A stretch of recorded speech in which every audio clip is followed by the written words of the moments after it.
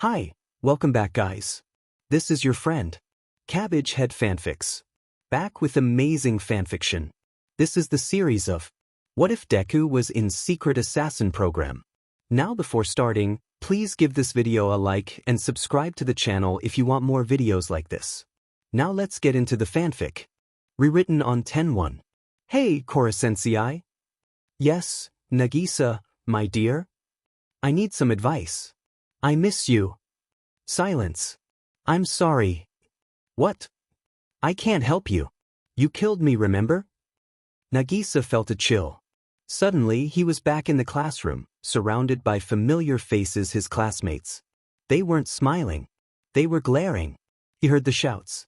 The words were harsh, filled with anger and disappointment. Murderer. Monster. Heartless. The accusations cut through him, each word heavy, pressing down on his chest. He looked around, desperate, searching for understanding, for forgiveness. But all he found was rage.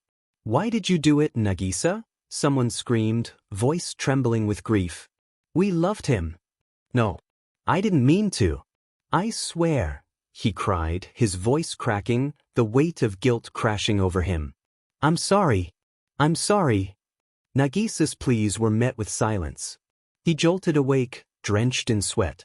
Izuku Midoriya's heart raced as he took in his surroundings, his palms sweaty from fear. Izuku sighed, shaking off the remnants of yet another nightmare. Ever since Kora-sensei had died, these strange, haunting dreams kept visiting him. He'd grown accustomed to them by now, though. He wasn't too worried about Class 3 hating him. They'd all stayed close and even used their reward money to get a place together. They were like family in a way. He smiled at the thought as he got out of bed and quickly changed into his clothes for the day. Today was going to be a long one, he thought with a sigh, reaching for his phone to check the Class 3E group chat, a habit he kept up every morning. Keano, good morning everyone. Sugino, good morning Keano. Mahara, ugh, I'm so tired. Remind me why we can't just skip high school. Isegai, Amaihara. You do know that even though Kora-sensei was amazing, he didn't teach us everything. Keano, also, it was your choice to go to a public school. You could have just been homeschooled like me and Ritsu. Ritsu, that's right. You should see us during school hours, it's like paradise. It's so quiet, especially with Okajima gone. Kojima, what was that? Ritsu, oh nothing. Nagisa, good morning everyone. Nagisa, and also, be lucky that you don't have hero training at 8 in the morning. Maihara, no thanks, I'll stick to regular P. Okuda, ugh, I've been up for the past hour. Fua, why? Doesn't your school start later? Okuda, Karma. Ru-ro, has little Okuda gotten in trouble? Okuda, Okuda, got detention. Izuku's eyes widened. What? Okuda? Detention? That was practically impossible. She was the most chill person he knew. Well, except when she was around Karma. The group chat erupted with surprise and disbelief. The Kano, what? What could you have possibly done? Hara, oh my god. Hey Ami, is that even possible? Nagisa, what did you do? Terasaka, there's no fucking way. Karma. Okuda, oh my gosh you guys. It wasn't anything bad like that. Ritsu, hey guys, your school is about to start, you know. Sugino, Itona, geez, what are you? My mom? Also good morning everyone. Yoshida, but you don't have a mom. Itona, do you want to die? Mimura, can we not? Nagisa, anyways. Thanks for that Ritz. Karma, hold on a second guys. Okuda never told us what happened. Okuda, I'm sneaking my phone in detention Arin. Chiba, are you even Okuda anymore? Hey Ami, this behavior is surprising. Keano, I'm sure it was nothing bad. Okuda, okay listen. The chat was silent for a moment. Okuda, basically I was in chemistry class. Nakamura, oh no. Okuda, anyways. Okuda, and the teacher was talking about a chemical reaction. Kiara, did you blow up the classroom? Nagisa, Kiara no. Okuda, and the teacher was totally wrong. Keano, did you tell him after class? Karma, did you kill him after class? Okuda. No, I confronted him in front of everyone. Terasaka. Etona, you got ball. Okuda, hey. Okuda, I really love chemistry, okay? Okuda, and anyway. He got really mad at me that I was challenging him, and then he told me to go to detention for calling him out. Kanzaki, what a JRK. Okuda, in the end I was totally right and he almost blew up the room. Karma, I wanted to see that. Muramatsu, good morning. Nagisa, you are just waking up? Muramatsu. Karasuma, all of you get to class and stop talking. Beach-sensei, yeah, what he said. Isegai, yes sir. Beach-sensei. Beach-sensei, and who changed my name to that? Izuku chuckled as the chat went quiet. That seemed like a good place to end things. He glanced at the time 8. Oh crap, I'm late. He scrambled out of the dorm and dashed to class, only to be met by his classmates' questions about his tardiness. Midoriya. Why are you late? Ida demanded. Midoriya, I saw you in your dorm earlier. How are you late? Momo asked. Everyone stared at him, and Izuku quickly came up with an excuse. Oh, I couldn't find my clothes, he stammered. Jiru's voice cut through the silence. That's a lie. I heard typing and laughing from your room. Izuku winced. Curse her and those ears. Oh, Midoriya has a girlfriend. Mineta taunted. Shut it, grape shit, a familiar voice rang out. Who the hell do you think you are, nerd? Bakugo sneered, his voice loud as always. You think you're better than everyone, coming in 15 minutes late? And no, not at all, Kaken. I was just talking to some old friends, Izuku replied, faking nervousness, which seemed to satisfy Bakugo. Whatever, Bakugo grumbled. Your lucky sensei is also late. He would have had your butt for breakfast. He reminded Izuku of Terasaka in a way, except Terasaka actually had a soft side. Right on cue, Aizawa entered the classroom, his voice as tired as ever. All right, children. Let's get this lesson over with. Homeroom was as usual a bore. At least something exciting was lined up for the next PRD, considering Mike Sensei wasn't there to teach English today. For Izuku, that wasn't much of a loss. Almost on cue, the students broke off into groups, some pulling out their phones now that there was no teacher in sight. For hero students, Izuku thought, you'd expect a bit more responsibility. As he took out his own phone to check for messages, he noticed a recent exchange from the Class 3E group chat, a mention about the house and Fua. He'd check it later. Hopefully, everything back at the house was still in one piece. Just then, Todoroki and Uraraka approached him. Izuku quickly pocketed his phone, greeting them with a polite smile. Hey, Deku-kun, Uraraka said with her usual brightness. Hello, Uraraka-san, Todoroki-kun, he replied, doing his best to hide his tiredness. But his efforts seemed to fall short, as Uraraka's next words confirmed. Deku-kun, when was the last time you slept well? Your eye bags are concerning. Izuku felt the eyes of a few other classmates turning his way. He scrambled for a response, offering a reassuring smile. I'm okay, Uraraka-san. I promise. I've just been doing a lot of training, that's all. If you say so. Anyways. Uraraka began, trailing off as Todoroki jumped in with a question. Midoriya, where did you go to middle school? Todoroki asked, catching him completely off guard. Just then, as if on cue, Izuku's phone rang with Ritsu's familiar ringtone, a calm melody he recognized immediately. He sighed in relief, grateful for the interruption. Most of the class looked over in surprise. Sorry, guys, I'm gonna take this, he mumbled, hurrying out of the room toward the bathroom, thanking Ritsu under his breath. No way was he ready to explain his past as a trained assassin who'd killed his own middle school teacher. He glanced at the group chat to distract himself, scrolling back through older messages. Thankfully, there were no messages being sent in the 3E group chat. I decided to read the old ones since it was only a little. Isegai, can someone tell me the code for the house door? Sugino, you forgot? Oh wait. Isegai, what is it? Sugino. Kenzaki, loudly crying face. Fua, I got you Isegai. Isegai, thanks. Fua, 11,037. Meg, I know you did not just make the code to a house full of valuable future assassins numbers you found in a manga. Fua, not just any manga. It's also a game and an anime. It's special because, Nakamura, I'm gonna stop you there before you nerd out. Itona, I can change it if you want? Nakamura, nah, should be fine.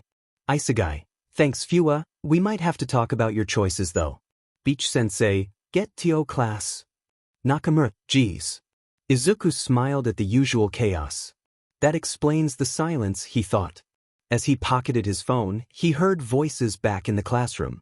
Did you guys see our substitute teacher? She's so hot she might even rival Midnight Sensei. Mineta squeaked, his voice dripping with excitement. How is he even a hero? Izuku thought with a sigh. No way. She's supposed to be really skilled at fighting and from the government too. Kaminari added. From the government, huh? Maybe I've seen her somewhere. Ritsuku. As soon as Mineta made his remark, Ritsu knew it was time. She connected to the camera at the front of the classroom, setting the recording on Nagisa's phone.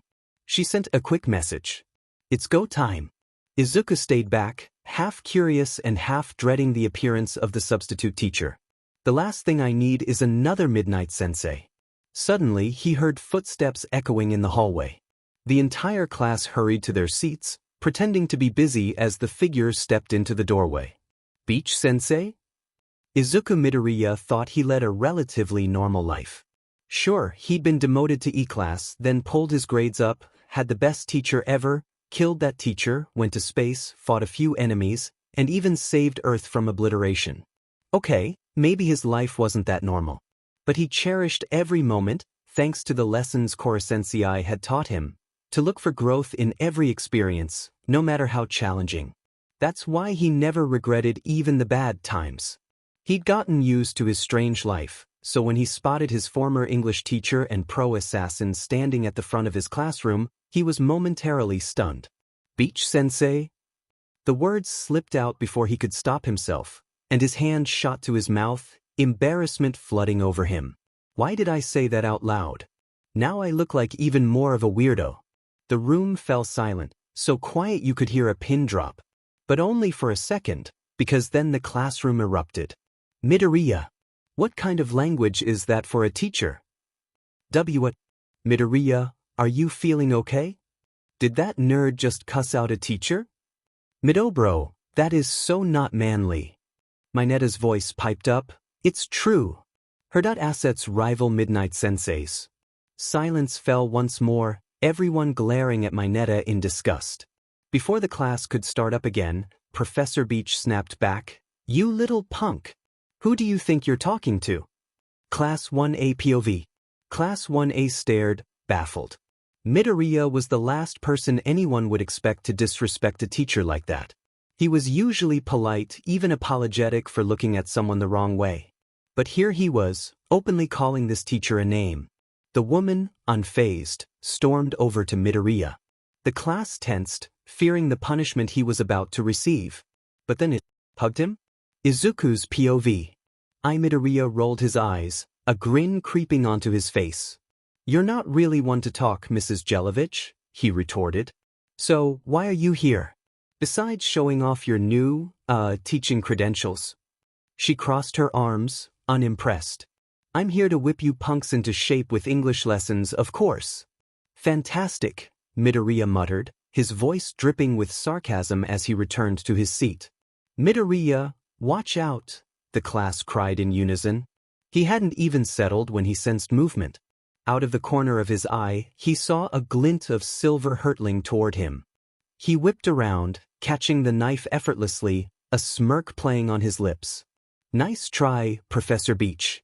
Did you really have to throw that in front of my class? Jelovich crossed her arms, rolling her eyes. I wouldn't have done it if I didn't think you could handle it. Midoriya shrugged, giving her a cheeky smile. Good to know your teaching methods haven't changed. Now, if you'll excuse me, I'll be informing Mr. Karasuma about this stunt. In a flash, he dashed out the door with Mrs. Jelovich hot on his heels, yelling, Get back here, you little goblin. Class 1A POV. Class 1A could only stare in shocked silence as the bizarre scene unfolded before them. Bakugo finally broke the silence with a loud, "What the hell was that?" Kirishima muttered, "I have no idea, man." Mina asked, "Is she even our English teacher?" Momo shrugged. "She did say she was here to teach English." As the class tried to piece together what they'd just witnessed, Todoroki spoke up. "Did you see Midoriya catch that knife like it was nothing?" Hagakure added, Yes. I'd never be able to catch something thrown that fast." Siro looked concerned. "Do you think she's a villain? Why else would someone throw a knife at a student?" Tokoyami replied, "They seemed familiar with each other. They must have known each other before." Jiraiya nodded. "They must have been close to, that hug." Mineta, predictably, added, "The things I would do to get a hug like that." The rest of the class rolled their eyes, disgusted. Meanwhile, Ida simply sighed in disapproval. Bakugo squinted. "I swear I've seen that woman before." "But where?" Jiraiya tapped her chin. "Now that you mention it, I think I've seen her on the news last year." "Did she say her name was?" Before anyone could continue, Izuku and Mrs. Jelovich reappeared, panting slightly. She looked irritated, while Izuku seemed smug. "Curse Karasuma for training you brats to run so fast," she huffed. Izuku shrugged. "Where is he, by the way?" "How would I know?" A voice from Izuku's phone cut in, loud enough for the class to hear. "Someone's coming." Ritsu's voice sounded calm, but Izuku sprang to his desk, and Mrs. Jelovich strode to the board. "Apologies for the interruption," she said, plastering on a strained smile. "It's okay, Mrs.?" Ida prompted. "Jelovich." With AV, she emphasized, writing it on the board in neat script. At that moment, Principal Nizu entered the classroom. "Ah, good to see you've settled in." Izuku's voice, surprisingly bright, piped up. "Yes, Principal Nizu. I like her already." The class stared at Midoriya, baffled by his unexpected change in tone. Once Nizu left, the teacher's smile vanished. "You don't need to save my reputation, you know. I can handle myself." Izuku scoffed. "I could have told him you were throwing knives. And I'm still telling Karasuma." Kaminari snickered from the back. He was clearly enjoying the exchange. Professor Beach seemed to pause, then smiled mischievously. Midoriya, you're my favorite student."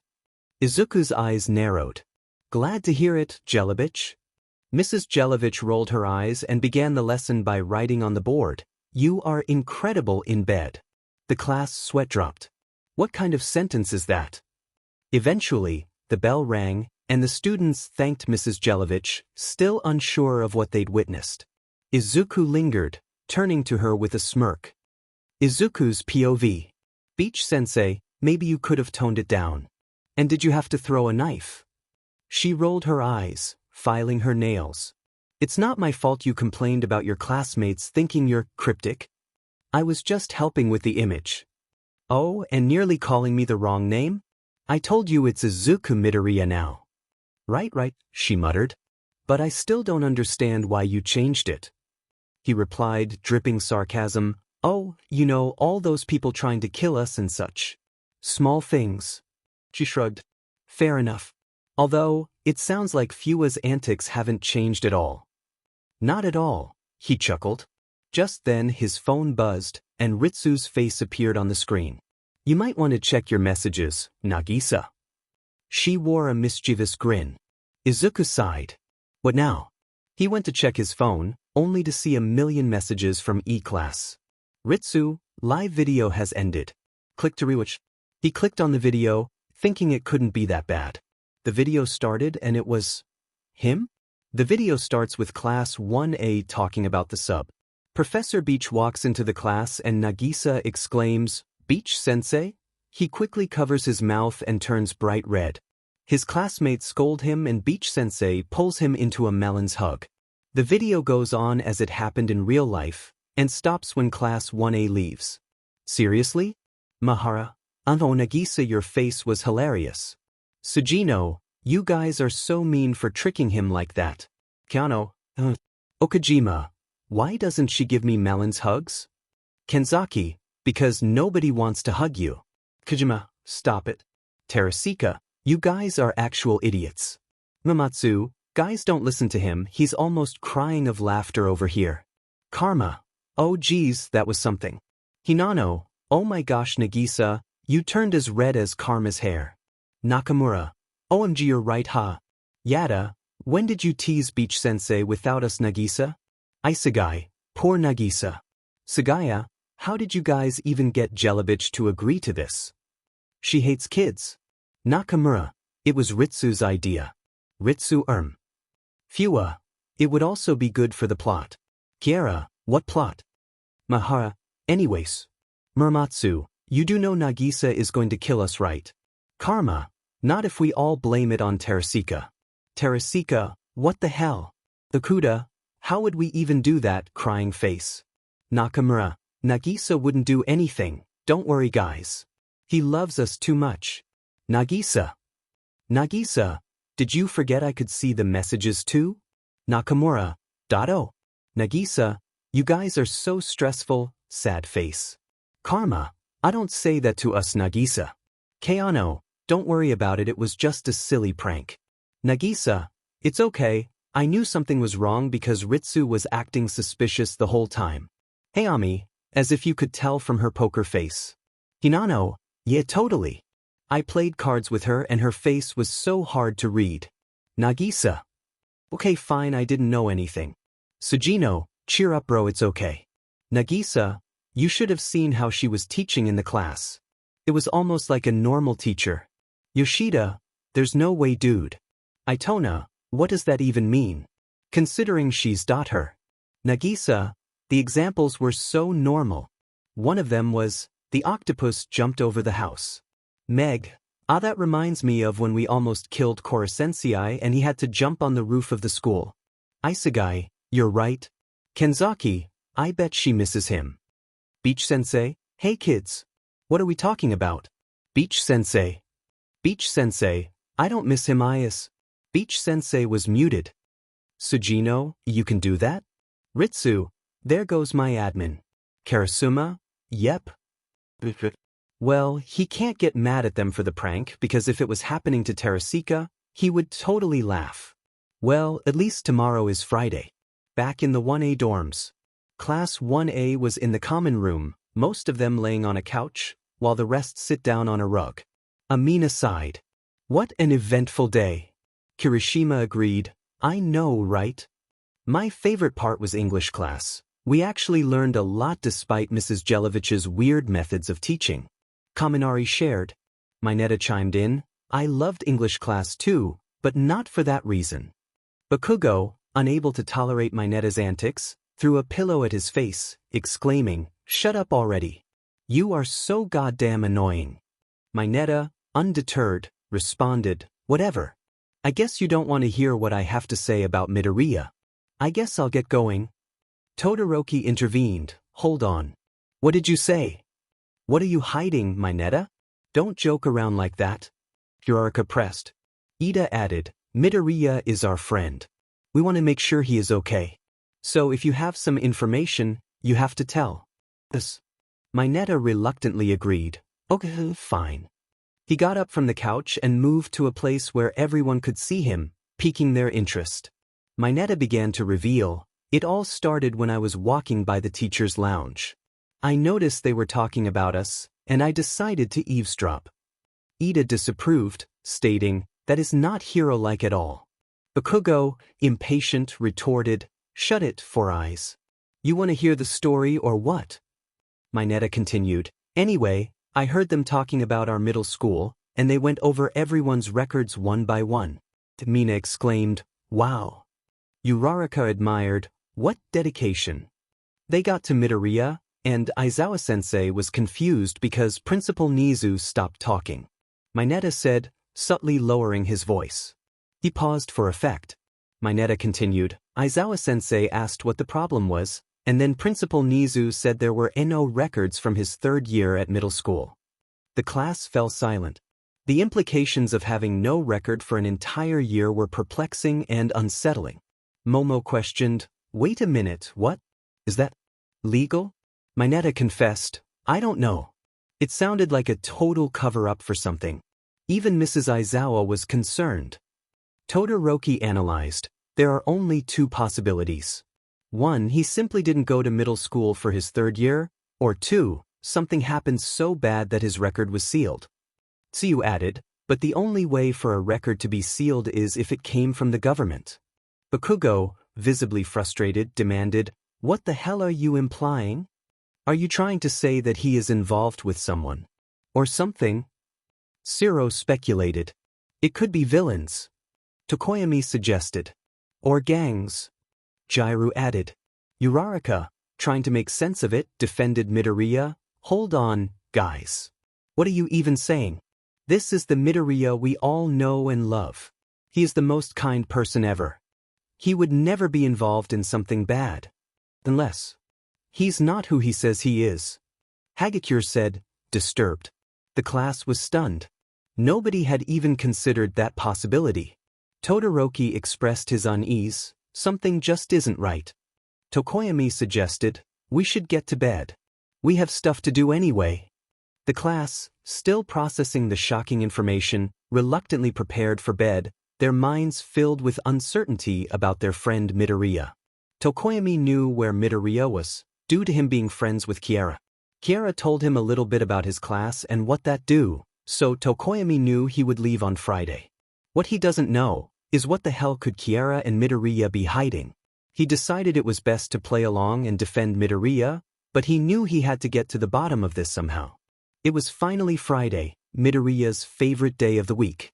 You see, Class E stayed together even after Koro-sensei was gone. They lived in a huge house, bought with some of the reward money they'd earned. Every Friday, they'd gather for dinner, chatting about school and any upcoming missions. After Koro-sensei's death, the government decided their assassination skills were too valuable to waste. Now, they took on occasional missions to eliminate villains and bad guys. Most missions were done in groups of 2 to 4, though Midoriya wished they could go as a whole class more often. After all, bonding over taking down threats was something they'd come to enjoy only against those who deserved it, of course. After school, Midoriya hung out in the common area of the dorms, knowing Sugino and Maihara would be there soon to pick him up. The only tricky part about Fridays was coming up with an excuse for his classmates. It was always the same, "I'm going out with friends." It worked well enough, though he could tell his classmates were starting to get suspicious, especially after their recent encounter with Beach Sensei. As expected, his classmates started questioning him yet again. They were all lounging in the common room when Ritsu messaged that Sugino and Maihara were waiting outside. Midoriya got up to leave, but Mina called after him, "Hey, Midababe, where are you going?"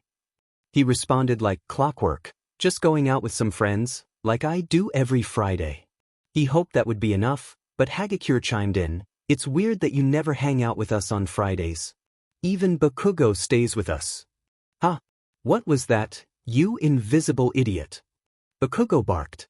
Kirishima replied, "Geez, calm down, Baku bro." Uraraka added, "Deku-kun, Mina's right." While they were distracted, Midoriya discreetly texted Maihara that he'd be a little late. Maihara replied with a thumbs up, saying he'd go pick up Itona and come back.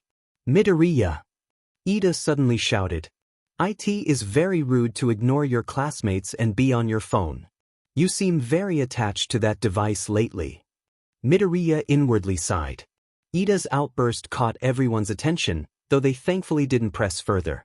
Midoriya knew they'd be talking about him the moment he left. Tokoyami finally spoke up, telling Midoriya to go ahead and not to worry. The rest of the class looked at him with furrowed brows but allowed him to leave peacefully. Relieved, he said his goodbyes and left the dorms to meet his friends in the car. Mina could not talk about the recent incident to the group. "You guys saw that, right?" Jairu expressed frustration. "He didn't even care about what we had to say." Bakugo, as usual, retorted, "Who cares? Just let him be, he's an annoying idiot anyway." Ida begs, "Please don't say that about your classmates." Bakugo replied, "Shut up, Four Eyes. And why do you guys even care about him anyway?" Uraraka questioned, "Do you see the way he has been acting recently? It's really odd. And even so, don't forget what happened yesterday." Todoroki added. Kirishima emphasized, "Exactly. Did you see the way he caught that knife that was thrown at him? Like, who catches a knife like that? Wait, what? A knife? What happened while I was in the bathroom? And are we talking about the same Midoriya here? Ojiro said, concerned. No joke. It was like a scene from a ninja movie. Jelevich throws a knife at him, and he catches it without breaking a sweat. Kaminari said, stars in his eyes. Ribbit, that's not normal hero stuff. That's like assassin-level reflexes. Tokoyami suggested, you guys could just be reading too much into it. Yeah, except every time we talk about his past, or anything about his middle school experience, he deflects like a pro. Todoroki said, disturbed. Momo added, I've noticed that too. Azui asked Bakugo, wait, didn't you go to middle school with him? Shiro urged, yeah, you could tell us about him. Bakugo, straightforward as ever, stated, he only went to my school for 2 years, he transferred for his 3rd year. Mina needed more information. Okay, so what was he like during his 1st and 2nd years? Bakugo didn't mince words, you loser, that's what he was like. Ida scolded, language, Bakugo. Bakugo responded cheekily, Japanese dumbass. Ida sighed. Mineta chimed in, then he could be texting his friends from the 3rd year, right? Jairu speculated, well, they must be close, considering how much he talks to them. Kaminari, confused, interjected, wait, what's? Momo clarified, what do you mean? He started being on his phone more recently. Unless that is what you mean. The class stared at Jairu in confusion. Jairu explained, you guys cannot be serious, right? In present mixed class, he's always blasting away on his phone. Uraraka was surprised, no way, but English is his favorite subject. Mina added, and his best one too. Kirishima doubted, he would never do that. Are you sure, Jairu? Jairu affirmed, I'm sure. Todoroki suggested, maybe we don't know him as well as we think we do. The class grew silent, unsure of what to say.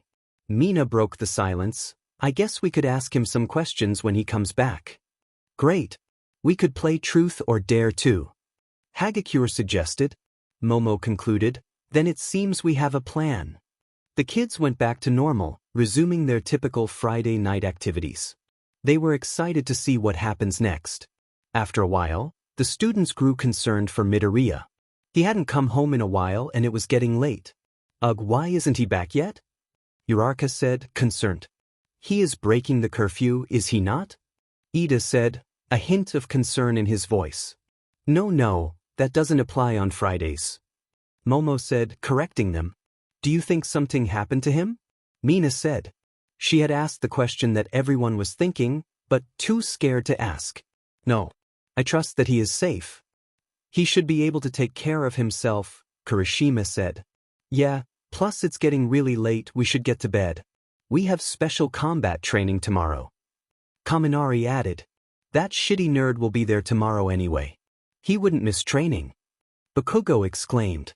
Though a few students could sense concern in his voice. Everyone said their goodnights and went to bed. Some of the kids from 3E go to the same school.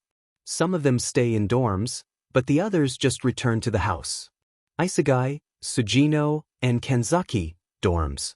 Muramatsu, Terasika, Karma, and Yada. Nakamura and Tamaiha, dorms.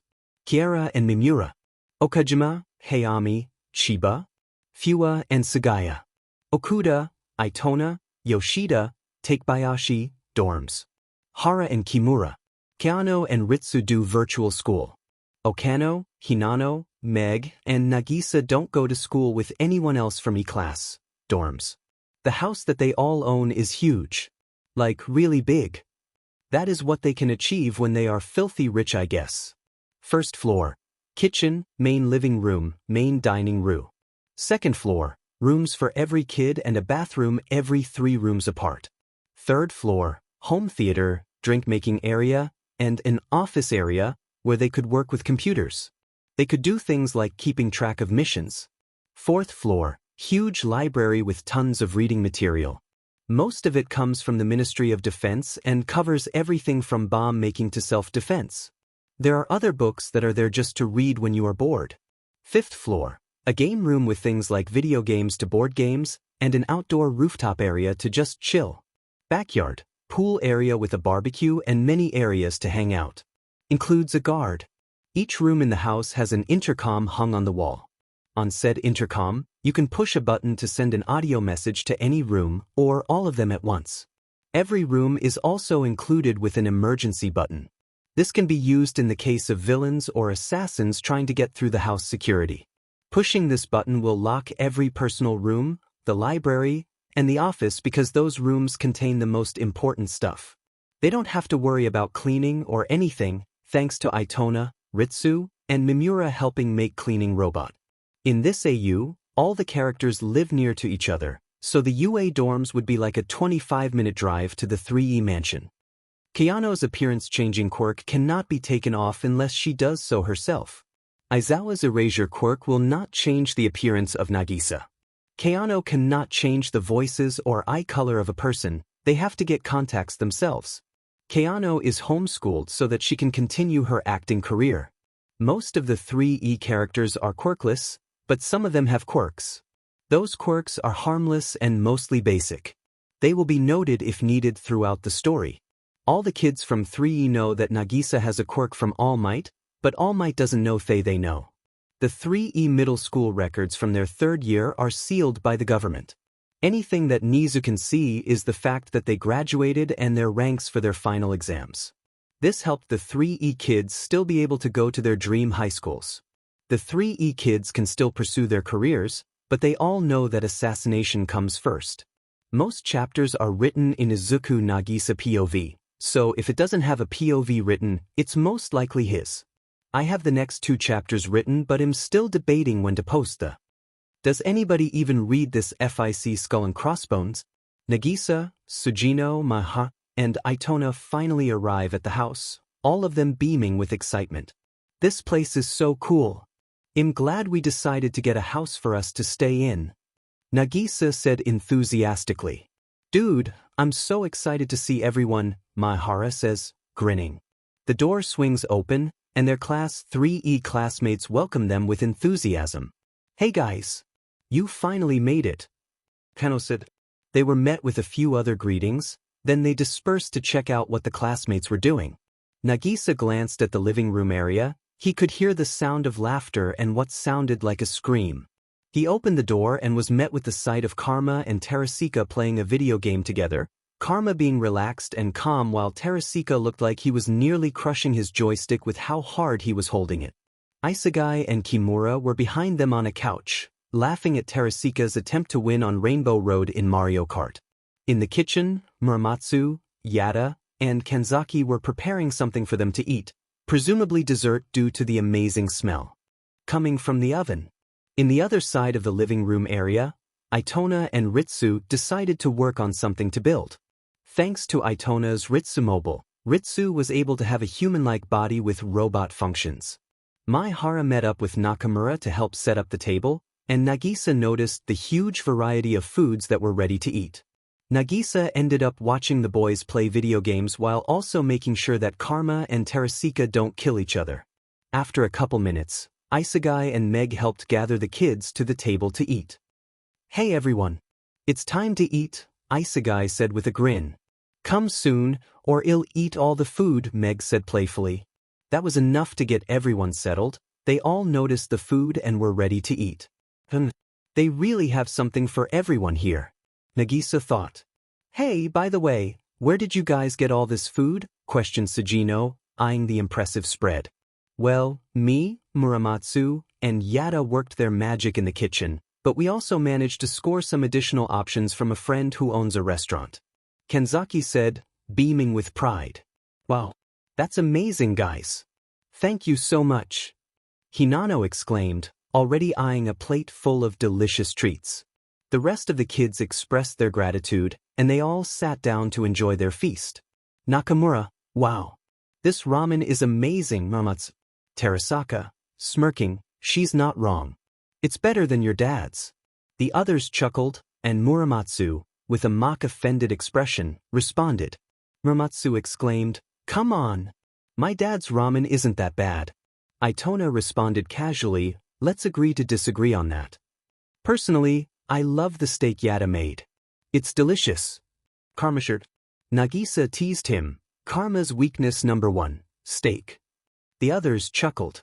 Okuda shifted the conversation, asking, anything interesting happen at school? Other than that prank you guys pulled, school's been pretty normal. Got some cool hero training done. Nagisa reflect. That's amazing. How's the appearance changing going? Counterpraise. Your quirk works like magic. Sometimes I don't even recognize myself in the mirror. Nagisa said, while taking a bite of steak from his plate. Remember, if anyone else needs a change, you can come to me. Panover. I might need that offer. After all, I was on a mission the other day and a goon saw my face. Karasuma's gonna kill me. Nakamura-sai. Oh come on, we didn't do that bad. Plus, we got the target, didn't we? Mahara defend. Nakamura conceded, I guess you're right. Okano empathized, it really SCKs that we have to change our names and appearances. Well, what can we do about it? We have targets on our back, especially after all our successful missions. Isegai said, after drinking some so. It's a small price to pay considering the level of work we do. Nagisa exclaimed. I had a mission on Tuesday, super easy kill, but I think I scared his buddies off. Karma said, smuggle. Terasaka teased Karma, don't be stupid. You were the scared one. Karma rebutted with humor, really? I do recall you telling me, oh Karma, we are totally going to die. He then procked to mimic Terasaka's voice, along with weird hand movement. Terasaka countered, you liar. The class burst into laughter at the playful altercation. Well, I got recruited to my school's gymnastics team. Okano shared, while munching on cum carrot. Hayami congratulated her while eating some fruit. That's so cool. I wish my school had a club I could be in. Thanks, Hayami. We get to go to competitions soon. Okano express. Chiba commented, as long as it doesn't clash with your missions, that sounds great. Yeah, you wouldn't want to miss a mission, especially with the rise in crime rates. Yoshida added. Mimura sighed, man, I wish I could go on more missions. Mahara comforted him, cheer up man. When was the last mission you had? Last month or something? Mimura admitted, sadly biting on some green bean.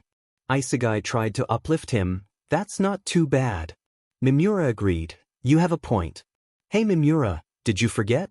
You have a mission in a couple days, Ritsu exclaimed. Wait, really? Oh my gosh, you are totally right. Mimura said, cheering up immediately. Kiara humorously remarked, I hate to say this, but I wish we could go on missions with all of us. It's funny to see Terasaka scared. What the hell do you mean scared? I'm never scared. Terasaka retorted, putting down his fork to count. What about that one time when Beach Sensei was about to kill us? Hona recall. Karma chimed in, or that time with Takaoka. Hey, I was sick during that. I totally wasn't feeling myself. Terasaka said, frowning. Speaking of Takaoka, when was the last time anyone's heard of him? Nakamura questioned. Hinano shared, well, I heard he got out of the hospital. Keano added, he must have been so angry when he woke up. Oh man, I would kill to see his face when Nagisa attacked him. Tsujino joke. Chiba added, no way, you should have seen Nagisa's face while he attacked Takaoka. Keano agreed, yeah, it was really scary. I would have killed him if it wasn't for Terasaka. Nagisa admit. Nakamura sighed. Itasuki being sick like that. At least your nose didn't bleed. Kijima said saddle. Muramatsu chimed in, oh well. The past is in the past now, all we can do is learn, right? Now we know not to trust any weird drinks. He took a swig at the drink Okano crafted for all of them. Hayami playfully teased, look at you go, mini Korosensei. Yeah. Muramatsu chuckled. By the way, these drinks are amazing Okano. Muramatsu praised. Oh, no problem. Okano responded. Itona changed the topic. Oh yeah, Nagisa? Yeah, what's up? He responded. You go to UA, right? Nagisa confirmed. Yup. Oh yeah, I almost forgot. Okuda said, suddenly remembering. Me and Okuda are going to be attending your school. We got some recommendations from our homeroom teacher. Itona revealed while finishing up the rest of his lasagna. Okuda clarified, unfortunately, it's only for a couple of days and we'll be in a lower class, but we'll still see each other in the halls and during lunch. Kiara, curious, asked, oh yeah, a friend of mine goes there. He's in your class, right, Nagisa? Nagisa hesitated but then remembered, oh, that's right. You know Tokoyami. Kiara chuckled. Ki. Oh man, that food was so good. I think I might explode. Nakamura said, stuff. Oh, that is, I guess I'll just eat your slice of cake then. Mahara said playfully. Actually I'm not that full. Chiba and Sujino laughed at the interaction. But, can't help it though. I'm so tired. Hinano said, ex-house. Hara praised the meal. The food was good. I have to say this might have been my favorite all month. Takebayashi added, dude, you guys have to show me how you make flan like that. It was so awesome. Wow. That means a lot, thanks, you guys. Yada said, feeling satisfied. After everyone finished eating, they gathered in the living area. Nakamura proposed, so, who's up for a game of Uno? Yoshida eagerly agreed, hell yeah. I'm gonna win for sure. Sagaya boasted, nah, I'm the master at Uno. Hayami challenged, bring it on. Meg playfully teased, you guys are all bark, no bite. Karma confidently declared, we'll see about that. You are going down. Tona said, looking at Sagaya. How are you so competitive all the time? Where does this energy come from? Isegai said, defeated. Fine, it's on guys. Pass me the deck I'm distributing. Confident Karma said. 20 minutes later raised voices are being heard and raucous laughter underlining it. A+4? Again? You busy, Terasaka yelled at Itona, while Itona simply stuck his tongue out. Oh my god. I hate this game, Maihara said, after having to draw 16 cards due to stacking. How could you do this? I was on Uno. Hara sighed after getting a +2 from Kanzaki. Stop changing the color to blue, Hayami. How could you do this too? Nakamura said this as she picked her cards from the deck furiously. But then, with a glint twinkling in her eyes, she smacks down her card. +2 sucker. Nagisa sobbed playfully. Then, out of nowhere, with a wicked smile, Kanzaki proclaimed, Uno. You son of a dash. After about 30 minutes of shenanigans, the kids finally ended the game, accepting Kanzaki as the winner. So much for the master at Uno, huh? Nakamura teased. Oh, screw you.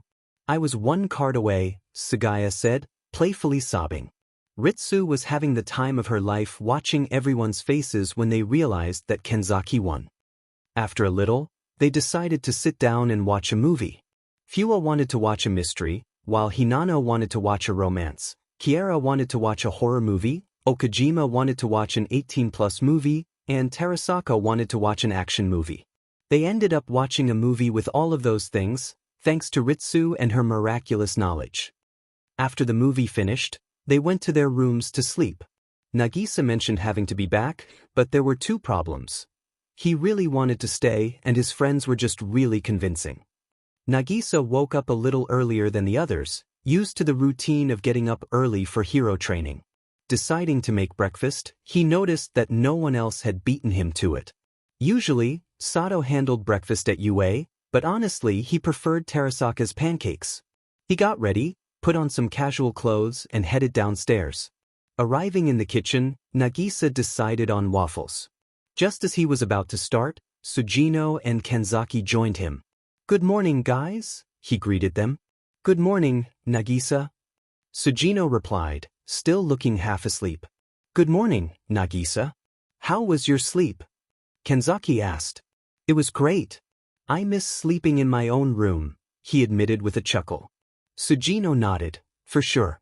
The dorms at school are so boring. Can I help with breakfast? Kanzaki offered. Of course.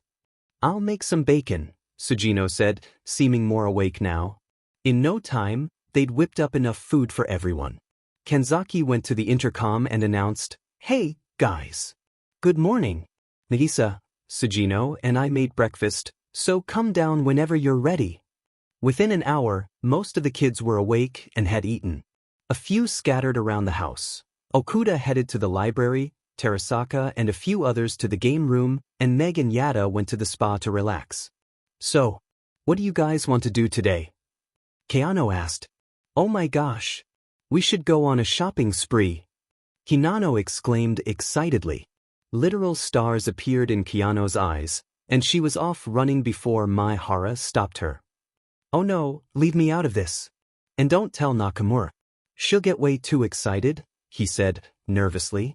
Well, it's too late for that, Itona remarked, pointing to Nakamura and Hinano, who were already at the intercom. Isegai sighed as Nakamura's voice blared over the intercom, expressing her excitement for a shopping spree. It was inevitable mentioning shopping was like lighting a fuse with her. Mai Hara's prediction had come true, and the group exchanged amused glances. I guess we're going on a shopping spree then, Nagisa said, rolling his eyes playfully. Isegai sighed again but couldn't hide his smile. All right, let's make a plan. We should set a budget so they don't spend all our money, he suggested.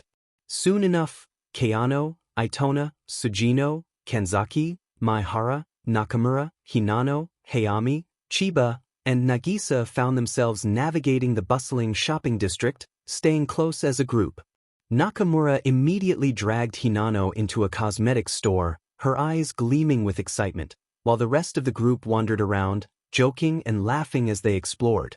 Keano, always stylish, insisted they visit the trendiest clothing store. I need a new outfit for the weekend. Something that screams, cool, she declared.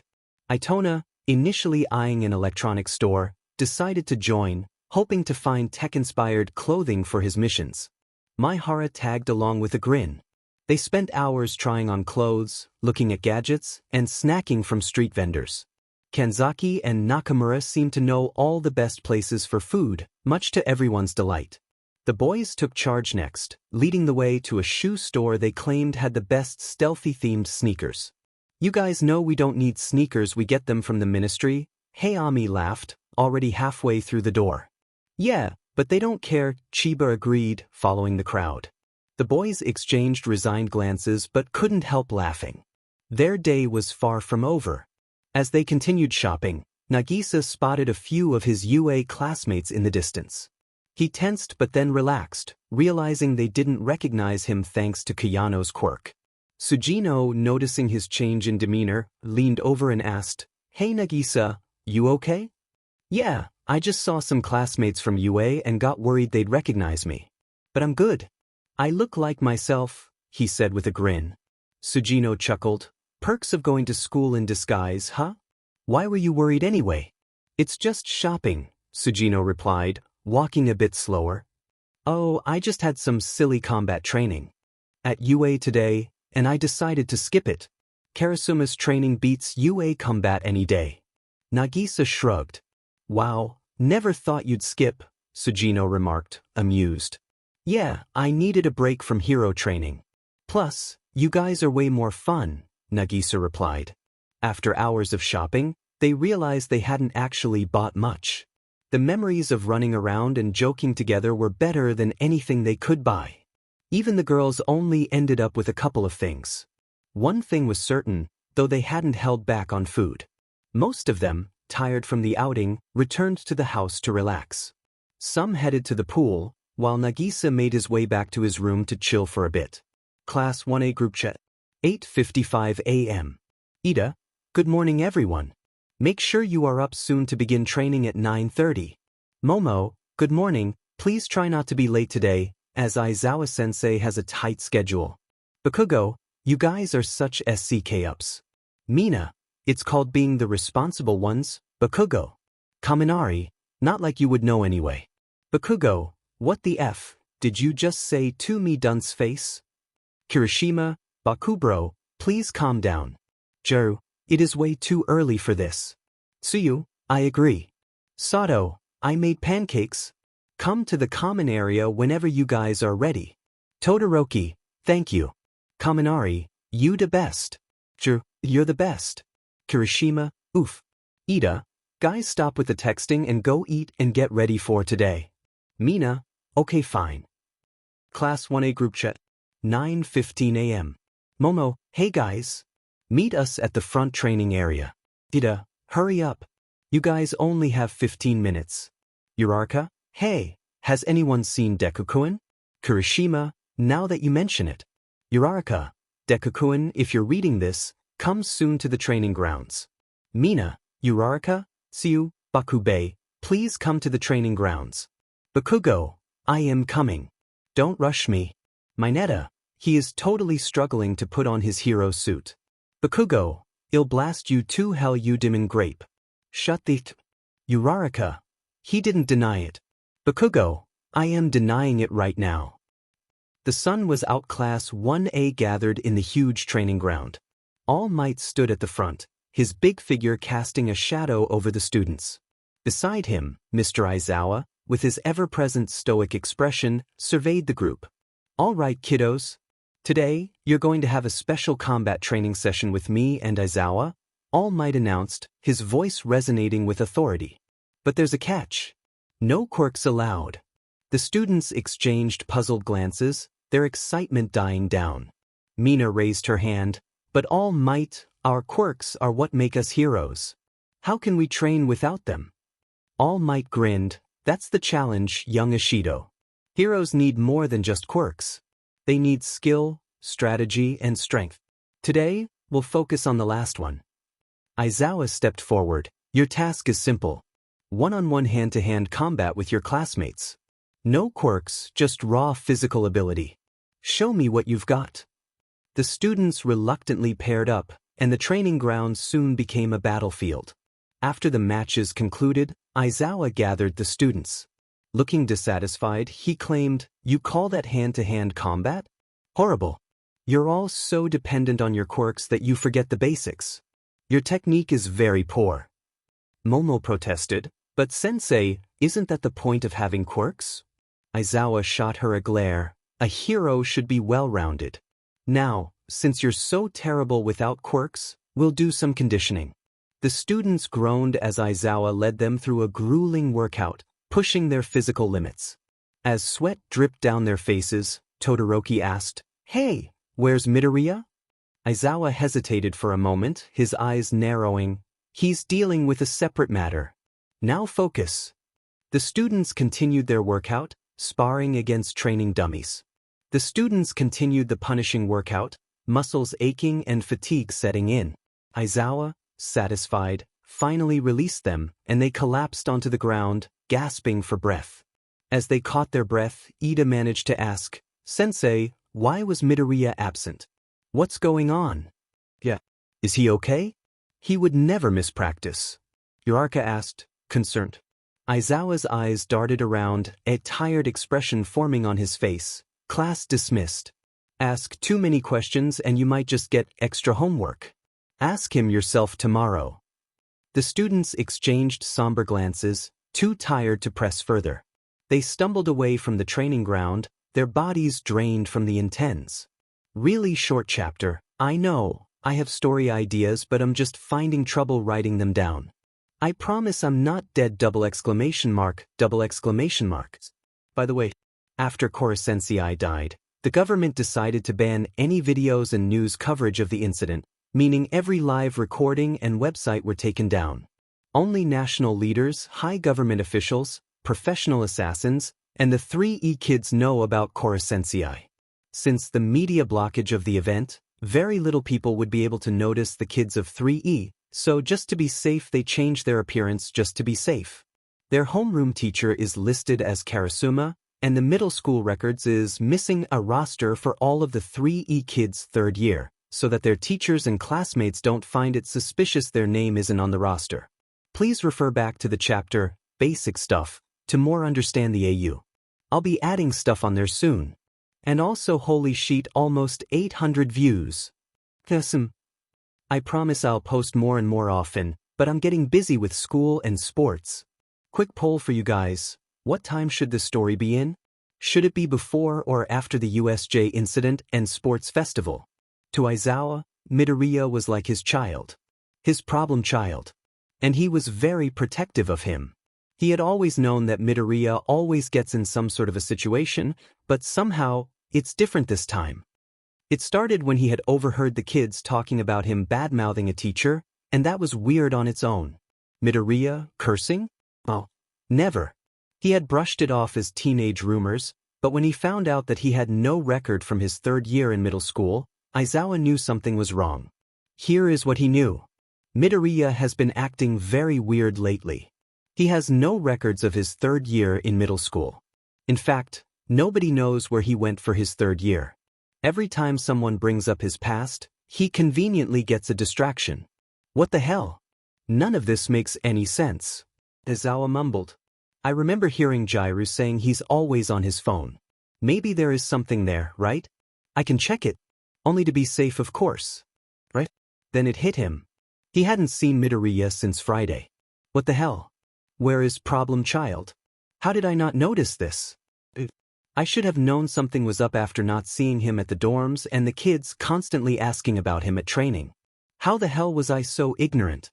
His mind immediately went to the worst possible situation. But being a pro hero, he was able to collect himself. I should go ask the kids before I jump to conclusions. Maybe they know something. Aizawa made his way to the 1A dorm area. The kids were hanging out, being lazy. A couple of them were playing a board game, while a couple were watching something on the TV. When Aizawa entered, the room went silent. The class knew that he was not in a good mood, so they wanted to hear what he had to say. He sighed before saying, Do any of you know where Midoriya is? The class went silent for a second, most of them surprised. How does Aizawa-sensei not know where Midoriya is? Could he actually be in trouble? A couple of them spoke up. I'm sorry, Mr. Aizawa, I don't know where he is. He left on Friday and hasn't been back since. What happened to the stupid nerd? Did he get in trouble again? Actually, Mr. Aizawa, we think something might have happened to him. Hagakure said, solemnly. What? I'm listening, go on. Tokoyami kept quiet, even though he didn't know why. For some reason, Midoriya gave him a weird feeling recently, even Dark Shadow felt it. He knew that Midoriya was hanging out with his friends from last year, but something was off. From his weird behavior to Kiara telling him things less and less. He had been friends with her for a while, but since her 3rd year in middle school, she had become super secretive. Maybe something happened during that time? He knew Kiara and Midoriya went to the same school that one year, so maybe they were connected somehow. Snapping back out of his thoughts, he listened to the conversation happening. I'm sure you've been noticing his bad behavior, right? Hagakure said. He's been so distant recently, and we are worried about him. Mina added.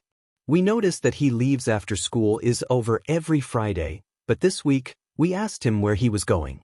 Kirishima said, Yes, Sensei. When we asked him about where he was leaving to, he brushed it off and even went on his phone in the middle of his conversation, Ida said bluntly. I see.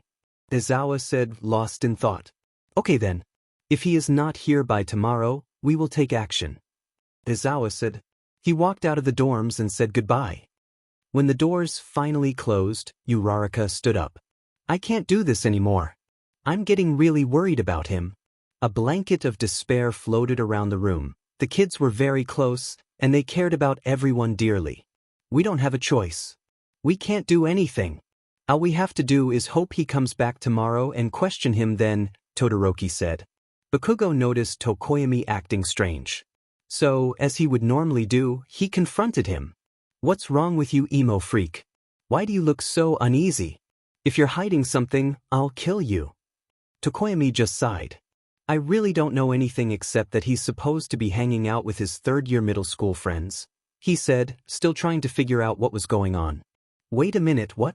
I thought he didn't have any records. Momo muttered. What the F are you saying? What do you know? Bakugo barked. Wow, Bakubro, I didn't know you cared this much, Kirishima teased. Shut the F up, shitty hair, he replied. Oh my god, can you guys stop this? You have been like this all day, Mina complained. Yeah, we are all tired of hearing you yell, Bakugo. Todoroki said, annoyed. Kaminari covered Bakugo's mouth to stop him from yelling even more, and the kids returned their attention to Tokoyami. Well, I know one of his friends from his 3rd year. Why wouldn't you say anything then? You just let us think he was doing something bad? Why wouldn't you say something? A bunch of the kids exclaim. I didn't think it was important, Tokoyami said, ashamed. Well, at least we know he wasn't involved in anything bad. Where did he go? Todoroki asked. That's the thing.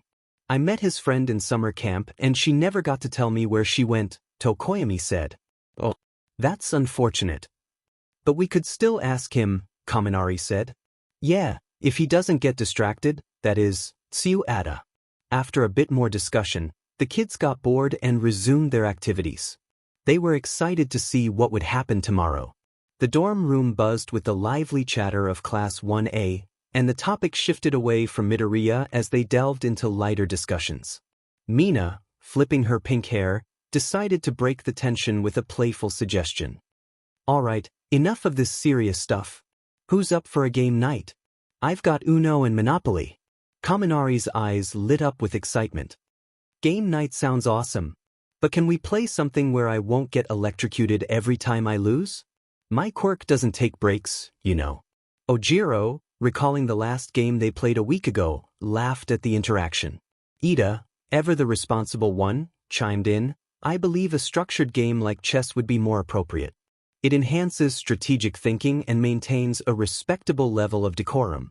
Bakugo scoffed. Chess? That's boring as hell.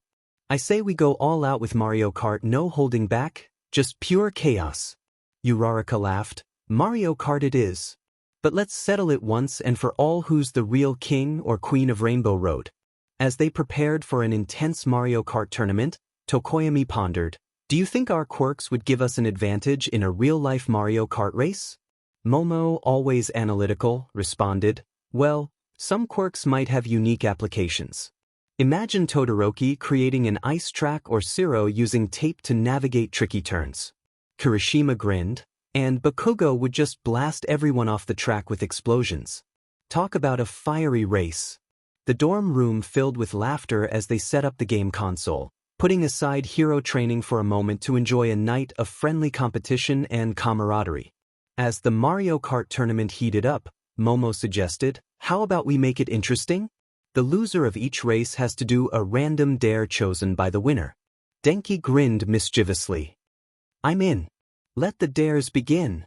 The first race was chaotic, with banana peels, shells, and the occasional quirk-powered boost.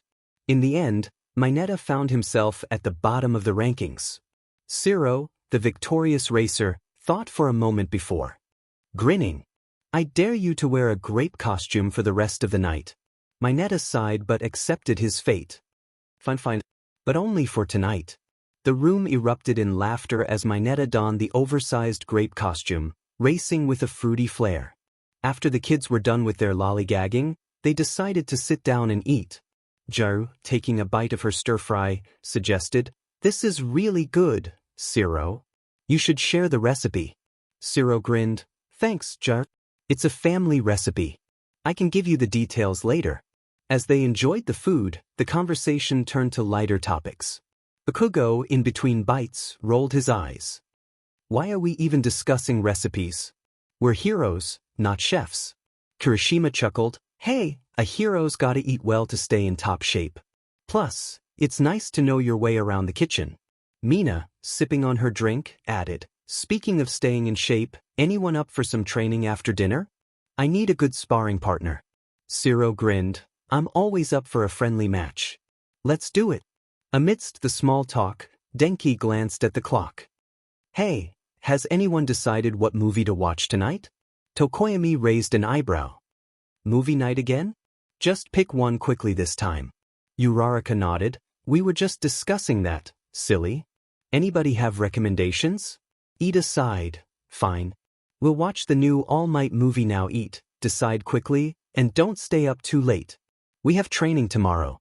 The class resumed their dinner, sharing laughs and stories as they finished their meals.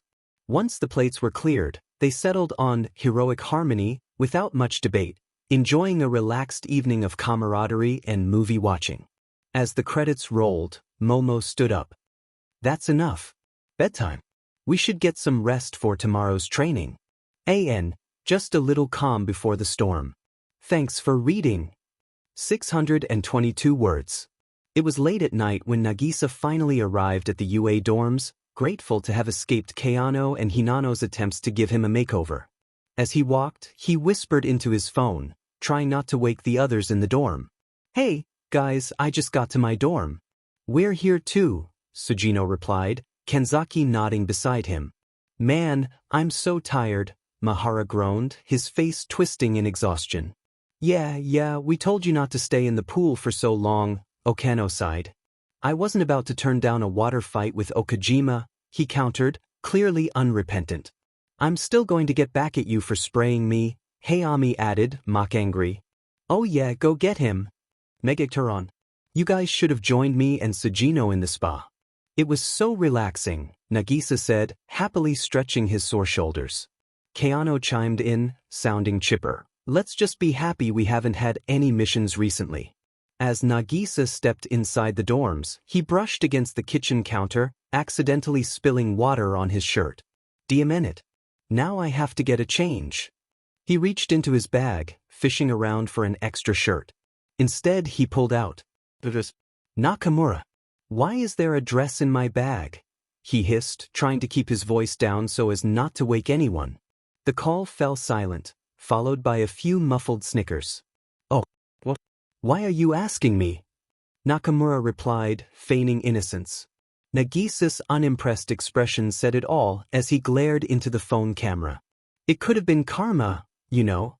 "Oh no, don't blame me for this one," Karma smirked.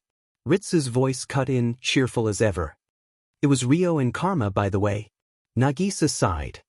"Thanks, Ritsu. I knew I could count on you." "Ritsu, since when are you a snitch?" Fua protested.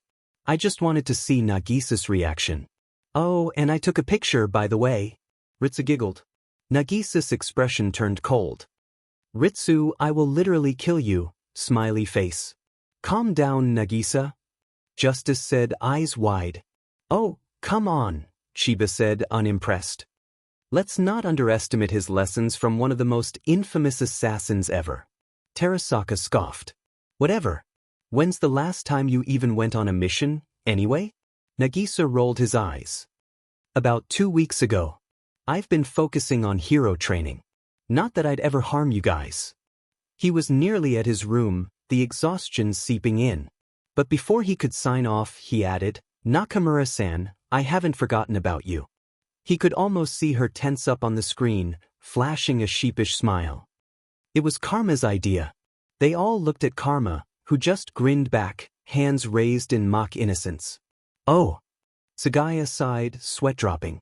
"That confirms it," Okuda said. "I have our IDs ready for transfer tomorrow," Itona deadpanned, glancing at Okuda. "Guys, we should really get to bed now," Isegai urged. "Yeah, hurry before I make you all pass out with Okuda's smoke pellets," Yoshida added. "Hey, can you do that to me? I want to know what it feels like." Kirara said, eyes sparkling. "Can you not do that?" Mahara muttered, looking exasperated. Nagisa placed his coat and shoes down, glancing back at the phone one last time. "Good night, everyone. And Yoshida, please don't kill our friends. Now I just have to explain to my current classmates where I've been," he sighed. "How fun," Keanu said with a smirk. Karma added, "I could kill them if you want." "Please don't kill my class of future heroes," Nagisa groaned. The word kill carried a strange comfort now, something that used to be alarming but felt almost casual when used among them. Nagisa realized that's what made Class 3E so special. They were safe with each other. It didn't matter that others might find their jokes morbid. "I'm just rambling now," he thought, shaking his head. "I should really get to bed." But just then he felt something, a presence behind him. And then a voice. "Who the hell are you?" Nagisa froze, a sinking feeling in his stomach. "Well, I'm screwed. Shit. Of course he forgot to change back after using Keanu's quirk. Now he was really in a bind. "All right, breathe," he thought, struggling to calm down. He took stock of what he had on. Contacts and Midoriya's shoes. This was a moment to put his quick thinking to use. What if I just kill them? No, he had been hanging out with Karma way too much. He shook the thought away and focused on Beach Sensei's acting lessons. Thankfully, his mental panic didn't last long, as the figures in front of him hadn't moved yet. "Answer my question or I'll report you to the pros," one of them demanded. The hall was dark, but Nagisa could make out two figures. With the yellow hair and glowing eyes, he quickly identified them as Tokoyami and Kaminari. He couldn't afford for them to recognize. He forced himself to speak. "Is this the 1A dorms? I think I'm lost. Does Izuku Midoriya live here? Hopefully that'll work," he thought. He was wrong. "What? Yes, these are the 1A dorms." "Who are you?" Kaminari asked, clearly suspicious. Nagisa noticed faint sparks of electricity along his body, casting an eerie light. "I'm Midoriya's brother. I came to get the computer he left in his room," Nagisa stammered, trying to keep his nerves in check. He felt panic creeping back as Tokoyami's intense gaze fell on him. The dim light from Kaminari's electricity only heightened their suspicions. "Oh, you're Midoriya's brother?" Kaminari's tone softened slightly, but the sparks didn't let up. "Why, yeah," Nagisa replied, playing up the nervous act. "I don't visit often, and I got here late. I thought I'd surprise him. He left his computer, and I thought I'd bring it back for him." Kaminari's eyes narrowed. Midoriya never mentioned having a brother. Nagisa's mind raced. "We're not that close. He's always so focused on hero stuff, you know? But I thought this would be a nice gesture." Tokoyami's eyes remained fixed on him, and Nagisa could sense their growing wariness. He knew his luck was running out. Beach-sensei would kill him if she found out he'd failed to play a role convincingly. But then, he noticed that Tokoyami and Kaminari both looked exhausted. Whatever they'd been through, they didn't seem prepared for a fight. This might just work in his favor. He remembered the smoke bomb Okuda and Smog had helped him create. Perfect, he thought, a plan forming. "Oh, I just remembered something," he said, putting on a smile. "And what might that be?" Tokoyami replied, still cautious. "I have a photo of me and him together," he said, reaching for his bag. "Let me just get it out." Kaminari and Tokoyami glanced at each other, seemingly appeased. They nodded, allowing him to reach into his bag. Nagisa's hand found the smoke bomb, and with a slight grin he activated it. The gas canister hissed softly as Nagisa released a controlled burst of the gas mixture into the hallway. Kaminari and Tokoyami's eyes drooped, and they slumped into an unexpected nap right then and there. His pulse quickened as he realized he had to act fast to cover his tracks. "All right," he thought, "remove any incriminating evidence, move the bodies, and get changed back. What am I doing with my life?" He adjusted their positions, making it look like they'd fallen asleep watching a movie. After wiping down the canister and stashing it back in his bag, he bolted back to his room. Once inside, Nagisa's heart pounded as he thought about what he'd just done. He quickly texted Keano. "Nagisa, hey, Keano." "Keano, hey, Nagisa. What's up?" "Keano, wait, I never changed you back." "Nagisa, I kind of forgot to ask." No, it's okay. I should have reminded you, huh?" "Nagisa, yeah, I'm kinda in a situation." "Keano, okay. Can you sneak out? I'll meet you outside in 20. "Nagisa, yep. Thanks so much." Without further confirmation, he made his way outside to a camera blind spot, where Keano materialized from the shadows. "Keano to the rescue," she whispered with a mischievous grin. "Yeah, and make it quick," he replied, still on edge. The transformation was swift, and within moments, he looked like good old Izuku Midoriya again. "Stay out of trouble, Nagisa," she teased before disappearing back into the shadows. He nodded, grateful, and slipped back to his room just as the cameras resumed. The whole thing had been a close call, and as he settled in, he couldn't help but shiver at how narrowly he'd escaped. He started getting ready for bed, trying to push the past hour from his mind. "I really hope Kami and Tokoyami forget about tonight," he thought. They'd seemed exhausted, so maybe they wouldn't remember. After brushing his teeth and hiding the dress Karma and Rio had packed for him in the closet, he went over the night in his mind, realizing there was still camera footage of his little squabble. "Hey, Ritsu," he whispered, hoping she was awake. "What's up, Nagisa?" she replied, her voice drowsy but clear. Thank the stars, he thought. You know that camera footage of the past hour? Nagisa, it's literally 2 a.m. What did you do? Nothing big, just had to make some classmates unconscious, that's all. This is stressful. You guys stress me out, she muttered. Sorry. Nah, it's okay. I was bored watching TV anyway. A few minutes later, Ritsu gave him a thumbs up and told him to get to bed. As he lay down, he found himself missing his bed back home, but sleep quickly overtook him.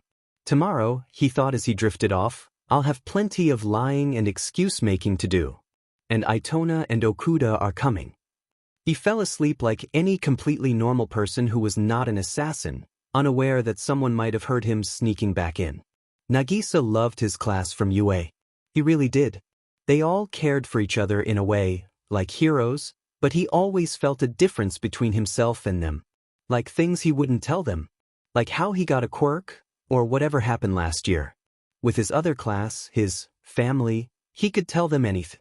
Which is why he told them about his new quirk and they accepted him. It was a really good thing that the government was able to cover up Korosensei's existence by saying he was a villain with a weird quirk. He chuckled darkly. What kind of people are these heroes?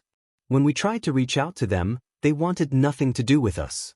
How pathetic, they only want the fame. Really, he only became a hero to make a difference in the industry. To make sure there would never be another Korosensei, Keano, or Itona ever again. To make sure heroes would never turn a blind eye to anyone ever again. And sure, being a hero could work, but why put his assassination skills to waste? The entire class enjoys going on missions for a greater cause. The only problem would be the rare occurrence of pro-heroes recognizing him or his class. He guessed that it was a relief that Keano changed all their appearances. Thanks to Ritsu, they could even get whole new government records. He really hated lying to his classmates, but there wasn't really anything they could do. After all, they were all government secrets. He had just wondered what went wrong that his class finds him suspicious now. Maybe it was you acting like that with Beach Sensei, stupid? Oh yeah, that was probably it. You could say that the students of UA High School's Class 1A was like a family. And in a family, people don't keep secrets. Which is why everybody in Class 1A were worried for their Midoriya. After everything they had been through together, they always stood by each other's side. So what could Midoriya possibly be hiding?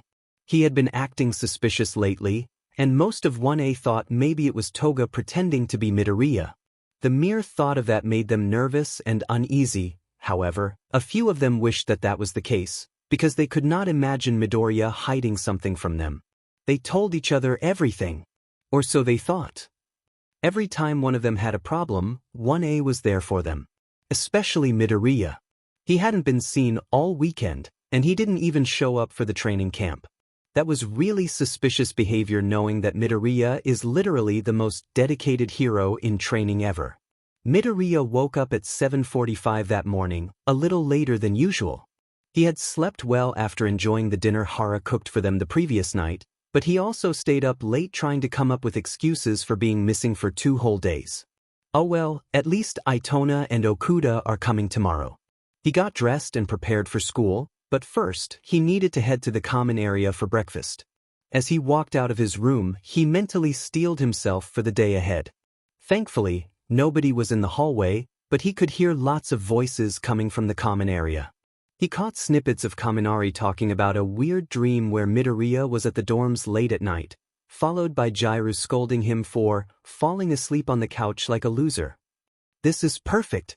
They don't remember much and think it was a dream, Midoriya thought as he walked into the common area, only for all chatter to abruptly cease. He could feel the weight of everyone's gaze on him, and it was more than awkward. Midoriya, where the heck have you been?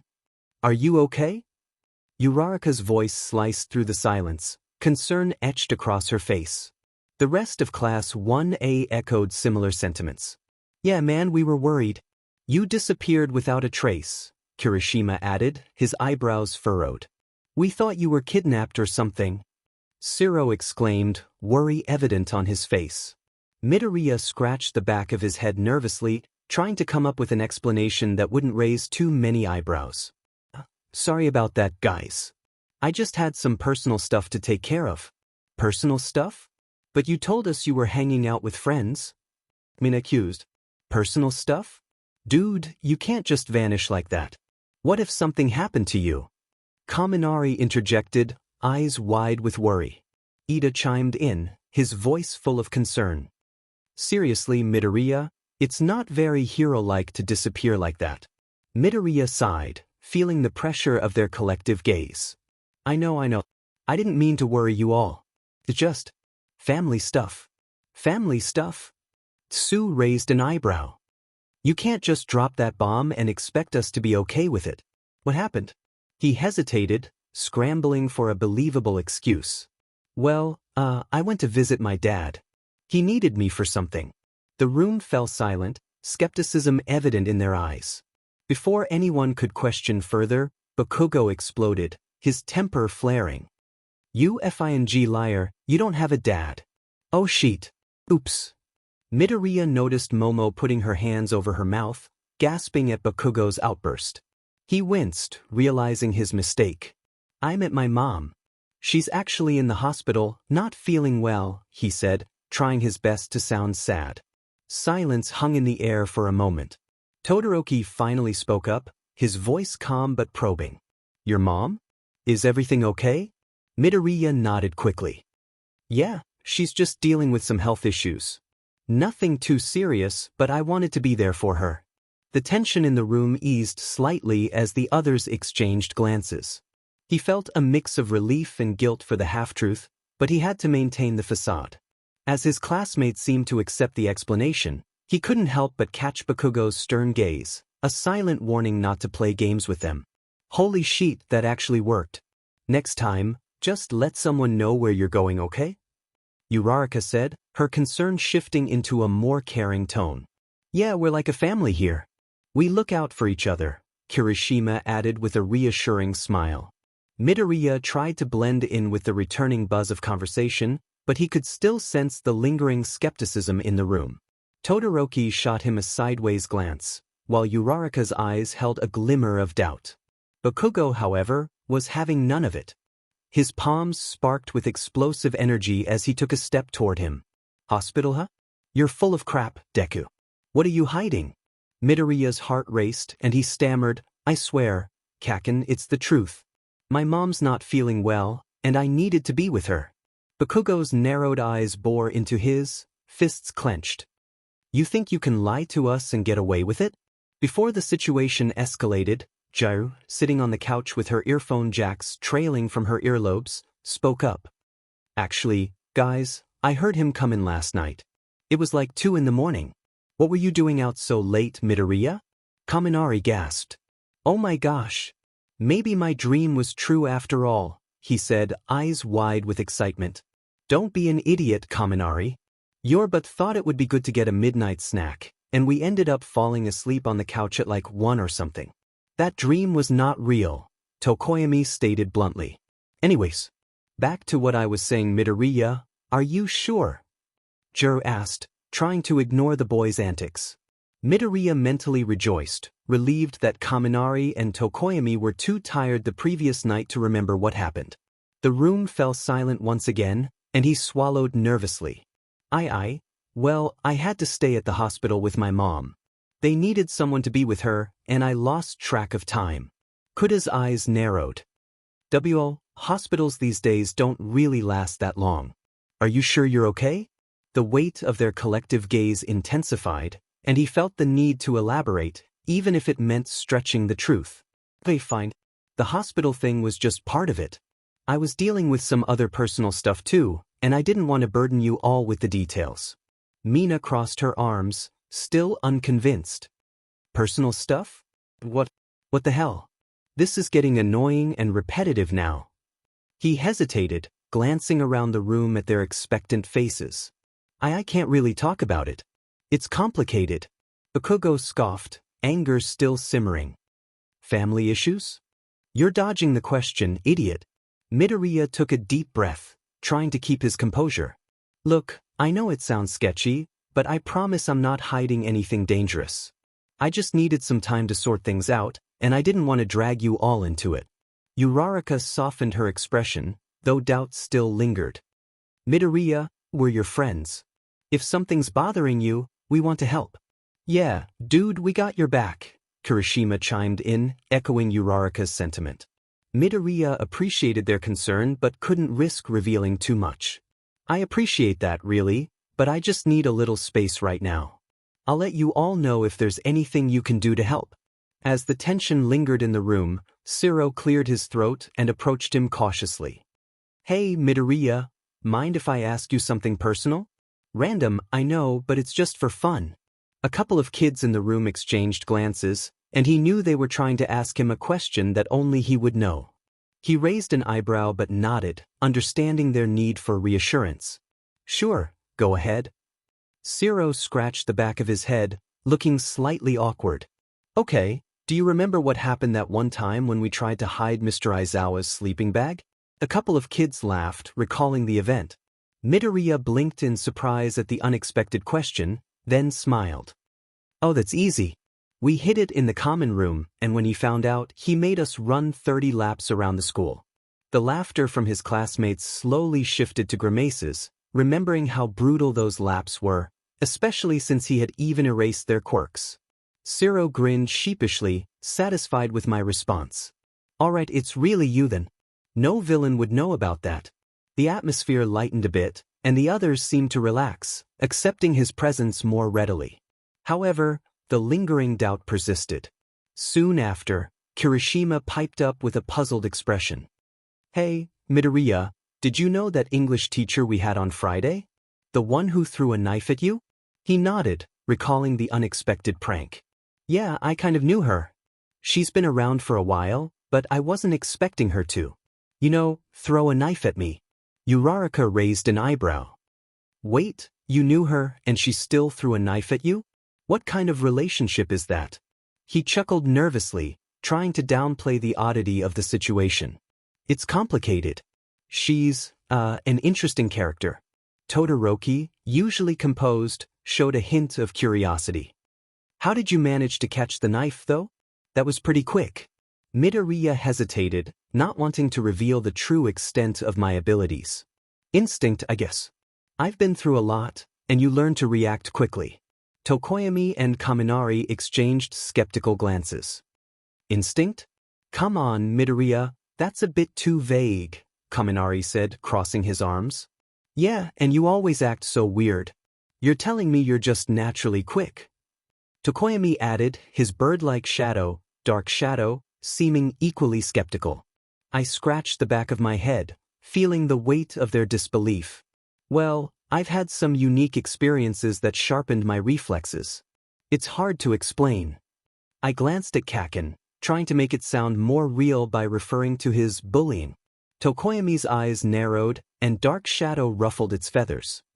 Your answers are as elusive as a shadow itself. I find it hard to believe. Momo nodded in agreement. I don't know, Midoriya.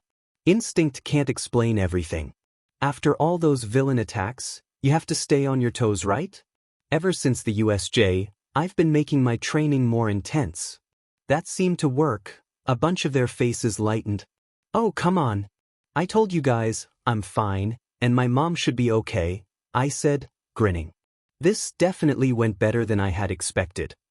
As the air gradually lightened, the atmosphere in the room shifted from suspicion to a more casual chatter. He found himself surrounded by his classmates, who were eager to share stories about the special combat training he had missed. Man, you wouldn't believe how tough it was. All Might himself was there, giving us pointers, Kirishima exclaimed, flexing his muscles with pride. Uraraka chimed in, and Mr. Aizawa. He pushed us to our limits with his conditioning drills. I thought my legs were going to give out. He tried my best to sound excited, but honestly, nothing was worse than Karasuma's training. That sounds so cool. What? Sounds like I missed quite an event. Yeah, and you missed midnight too. Mineta added with a mischievous grin. She was supervising and you know how she is. The room erupted in laughter, and even Bakugo cracked a small smile. As the conversation flowed, the tension continued to go away. I could tell somebody was about to ask me about my middle school records, a voice saying, "Hey Midoriya, about your middle dash." A savior arrived in the form of Sato. Hey, guys, breakfast is ready. Let's eat before it gets cold. The mention of food redirected everyone's attention, and they quickly made their way to the dining area. He followed them, relieved for the diversion. During breakfast, the conversation shifted to lighter topics. Tokoyami shared his latest fascination with dark poetry, and Kaminari enthusiastically talked about his new video game achievements. I listened, contributing to the discussion where I could, as the suspicion seemed to fade into the background. Todoroki, however, remained observant. As the breakfast chatter reached the end, he leaned toward me with a subtle yet pointed question. Hey, Midoriya, about your middle school records. You never got a chance to answer that. You have got to be kidding me. He looked up, meeting Todoroki's gaze, and for a moment, a couple students fell silent. The weight of their curiosity pressed on me, and he took a deep breath. Before I could respond, Momo broke the silence with a gentle laugh. Hey, Midoriya, you're not eating enough. You need more protein to fuel those hero muscles of yours. The diversion was swift and well-timed, drawing the attention away from Todoroki's question. I couldn't help but appreciate the distraction. I should probably prepare for that question though. I don't think they would leave it alone. Maybe I'll ask Ritsu to forge them for me and the rest of the class. As we continued with our meal, the conversation went through various topics, from hero rankings to favorite training exercises. The laughter and joy filled the air, masking the mystery of my recent absence. However, as the conversation over breakfast went on, I couldn't get rid of the impression that Todoroki's sharp observation had broken through the well-built mask and left a trail of unanswered questions behind. Well, I guess they are heroes after all. They have the right to be curious. Though, maybe we should invite Beach Sensei to teach here. Just to spice things up. After breakfast, the students made their way to homeroom, the air of suspicion having somewhat cleared. As they walked in, Midoriya couldn't help but notice Mr. Aizawa's stern gaze fixed on him. His usual disinterested expression was notably absent. He sighed inwardly. Here we go again. He took his seat, avoiding eye contact with Aizawa, as the rest of the class settled in. Conversations flowed seamlessly among his classmates, none of them noticing the tension brewing. Aizawa finally broke the silence with his usual dry tone. Midoriya, where have you been for the past few days? You disappeared without any explanation. Midoriya swallowed nervously, aware of all eyes on him. Sorry, Aizawa-sensei. I had some personal matters to attend to, and I didn't want to distract the class. Aizawa raised an eyebrow, but instead of pressing further, he simply nodded and turned back to the attendance sheet. Yet, it was clear from his gaze that he would be keeping a close watch on Midoriya. Why does my life have to be this hard, he thought. By the time homeroom ended, Aizawa approached Midoriya with a stern expression. Midoriya, we need to talk. Meet me in my office after school. Oh great. He nodded, accepting the situation as an inevitable ritual. The rest of the day passed quickly, and Aizawa's impending interrogation was pushed to the back of Midoriya's mind as he immersed himself in the hero classes. Once his last class ended, he made his way to Aizawa's office as instructed. The room's dull decor reflected Aizawa's understated personality. Aizawa sat at his desk, his eyes narrowing as Midoriya entered. Sit down, Midoriya, he said, gesturing to the chair in front of his desk. Leaning back in his chair, Aizawa's gaze was sharp and unyielding. Let's cut to the chase, Midoriya. Where were you really during the time you disappeared? And don't try to feed me vague answers. Midoriya took a deep breath, trying to stay composed. I understand your concern, Aizawa-sensei. It was personal matters, family-related. I had to visit my mom in the hospital. Aizawa's eyes remained unwavering, and he paused before continuing. Why didn't you inform anyone? You're part of a team now, and your actions affect the entire class. I know, and I'm sorry for not communicating. It was a sudden decision, and I didn't want to burden anyone, Midoriya explained, hoping to convey sincerity. Aizawa sighed, unconvinced. Heroes don't have the luxury of disappearing whenever they want. We rely on each other. If you're going to be part of this class, you need to understand that. Midoriya nodded, absorbing the message. He's really going to just let me go like that? Aizawa continued lecturing him on the expectations placed on heroes and the importance of trust within a team. When the conversation finally wound down, Aizawa's expression softened slightly. "I'll be keeping a close eye on you, problem child. Don't make me regret it." Leaving the office, Midoriya walked over to the janitor's closet. "An, is there even a janitor's closet in UA?" Ensuring the bathroom was empty, he closed a stall door and whispered to Ritsu, "Hey, can you show me what's on my record for my mom? I want to know what they see." Ritsu's holographic form appeared on the screen, a cheerful smile on her face. "Sure. Sorry if I look tired, I was helping Hayami try to adopt a cat." "What? Hey, never mind. You're fine. Anyways." With a few swift commands, Ritsu accessed the files and began reading. "Your mother is listed as Hiromi Shioda. You are emancipated from her." The mention of his mother's name made him grimace. "Glad I'm emancipated from her," he thought, but he still needed to back up his lie. "Okay, that's all?" he asked, masking his unease. "Yep." Ritsu replied, her digital demeanor upbeat. He took a deep breath, the weight of his request settling on him. "This is going to sound really weird, but can you forge a hospital record stay?" "Nagisa." "Oh my god," Ritsu responded, half judging, half surprised. He sighed, realizing how absurd his request was but feeling it necessary. "Okay, what else was I supposed to say? My class was interrogating me."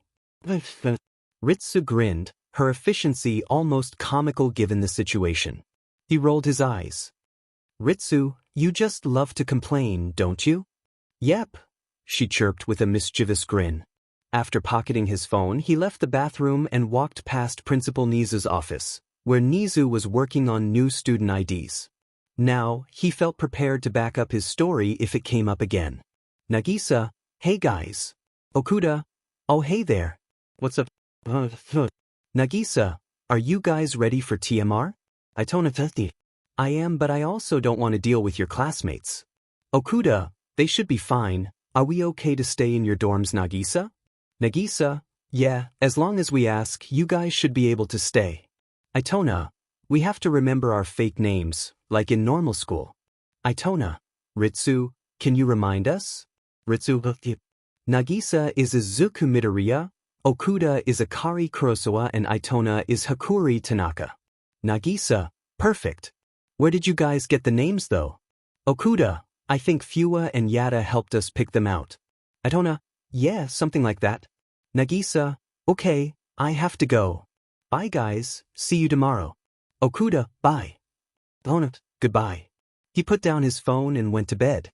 That was one hell of a day. Okuda is Akari Kurosawa and Itona is Hakuri Tanaka.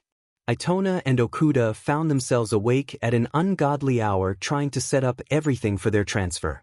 Unlike the idiot Nagisa, they had remembered to change their appearances and get their names memorized. The morning air was fresh as they made their way to the imposing gates of the prestigious high school. As they stood before the towering entrance, the sheer magnitude of UA struck them. Okuda couldn't help but feel a thrill, her eyes widening at the sight. "So, this is the famous UA high school." Itona, his expression more contemplative, remarked, "Yep. It's going to be interesting here."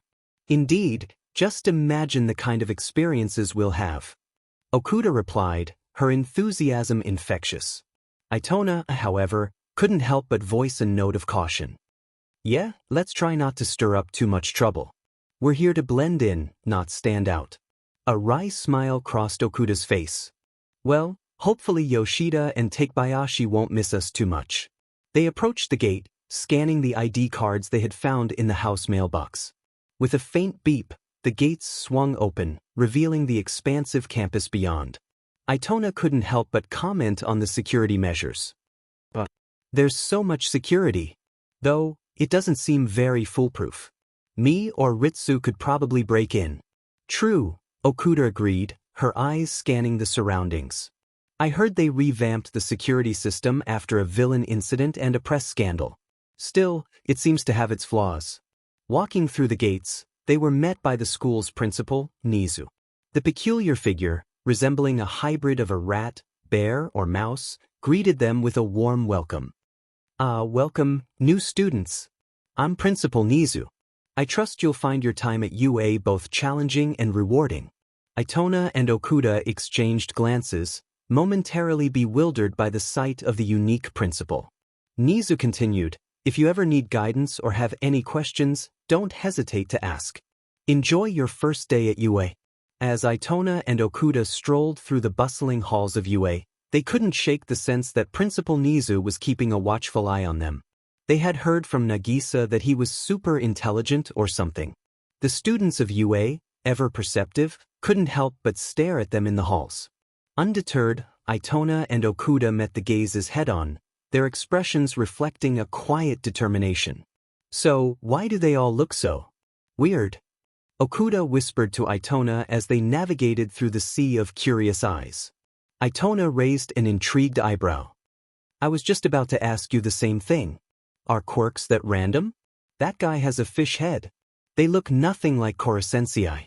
Before they could talk more, Principal Nizu just popped up beside them. Haruki and Akari, the quirks might be causing a bit of a stir. It's not every day that UA welcomes new students.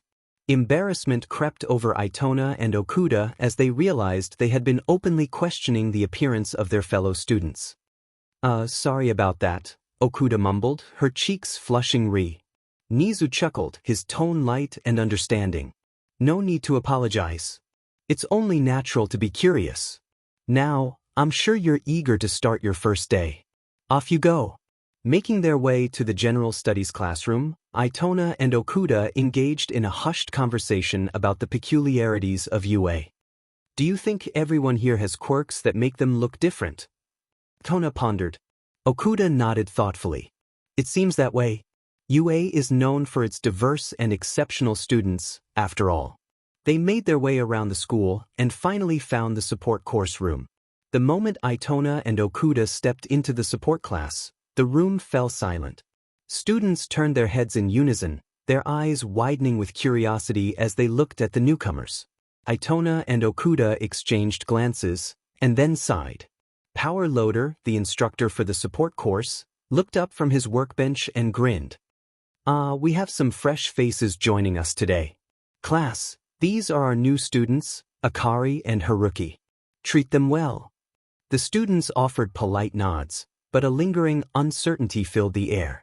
Itona and Okuda found empty seats, the eyes of their classmates following them as they settled in. Now, today's lesson is all about building robots. Power Loader announced, his enthusiasm infectious. Haruki, Akari, you're just in time. Today, you'll get a taste of the exciting world of support gear construction. Itona perked up at the mention of building robots, his interest evident. As Power Loader delved into the intricacies of the lesson, Itona couldn't help but listen intently. However, after a while, a realization dawned on him. He leaned over to Okuda, whispering, Hey, doesn't this sound familiar? I think we covered this one day.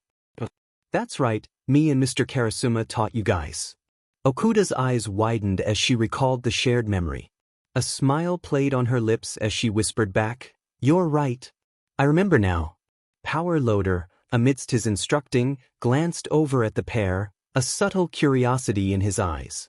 However, he continued with the lesson without addressing them directly. After the support class concluded, Power Loader approached Itona and Okuda with an unexpected request. Hey, Akari and Haruki, mind sticking around for a bit? I'd like you to take a pre-test to gauge your current knowledge level.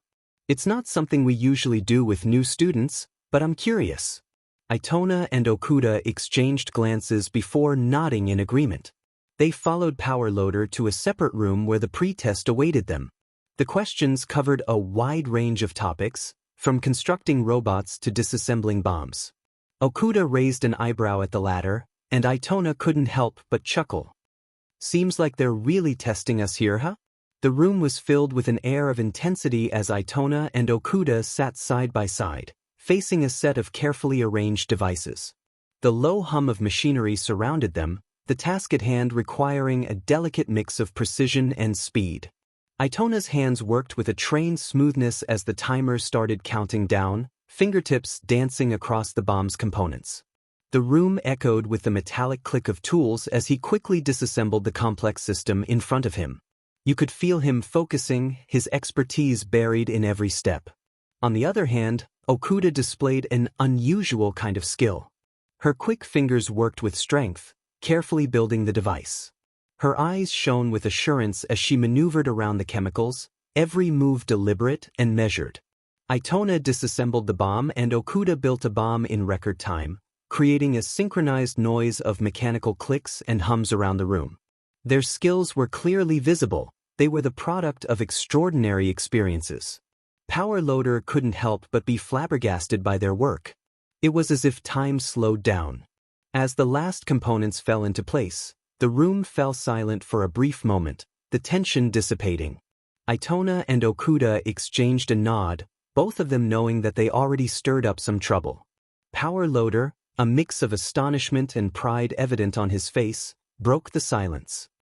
Well, that was quite a performance. It seems we have some extraordinary talents in our hands. As they finished the test, Power Loader collected their papers and reviewed the answers. The surprise on his face was obvious as he muttered, "Well, that's unexpected." Itona and Okuda exchanged curious glances, wondering what had caught the seasoned hero off guard. "Your results are impressive, to say the least. It's not every day high school students know their way around both robotics and explosives," Power Loader admitted, a mix of surprise and admiration in his voice. Itona, with a modest smile, replied, "We've had some experiences."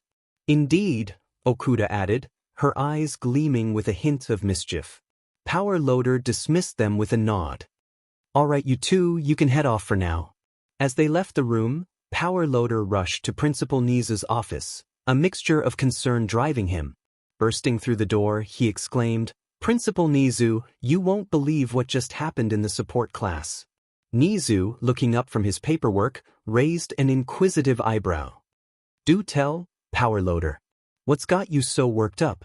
They aced the pre-test. Akari Kurosawa and Haruki Tanaka showed knowledge beyond what regular high schoolers would possess. "I'm talking about building robots and, well, disassembling and even making bombs," Power Loader explained, his voice a mix of awe and concern. Nizu's eyes widened at the revelation. "Bombs, you say? That's quite unusual for high school students. Keep a close eye on them, Power Loader." As Power Loader left the room, Nizu's face twisted. He realized that those two students had a similar record to Midoriya, and they are all acting weird now. Similarly, he saw Midoriya sneaking out late at night on the cameras, before the footage had disappeared. He would get to the bottom of this, if it's the last thing he does. Back with Class 1A. The bell chimed, signaling the end of another rigorous math class for Class 1A. The students, with a collective sigh of relief, filed out of the classroom heading for lunch. Following Lunch Rush's guidance, they navigated the cafeteria, finding their accustomed seats with ease. Midoriya lingered, a flicker of hesitation in his eyes. "Midoriya? Are you okay?" Kirishima inquired, genuine concern on his face. "Oh yeah, I'm fine, just looking for some friends," Midoriya replied, his gaze scanning the sea of students. Together, they made their way to the 1A area, not a mandatory spot for lunch, but a gathering place for the close-knit class. As the support students trickled in through the lunchroom doors, Midoriya's eyes lit up. Without a moment's hesitation, he darted towards two figures, one with dark brown hair, the other with gray. Confusion rippled through the 1A students as they watched Midoriya's approach. What surprised them more was when he enveloped the two newcomers in a heartfelt hug. Curiosity on their faces, the 1A students observed Midoriya bringing his old friends back to the table, where introductions awaited. "Hey everyone. These are my old friends Akari Kurosawa and Haruki Tanaka." Midoriya beamed, excitement radiating from him as the two newcomers waved in greeting. "Hey everyone. It's so nice to meet you," Akari chimed in, her voice carrying genuine warmth. Bakugo, however, couldn't help but be annoying. "More extras? You get weirder every day, DMN Deku." The chatter in the 1A lunch area continued as Midoriya, Akari, and Haruki settled in, their presence adding a good energy to the already lively group. "So, how did you guys meet Midoriya?" Kaminari asked, his eyes flicking between the newcomers. The question took them by surprise, but Akari shared a warm smile. "Well, it's kind of a funny story. We met during middle school, our 3rd year. If any of the suspicions about Midoriya's past went away, they came back now." The students were now curious to hear more about him. Midoriya scratched his head bashfully. "Yeah." Haruki added, "Yeah, Midoriya and Akari were actually with the people that saved me after an incident." The 1A students listened intently, some nodding in understanding, while others exchanged glances. Mina chimed in and smiled. "Well, if Midoriya vouches for them, they can't be that bad." The lunchtime buzz in the 1A area continued until Akari and Haruki dropped an unexpected bombshell. "So, what are your quirks?" Uraraka asked with curiosity sparkling in her eyes. Akari shared an awkward smile. "Actually, we're both quirkless." A moment of stunned silence settled over the table as the Class 1A students exchanged incredulous glances. It was as if time had momentarily frozen. "Quirkless." Kirishima finally managed to articulate, his surprise evident. Akuri nodded. "Yeah, quirkless. But don't worry, we're just here for a couple of weeks." A chorus of gasps and whispers erupted among the 1A students. Todoroki, usually reserved, couldn't hide his surprise. "Quirkless and at UA? That's unusual." Azui, ever observant, tilted her head. "But why are you here if you're quirkless?" Akari explained, "We're part of an exchange program. We're here to learn about the support course and experience life at UA." Mina leaned forward, her curiosity piqued. "An exchange program? That's pretty cool. What's it like being quirkless in a hero school?" Haruki chuckled. "It's definitely cool." Then, unexpectedly, Haruki said something in a different language, smiling. "Nagisa, why are your classmates so effing annoying?" Midoriya wouldn't believe that Aitona actually said that. Another amazing fact about Beach-sensei was the fact that she taught all of them how to speak fluent Russian. Thank God none of the other 1A kids could, because Aitona almost made him laugh. When they speak in Russian, the words are in bold.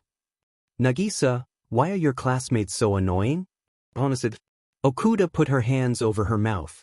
"Oh my God, Aitona. They aren't even that bad." Okuda said, "Okay, they are a little annoying. I'll admit, that was a little mean. But karma told me to cause trouble and I couldn't help it," Aitona giggled. "Oh my God, are you joking?" Okuda wailed. "You are just trying to make my life harder. None of them know Russian, so play along with what I'm about to say." Class 1A was in shock. Did they just have a conversation in another language? Then, breaking the tension, Momo's voice cut through the stunned silence. "Wow, Midoriya, I didn't know you speak Russian." Her excitement was obvious. Midoriya froze, hoping Momo didn't actually know Russian. Then he relaxed again, she didn't. He remembered that the kids one day asked each other if they could speak any languages, and obviously he lied, but Ciro was the only one who could speak another language, Spanish. Midoriya chuckled, a genuine warmth in his smile. Yeah, I learned a little from a teacher." "That's so cool. What did they say?" Hagakure asked, adding to the conversation. "Oh, Haruki thinks you guys are so cool, but he was too embarrassed to say anything," Midoriya revealed, a playful glint in his eyes. Haruki's eyes widened at the unexpected attention, but he decided to play along. His cheeks flushed red as he managed a sheepish smile. "Oh yeah, Diamen. Aitona is really good at acting. Maybe Keano taught him Okuda though." Momo, ever inquisitive, redirected the conversation. "Who are Nagisa and Aitona?" We managed to get a bit of that out from the conversation. Akari, thinking on her feet, quickly responded, "Oh, I was just saying that Kirishima Kid and Ashido remind us of our old friends." She attempted to smooth over the situation, not trying to let the students know what Aitona actually said. The table then erupted into chatter, talking about various things from hero work to personal stuff. Then, Aitona's phone rung. He stepped aside to answer, and not many of the kids seemed to notice. "Hello, Ritsu. What's up?" "Nothing much, just that you have a midnight mission tomorrow with Yada, Teresika, and Kiera. Okay, thank you for telling me. Who's it about? Some child trafficking thing. Get rid of them fast. They are about to expand their criminal reach, and the ministry needs them dead. All of them. Oh geez, okay. Sorry for the late notice. No problem, it's fine. Okay, bye. Bye. Itona made his way back to the lunchroom, and Nagisa and Okuda were curious to see what he had been called for. Midoriya's concern was immediate, his voice tinged with worry. What happened? Who was it? That was an important ringtone. Okuda quickly added, Are you okay? Was it Ritsu? Itona reassured them with a solemn nod. Yeah, I'm fine. I have a mission tonight with Yada, Teresika, and Kiera. Whoa, that's a lot of people. What's it about? Okuda inquired, her voice carrying a hint of curiosity. Some child trafficking thing, Itona responded, his tone heavy with sadness. Midoriya's face contorted with a mix of shock and horror. Oh my god. Please do good. I hate people like that. Okuda's anger flared, her words sharp and incisive. I know, right? The ministry should have just asked Hayami to snipe them. The ministry would not let that happen. We have to go and steal all the experiment data and try and find the other bad guys. Ritsu popped up in Ada. Itona, despite the gravity of the mission, offered a chilling smile. Oh well, I'll enjoy killing them. Midoriya chimed in. Okay now, don't go back to being murderous. He playfully elbowed Itona, and the three of them shared a laugh. From what the observant people of 1A could tell, they were name-dropping. A lot. Even though none of them knew Russian, it was pretty easy to tell names in any language. The only problem was that there were so many, they mostly forgot them all. And was there a person talking from Akari's phone? It was really obvious that the three of them were close, but it felt odd to some of the kids. The lively chatter in the 1A lunchroom turned to the topic of favorite teachers, each student sharing stories about the educators who left a lasting impression on them. Kirishima, with a wide grin, started the conversation. Man, I gotta say, Cementos is my favorite. He's tough, and his training sessions are epic. Momo nodded in agreement. I appreciate Aizawa-sensei's no-nonsense approach. It keeps us on our toes. As the conversation circulated, the attention turned to Midoriya, Akari, and Haruki. Jiro asked, Hey, you three, who were your favorite teachers back in the day? Akari exchanged a knowing glance with Haruki and Midoriya before responding. We had this amazing English teacher. She made learning so much fun. Haruki added, Yeah, she had this unique way of making the lessons engaging. We learned a lot from her. Midoriya chimed in, Definitely. I owe a lot of my English skills to her. The 1A students exchanged surprised glances, curiosity piqued. Kaminari, ever the joker, teased, Come on, spill the beans. Who's this mystery English teacher? Haruki grinned mischievously. Sorry guys, we promised not to reveal her name. She's a bit of a beach. Akari giggled at the reference. A realization dawned on Mina. Wait, is that why Midoriya's so good at English? That explains a lot. Midoriya blushed. Well, she did inspire me to do better in the subject. Tsu, intrigued, asked, Did you guys have any memorable moments together in school? Akari chuckled. Oh, plenty. In our third year, there was this one time Midoriya had to wear a dress to a bar as a dare. Akari! How do you know about that? You weren't even there. Midoriya shouted, embarrass. Your best friend duo showed the rest of us when they got back, Okuda said, mischievously. Midoriya's face turned an even deeper shade of red as the 1A students erupted in laughter. Zero, with a grin, teased, Come on, Midoriya, you can't just drop a bomb like that and not share the details. Oh my god, Okuda, I'm literally going to kill you. Then I'm going to kill Karma and Nakamura. Midoriya said, some kids confused on why he made a remark in Russia. Uraraka, always ready for a good laugh, said, Remember that time Zero pranked us all by putting plastic bugs in the shower? Oh my gosh, Bakugo screamed like a girl. Ha! Watch it round face. Zero, grinning, defended himself. Hey, I just wanted to be interesting. Didn't expect you to be so jumpy, Bakugo. Laughter filled the room, and Sato added his own story. Mineta tried to set up a trap to catch midnight snack thieves in the kitchen.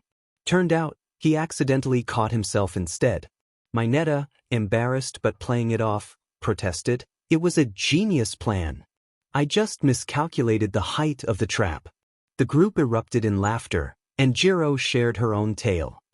One night, Kaminari tried to cook instant noodles without water because he forgot to add it. He almost burned down the dorms. Kaminari scratched his head, chuckling. "Yeah, maybe I should stick to microwave meals." Momo, with a sly smile, added, "And let's not forget the time we convinced Aizawa-sensei to join our game night. Seeing him try to play charades was priceless." Hagakure, always good at impressions, tried to mimic his words, "Never again. That was a one-time thing." Uraraka reminisced, "Remember when we tried to teach Ida how to dance? It was horrible." Ida, ever the proud student, retorted, "I've improved since then, thank you very much." The tales continued, with everybody pulling up past events. It was like a flood of laughter, passing by them. As lunch finished, the kids slowly departed, heading to the next class. Okuda and Itona decided to hang around for a couple minches. "For a bunch of hero students, you guys seem to have done some really stupid stuff," Itona said, even though they all saw him laughing along with the others. "They kind of remind me of our class. You know? Like that one time that Okajima almost flooded the mountain trying to water Okano's plants." Kuda said, laughing. "Oh God, don't remind me of that," Nagisa said, face-palming. A couple of students passing by wondered why they were speaking in Russian. However, Nizu was passing by. Being the intelligent creature he is, he was determined to be able to figure out what was wrong with his students. He tried to listen into the conversation, but he had no luck. He couldn't decipher what they were saying. He retreated back to his room to take a look at their records once again. The day had finally come to an end, and Midoriya made his way to the common room, relieved to have some quiet time. After enduring a particularly grueling trigonometry test, the group decided to take a break from their usual activities. He felt mentally drained, his thoughts still swirling with leftover frustration. "Stupid trig. What even is a cosine, anyway?" he thought, rolling his eyes. Trying to shake off his lingering annoyance, he settled onto the couch, letting the softness envelop him as he took a deep breath. The common room was calm, a welcome change after the day's relentless pace. Itona and Okuda had already returned to their respective dorms in the support course, AN, if that even exists, let's pretend it does. Midoriya pulled out his phone, the faint blue glow lighting up his face as he scrolled through his messages. "Isegai, hey everyone. How was your day? Hayami, boring. I had to actually talk with my classmates and I found out they really SCK. Chiba, I swear you should just switch into my class. Hayami, I wish. That stupid counselor gets on my nerves. Yoshida, do we really have to do this every day? This is boring. Mahara, what crawled up your butt and died? Keno, chill. Nakamura, time. Okano, you're not helping. Take Bayashi, Yoshida ITFU, you are only mad because you failed an English test. Yada, there's no way. We can all speak fluent English, thanks to Beach Sensei. Okajima, Yoshida. Yoshida, the test was super hard. Take Bayashi, what are you talking about? You slept like a loser that whole test? Yoshida, oh yeah that too. Fua, I don't even have to take an English class, I just hang around the campus because I don't need it.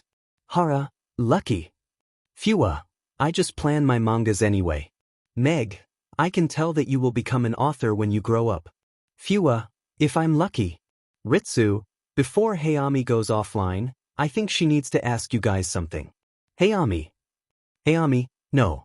Hinano, oh, is this about yesterday? Ritsu, yes. And if you never ask, you won't get what you want. Hayami. Hayami, okay fine. Hayami, can we please get a cat? Muramatsu, a cat? Hinano, yes. We went to a store the other day, and we found the cutest one ever. Keanu, oh yeah. It was actually the same one that Korosensei got a picture of. Sugaya, oh that one. Chiba, I mean as long as it isn't too much trouble, we could get it I guess? Kenzaki, OMG. I would love having a cat around the house. Meg, I think that's a yes. Hey Ami, wait actually? Hey Ami, I did not think you guys would agree that fast. Sujino, nah, it's okay, we would be totally chill with a cat. Nakamura, I would love a cat. Nagisa, hey guys. Nagisa, a cat? I think that would be cool. Keano, hey Nagisa. How was school? Nagisa, it was awesome. Itona and Okuda arrived and school became so much more fun. Karma? Oh really? Itona hasn't caused any trouble yet? Itona, Okuda, we may have gotten carried away in our class. Isegai, what did you do? Itona, we were in the support course class and the teacher said we would be making robots. Yoshida, here we go again. Okano, robots? Okano, oh yeah I forgot you go to UA now. Karma, so what happened? Okuda, we had to do this pretest. Nagisa, wait, a pretest? They don't do that at UA? Itona, he said that it was out of curiosity. Nagisa, Itona, and we passed the test with flying colors. Nakamura, isn't that a good thing? Karma, it depends on what the test was about. Meg, well it should have been about making robots, right? Okuda, not exactly. Fua, so what was it about? Itona, we had to make and disassemble bombs. Chiba, are you joking? Okano, they are going to suspect you now. Kenzaki, wait you guys actually did it? Crying face. Take Bayashi, I told you guys you shouldn't have left me and Yoshida. Yoshida, so what now? Are you going to be like, investigated? Ritsu, even if they were, I don't think there should be anything wrong with their records. Itona, yeah but it was fun anyways. Karma, OFC you would say that you are literally a robot nerd. Nagisa, Karma please. Sujino, anyway back to UA. Hara, is the food there good? Muramatsu, yeah is it? I bet it tastes better than regular school food. Okuda, it's okay but I've seen even Mahara make better food. Nakamura, Itona, it's better than Mormatsu's food. Muramatsu, who's that? Muramatsu, wait. Sagaya, there is no way this guy is real. Yada, I ask myself that every day. Chiba, speaking of food, whoever is in the kitchen needs to turn down the heat. Kenzaki, Muramatsu, Yada, Mimura? Any of you guys?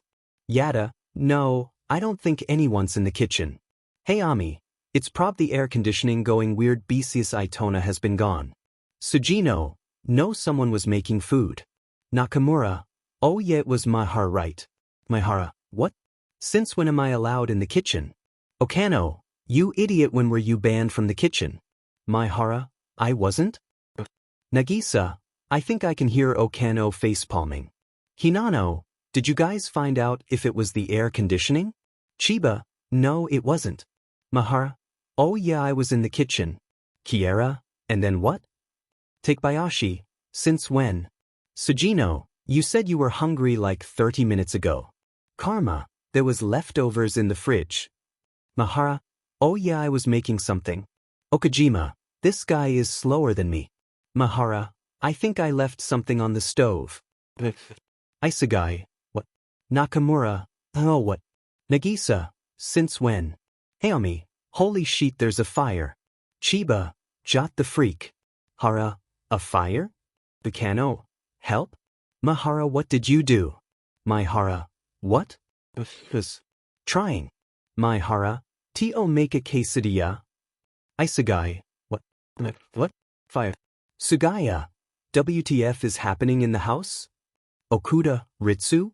Ritsu, I got you. Ritsu sent housecamla file. Karma, do we have to get a new house? Keano, new house? No. Isegai, no. Sujino, okay we need to calm down. Found it.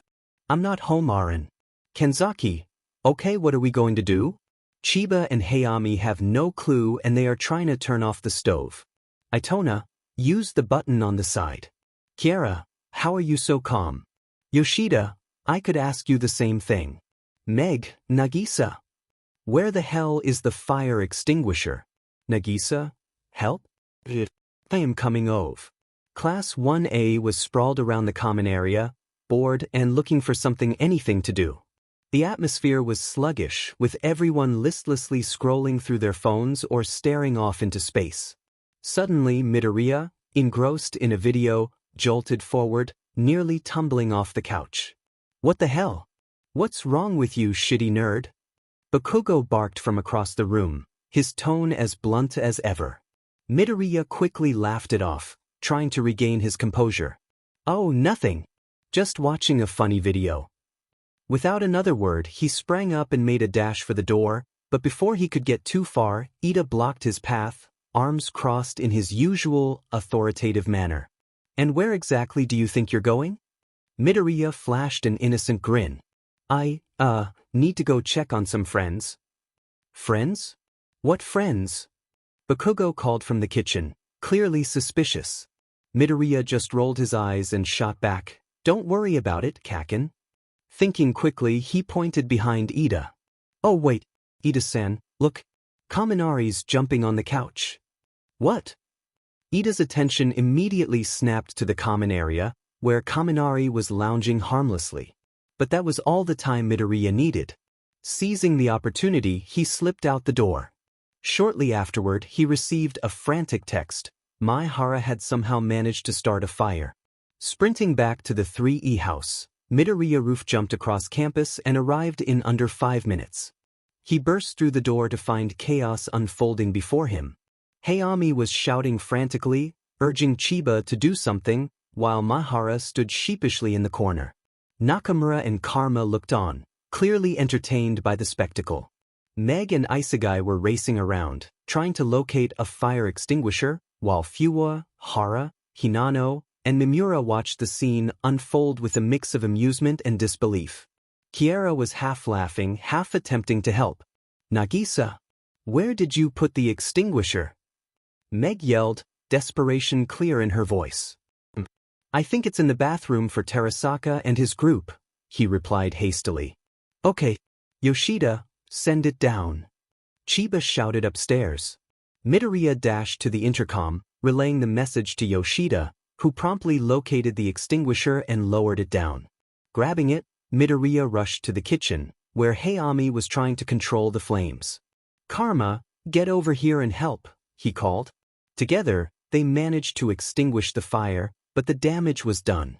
Soot covered the walls, and a smoky odor hung in the air. They all stood in stunned silence for a moment before Fuwa broke it with a laugh. "Oh my goodness," she exclaimed, clutching her sides. Hara sighed, surveying the mess. "I'll grab some cleaning supplies." Nakamura crossed her arms, smirking. "Maihara, I think it's safe to say you're banned from the kitchen from now on." Okano and Hinano nodded in agreement, both glaring at Maihara. "Yeah, no more experiments for you," they chimed in unison. Maihara gave a nervous laugh, scratching his head. "Great, I guess I'm officially banned." Isegai, exhausted, leaned against the wall. "Let's just be glad we only need a new pan and maybe a stove repair," he said, a faint smile on his face. Ritsu, inspecting the damage, reassured everyone, "I'll handle the repair orders. We can have this place looking good as new in no time." Eventually, they all flopped onto the couch, the adrenaline wearing off. Hayami, catching her breath, managed a weak smile. "That was unexpected." "Definitely," Midoriya agreed. "Is everyone okay?" Meg nodded. "Yeah, though I wasn't planning on chasing fire extinguishers tonight," she said with a small chuckle. Hinano sprawled on the floor, chiming in, "I think that was enough exercise for the month." Karma, leaning back with a grin, nudged Nakamura. "Enjoyed the show?" She smirked. "It was entertaining.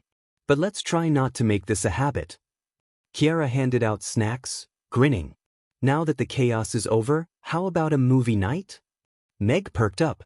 "Count me in. I could use a distraction." Isegai shook his head with a sigh. "There's never a dull moment in this house, is there?" Yoshida, descending the stairs with the rest of the group, laughed. "Let's just hope Karasuma doesn't find out about this." As the group began to settle down, Midoriya glanced at his watch. "Sorry, everyone, I need to head back to my dorms. Gotta make sure Itona and Okuda don't cause any more trouble." Yada rolled her eyes playfully. Ah, okay, only because you saved us today. As he walked out the door, Midoriya called back to Karma, "Hey! Stop telling Itona to make my life harder, you idiot." Nakamura giggled, and Karma just scowled in mock embarrassment. Midoriya waved his goodbyes, heading back to the dorms with a smile, reflecting on the chaotic day and the irreplaceable friends that came with I. Principal Nizu sat at his desk, his usual calm demeanor replaced by a furrowed brow of frustration. Before him lay the records of 3 peculiar students, Akari Kurosawa, Haruki Tanaka, and the normally exemplary Izuku Midoriya. The 2 students in the support course had preformed a seemingly impossible task. He looked through the records, and to his astonishment, the third-year histories of all 3 students were missing. What the hell? It was as if an entire year of their lives had been erased. What's wrong with Midoriya? He is a star student, Nizu mused, his enhanced intelligence quirk working overtime. As he looked more into the files, a sense of unease settled in. Not only were the records missing, but they were sealed. Even those from the school. The only thing there was a note that said they went to Kunikigaka, and also mentioning their homeroom teacher. Nothing more. Wait a minute. Kunikigaka? That sounds weird. Where have I heard that name? His gaze lingered on Midoriya's file, and he couldn't help but notice weird patterns. Why does Midoriya leave every Friday afternoon? Nizu wondered aloud, his furry brow furrowing deeper. He then delved into the recent activities log, a long and boring record of attendance and participation. Nizu's eyes caught a discrepancy. Midoriya had missed a training session last week.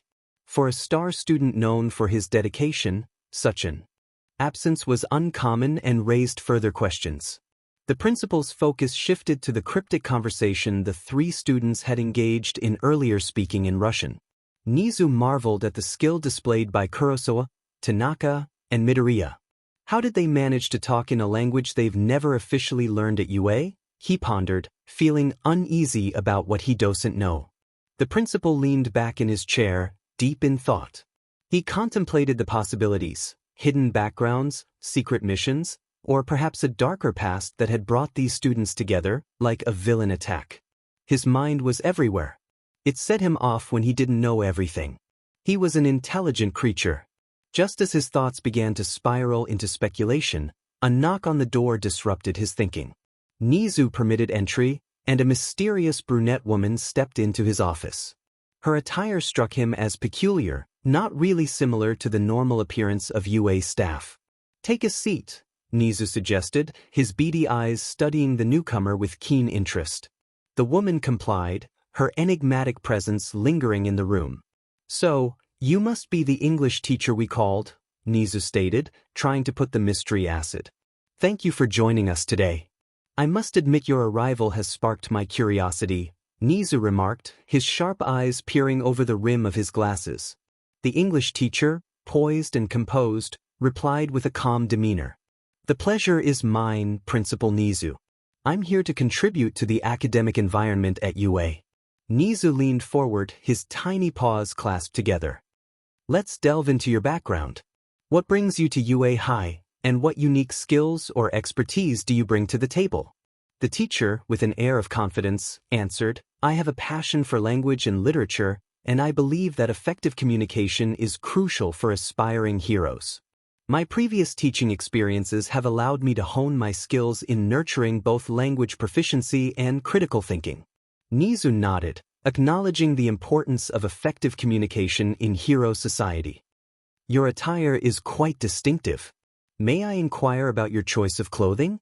The English teacher smiled. "I've always found that expressing my style through my clothing calms me." Principal Nizu, curious but professional, continued his line of questioning. "As part of our faculty, you'll be interacting with students who possess unique quirks and abilities. How do you plan to adapt your teaching methods to accommodate such diversity?" The teacher responded thoughtfully. "Adaptability is key in any educational setting. I plan to tailor my lessons to cater to various learning styles, ensuring that each student can grasp the material and apply it effectively in their hero training." Nizu, satisfied with the answers so far, concluded. Lastly, how do you see yourself contributing to the mission of UA High School? The English teacher's eyes gleamed with determination. I see UA as a beacon for future heroes. My role is to empower students not only with linguistic skills but also with the ability to articulate their thoughts, strategies, and emotions. A hero's strength is not just in their quirk but in their ability to communicate and inspire. Principal Nizu nodded approvingly. Thank you for sharing your insights. You're free to go, and we look forward to your valuable contributions to UA. POV switch. Oh God, Ritz, you made me sound like an idiot. Irina hissed through the earpiece, far from Nizu's room. Oh, come on, Mrs. Beach. I could tell that you got the job, Ritsu responded, her tone light and teasing. Why do I even put up with you brats? Irina muttered, a mix of exasperation and affection in her voice. Because you love us, Ritsu chimed in playfully. Oh, shut it. I'm only here because I need to keep an eye on you guys, Irina admitted, her tone softening. Why? Ritsu inquired, genuine curiosity in her voice. It's nothing too bad, just that I've heard you guys are causing trouble, and I think you need a role model, Irina explained, with a little too much confidence. Ritsu began to dismiss the notion but was cut off. What was that about? You don't think I'm a role model? Irina questioned, her tone challenging. No, I do think you're a role model. I just don't think the others will. And if you're trying to keep an eye on us, you should go to Karma School. He already scared off a bully, Ritsu suggested, a mischievous glint in her virtual eyes. Oh my gosh, that kid is seriously something, Irina admit. Ritsu's response was quick and cheeky. But that's why you love us, Mrs. Beach. Irina sighed, though a small smile betrayed her true feelings. I suppose you're right. I never thought I'd end up teaching a bunch of assassins. Well, you're doing a great job of it. Ritsu teased, earning a groan from Irina. The comms crackled with laughter, and then a voice chimed in. Hey, Mrs. Beach, did you really apply to teach? When did you guys get on this channel? Irina said, accusingly. Just now, it was Okajima and Mimura's fault BTW, Keano said, giggling. We're not that bad, are we? Nagisa's voice held a hint of innocence, though everyone knew better. Irina sighed, a mix of exasperation and affection in her voice. You guys make me grow wrinkles. Hear that, everyone? Mrs. Beach thinks we're adorable. Ritsu announced triumphantly. That's not what I said.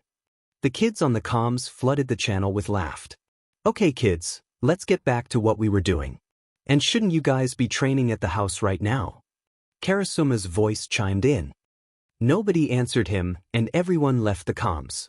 In a separate hall, Midoriya walked alongside Ida and Uraraka, engaged in conversation. As they turned a corner, the trio encountered a surprising sight. Principal Nizu was just leaving Class 1B, bidding farewell to the students with his normal chipper attitude. Midoriya seized the opportunity, calling out, Oh hey, Principal Nizu. I wanted to ask you something. Yes, what is it, Izuku? Nizu turned his attention to the approaching students. Midoriya, with a hint of eagerness, explained, I wanted to know if Akari and Haruki from the support course could stay in our dorms for a little while. Nizu paused and considered the request, his whiskers twitching in contemplation. Nizu finally responded, Dado. Sure, why not? His reply carried a touch of surprise, and he looked a little disgruntled, as if caught off guard by the unexpected request. This is perfect. I will be able to keep an eye on all three of them now. The trio of students exchanged glances, grateful for the principal's approval. Thank you so much, Principal Nizu. Midoriya expressed his gratitude with a bright smile, accompanied by nods of appreciation from Ida and Uraraka. Nizu chuckled, No need for such formalities, my young heroes. Just ensure they abide by the rules of the dorms. With a final exchange of pleasantries, the trio continued down the halls, discussing the newly approved arrangement. Uraraka, walking beside them, had to ask, So, are they good people? I mean, we'll be sharing the dorms with them. Midoriya nodded, Definitely. They're hardworking and very easy to get along with. Plus, you guys saw them at lunch. Midoriya left Uraraka and Ida to go back to the 1A dorms, and he made his way to the support dorms to pick up his chaotic friend. Midoriya knocked on the doors of Okuda and Itona's rooms, inviting them to the 1A dorms. They talked about silly, nonsensical things. The trio approached the 1A dorms, and as the door swung open, they were greeted by the smiles and curious faces of their classmates. "Hey everyone! Akari and Haruki will stay with us for a little." Midoriya introduced them with enthusiasm, prompting the class to welcome them warmly. Todoroki and Bakugo, ever observant, exchanged subtle glances but hid any suspicions beneath neutral expressions. The girls of 1A, in particular, were excited to welcome another female student into their midst. "Hey Akari! I'm so excited to hang out. I'm Mina Ishido. Remember?" Mina exclaimed, extending a friendly hand. Okuda smiled, accepting the handshake. "Of course I remember you, Mina."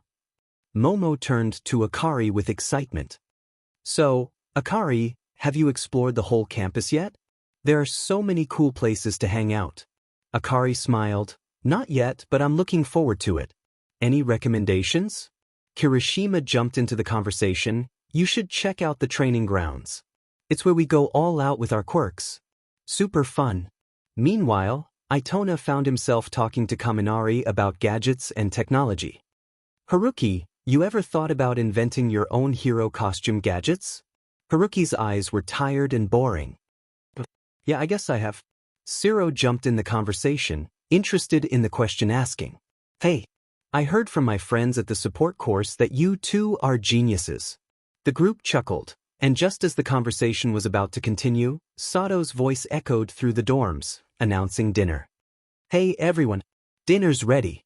Let's gather in the dining area." Okuda and Itona breathed a subtle sigh of relief as the topic shifted.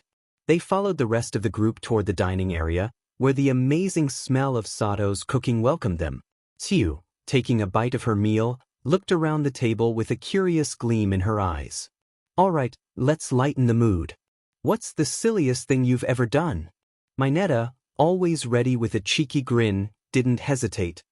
"I once tried to use my sticky ball to climb the side of the school building. Didn't end well, though."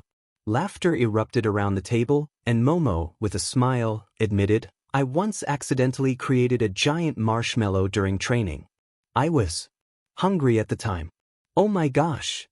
I remember that," Jiraiya added, laughing. Uraraka, enjoying her meal, joined in. "I tried to use my quirk to float a bunch of apples and it accidentally hit Deku-kun in the face." As the students shared their amusing stories, Okuda and Itona listened with interest. Todoroki, sensing their quiet presence, decided to include them in the conversation. "How about you two? Any funny or silly moments from your past?" Itona, his usually stoic expression softening, recalled, "Well, there was this time I broke through the classroom door, accidentally." Okuda chuckled. "I once made my teacher try a drink, and his face turned blue." Midoriya, Okuda, and Itona exchanged glances, trying not to laugh at the reference. Korra-sensei eye turned blue, literally. Itona, not wanting to talk about themselves anymore, asked one a question. "Tell us about some dumb moments you guys had during training. If you guys are as chaotic as Midoriya says you are, that is." Kirishima, his trademark grin in place, slapped Bakugo on the back. "Man, that time you accidentally propelled yourself into the sky? Legendary. I thought we were witnessing the birth of a flying hero." Bakugo scowled, shooting back. "It was a DM glitch, not some failed attempt at becoming a bird brain. And I don't need a reminder from extras like you." Jiro, with her earphone jacks swaying, chuckled. "Koda terrified one of the kids from 1B when we played a prank on them." Koda, nodding in agreement, murmured, "I didn't expect them to run away screaming. Guess animals are scarier than I thought." Ojiro, swaying his tail thoughtfully, shared, "I got my tail stuck in the obstacle course once. Made the whole thing look like a dance recital. Embarrassing to say the least." Mina, with her vibrant personality, couldn't resist chiming in. "Remember when Siro used his tape to create a makeshift hammock during the survival training? Dude, you turned a life-or-death scenario into a chill afternoon nap." Itona and Okuda looked so confused. They both thought, almost simultaneously. Shiro grinned, unapologetic. You can laugh all you want, but Aizawa-sensei punished me too. Kaminari, the resident jokester, joined the conversation. Speaking of danger, remember when I accidentally short-circuited my own brain during combat practice? I was zapped for a good hour. Jiro sighed. You'll never live that down, Pikachu. We had to finish the exercise while you were seeing stars. Bakugo added, at least Sparky here provided some unintentional fireworks. Gave the pros a real light show. Midoriya, turning to Itona and Okuda, smiled. Oh God, imagine what would happen if we did stuff like that next to our PE teacher. Itona shivered at the though. Todoroki, noticing them, asked, oh? Who was your PE teacher? All three paused for a moment, unsure of what to say. Itona, finally deciding to talk, replies, I forgot his name, all I remember from him was that he was really strict, somewhat like your teacher if all your stories are true. Okuda, smiling, made a playful remark. Yeah, last year was a forgetful year. They both lied, of course. Last year was one they would never forget. As the classmates and friends continued talking, dinner was soon over. They made their way back to the common room and they all decided it would be good for them to get some rest. It was now morning in the UA dorms. The students, each with their unique morning routines, began the day in their own ways. Momo, always an early riser, was already at her desk reviewing notes for the day's lessons. She exchanged a few words with Uraraka, who was groggily getting ready and still half asleep. Down the hall, Bakugo's explosive personality didn't waver even in the early hours. Kirishima, trying to match his energy, attempted a friendly morning greeting, only to be met with a grumbled response. In another part of the dorms, Tsuyu, with her calm demeanor, smoothly went about her morning routine. She exchanged a nod with Ida, who was meticulously arranging his school supplies. Midoriya was able to get a bigger room, so that Itona and Okuda could sleep on airbeds. The soft morning light filtered into Midoriya's room, signaling the beginning of a new day at UA. Midoriya, Itona, and Okuda were getting ready for their class. Midoriya, fully awake and brimming with excitement, couldn't contain his enthusiasm. Wakey, wakey! You don't want to be late for class. Okuda, still half asleep, mumbled in protest. Oh geez, Nagisa, do we really have to wake up now? Itona, groggily responding to the commotion, grunted. Midoriya playfully nudged Itona, trying to rouse him fully. Oh come on. We've woken up way earlier than this.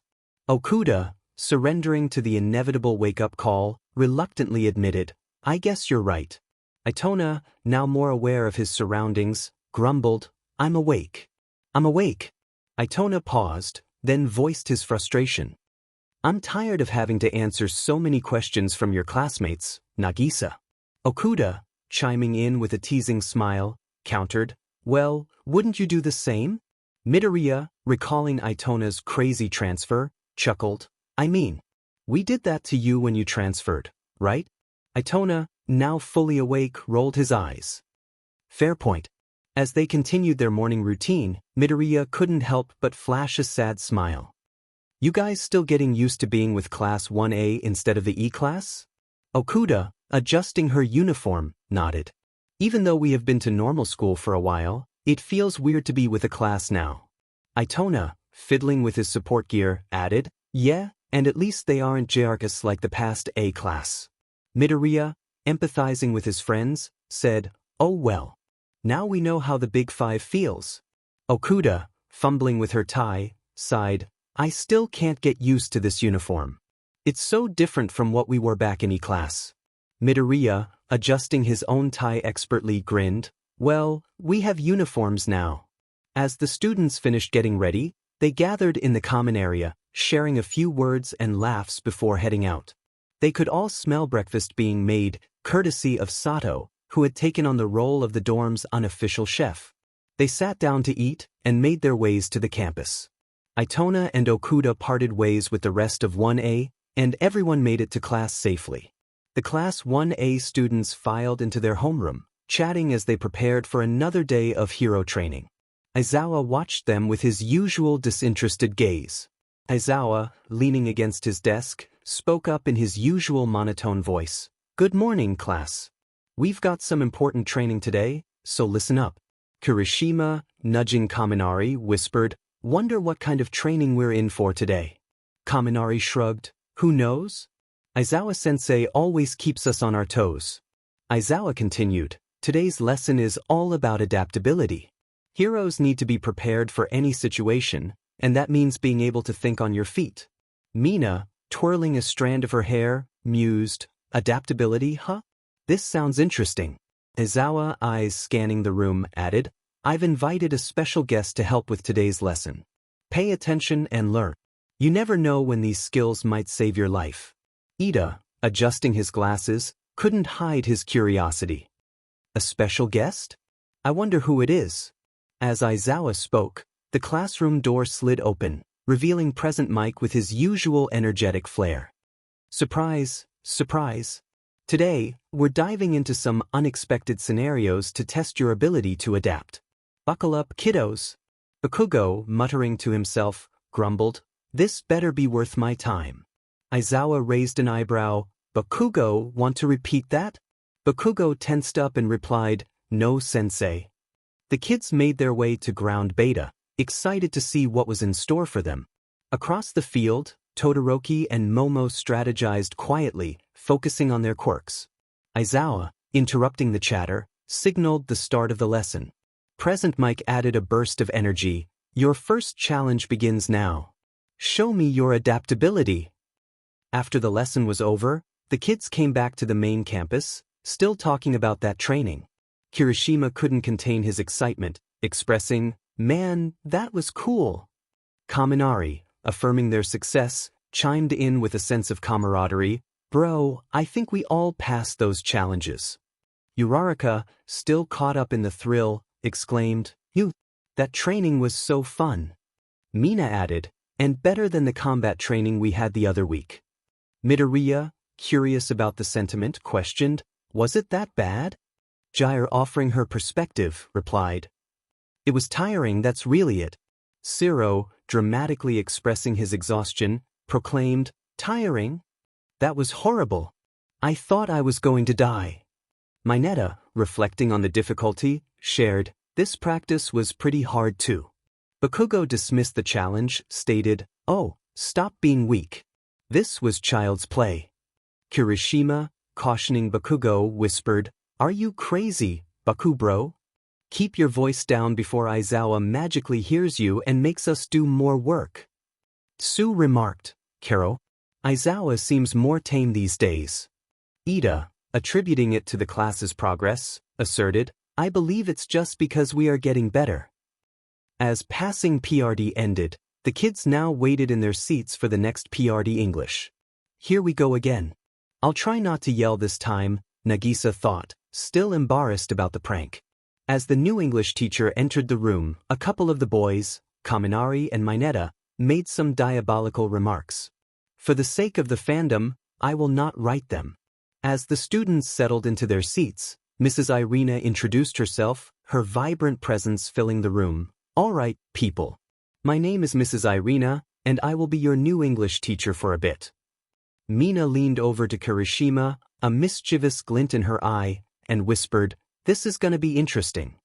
Mrs. Irina, catching snippets of the side conversation, raised an eyebrow and remarked with a playful smirk, "Oh, I promise, interesting is an understatement." Meanwhile, Todoroki exchanged curious glances with his classmates, wondering how this new teacher would fit into their already eventful school life. Bakugo, unimpressed, muttered to himself, "Another weird teacher. Great." Mrs. Irina, unfazed by Bakugo's lack of enthusiasm, clapped her hands together, adding, "But enough about me. Let's dive into the fascinating world of English literature. Get ready for a journey, my dear students. There is no way this is the same beach sensei that is a professional assassin." Well, I guess she did say how important it is to be able to act another personality, Nagisa thought, impressed by her acting skill. Ida raised his hand, eager to contribute, and asked, "Mrs. Irina, Have you ever encountered a book that completely changed your perspective? Mrs. Irina grinned but cursed in her head. Oh, absolutely, my dear Ida. There's a certain magic in literature that can transform the way we see the world. Now, who else has had a similar experience? Urarika eagerly shared her favorite book, sparking a conversation about each student's literary preferences. Mina animatedly described a thrilling action novel, while Jiro praised the works of a well-composed mystery. Kirishima, sporting an enthusiastic grin, chimed in. I never thought I'd enjoy reading until I stumbled upon this one manga series. It's like a hero story but with a twist. Mrs. Irina nodded, encouraging the students to explore diverse genres. Bakugo, unable to resist the urge to participate, reluctantly admitted, Fine, there's this one book with explosive battles that caught my interest. The class erupted in laughter, appreciating Bakugo's unintentional pun. Mrs. Irina joined in, much to Bakugo's disliking. As the lesson continued, the students loved Mrs. Irina more and more. When the class finally finished, the kids left the room. Midoriya stayed to talk to his old teacher. Wow, Professor Beach, I never knew you could teach like that, Midoriya remarked. Yeah, whatever. Ritsu made me study this crappy job since the day she suggested I teach, Irina replied dismissively. Midoriya grinned, shifting the topic. So, have you had a chance to explore the campus? And thanks for not throwing a knife at me this time. Next time I throw it, you won't catch it, Irina retorted with a sly smile. As if Karasuma would let you kill me like that, Midoriya teased. You guys are so annoying, Irina muttered, rolling her eyes. Whatever, go talk to the other teachers. I have to go to my next class. Midoriya sighed. I get to teach Itona and Okuda next PRD. Yay, she added with mock enthusiasm. They both left the classroom, but in the hallway, Irina found herself interrupted by Nomuri. Oh my gosh, you're the new teacher, right? I've heard so much about you. Nomuri exclaimed, practically bouncing on her toes. Irina, caught off guard by Nomuri's enthusiasm, chuckled, Yeah, that's me. And I've heard about you too, Pro Hero Midnight, right? Nomuri blushed. Oh, you know about me. That's so cool. I've been dying to meet you. You can call me Nomuri though. Irina smiled. Well, I'm glad we met. Nomuri leaned in, whispering excitedly, You have no idea how much I've wanted to chat with someone who's not all serious and hero-like. I mean, have you seen these students? They're a handful. Irina laughed. Tell me about it. Teaching 1A was like dealing with a bunch of hyperactive squirrels. And don't get me started on Bakugo. Nomuri nodded. Oh, Bakugo. That kid has fire both in and out of the classroom. It's entertaining, though. Irina eventually glanced at her watch. Oh, I've got to head to my next class. Teaching the support course awaits, she sighed. Nomuri grinned. Well, I'm sure they'll be in for a treat with you as their teacher. Let's catch up later, okay? Absolutely. Irina agreed, giving a playful salute. We'll have to exchange more stories. See you around, Nomuri. See you, Irina. Looking forward to it. Nomuri waved as Irina quickly walked down the hallway. That was weird. She gives me weird vibes too. I guess I have a teacher friend now. Irina thought, still confused. Sometimes she acts without really thinking. During math class in 1A, Midoriya's phone unexpectedly rang. Oh, I'm sorry, Sensei. I have to take this. It's my mom. Midoriya hastily excused himself. He was lying. Ritsu was the one calling him. Hey, Nagisa, bad news. Ritsu started the conversation. Oh, what happened now? Midoriya responded in Russian. Kiara skipped her training yesterday, and Mr. Karasuma found out, Ritsu informed him. Skip training? She would never do that. But wait, yesterday was the whole fire thing, right? Midoriya connected the dots. Yep, and instead of telling Karasuma, she decided to keep it under wraps. Anyways, you have to go on the mission tonight with Itona. He's punishing her for not being there, Ritsu explained. Oh God, so I have to lie to my classmates again? Midoriya sighed. But it's okay, I already have an email being sent to Aizawa that says you will be out tonight to attend a gala, Ritsu reassured.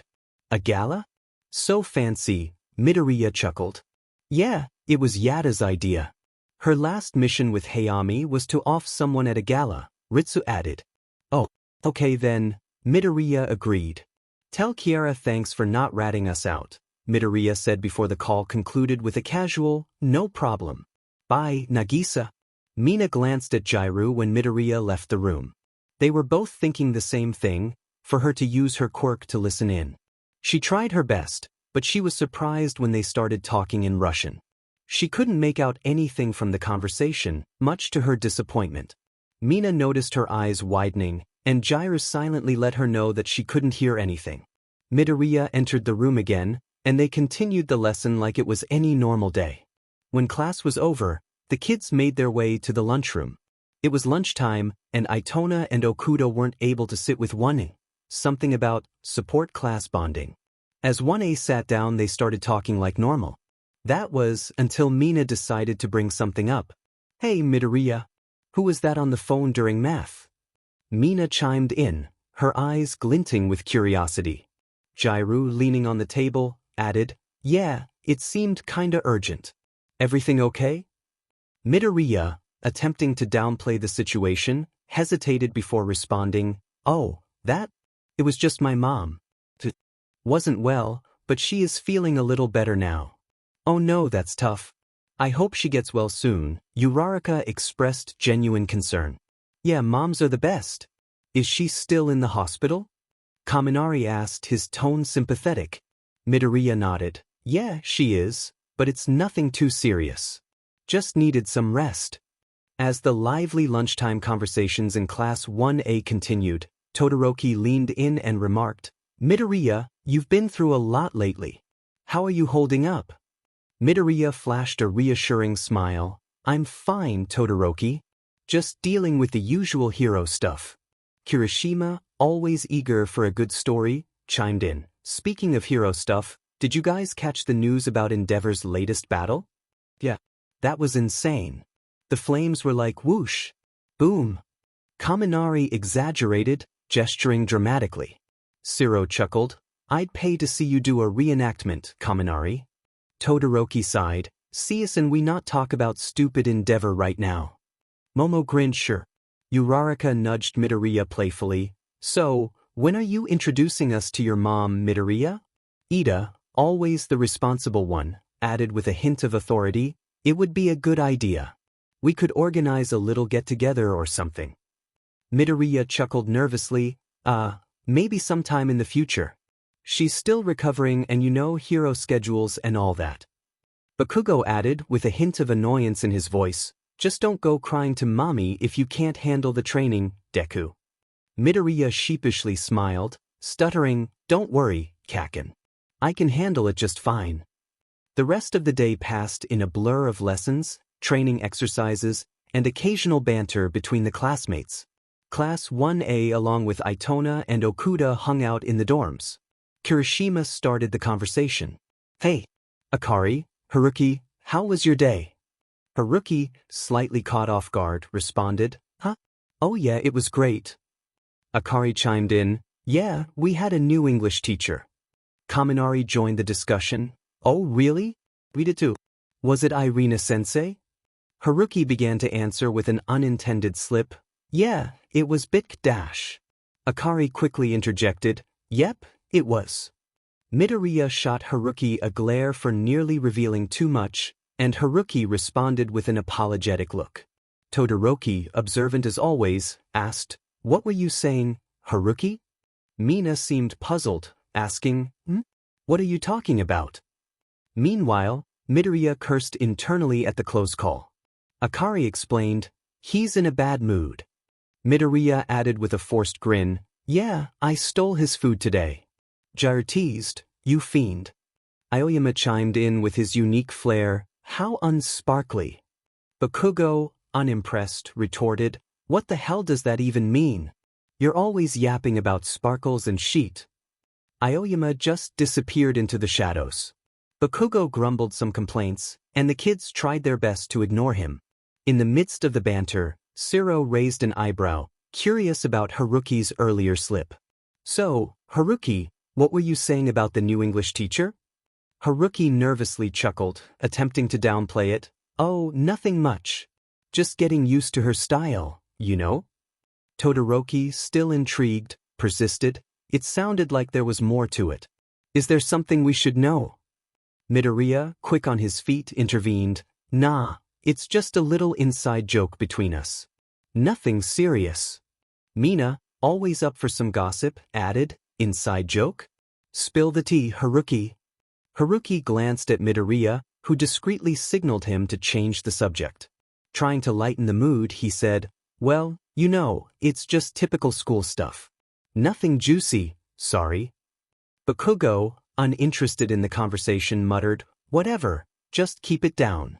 Some of us are trying to relax. The group continued chatting for a little longer, but Itona and Midoriya realized that had to leave to go to their mission.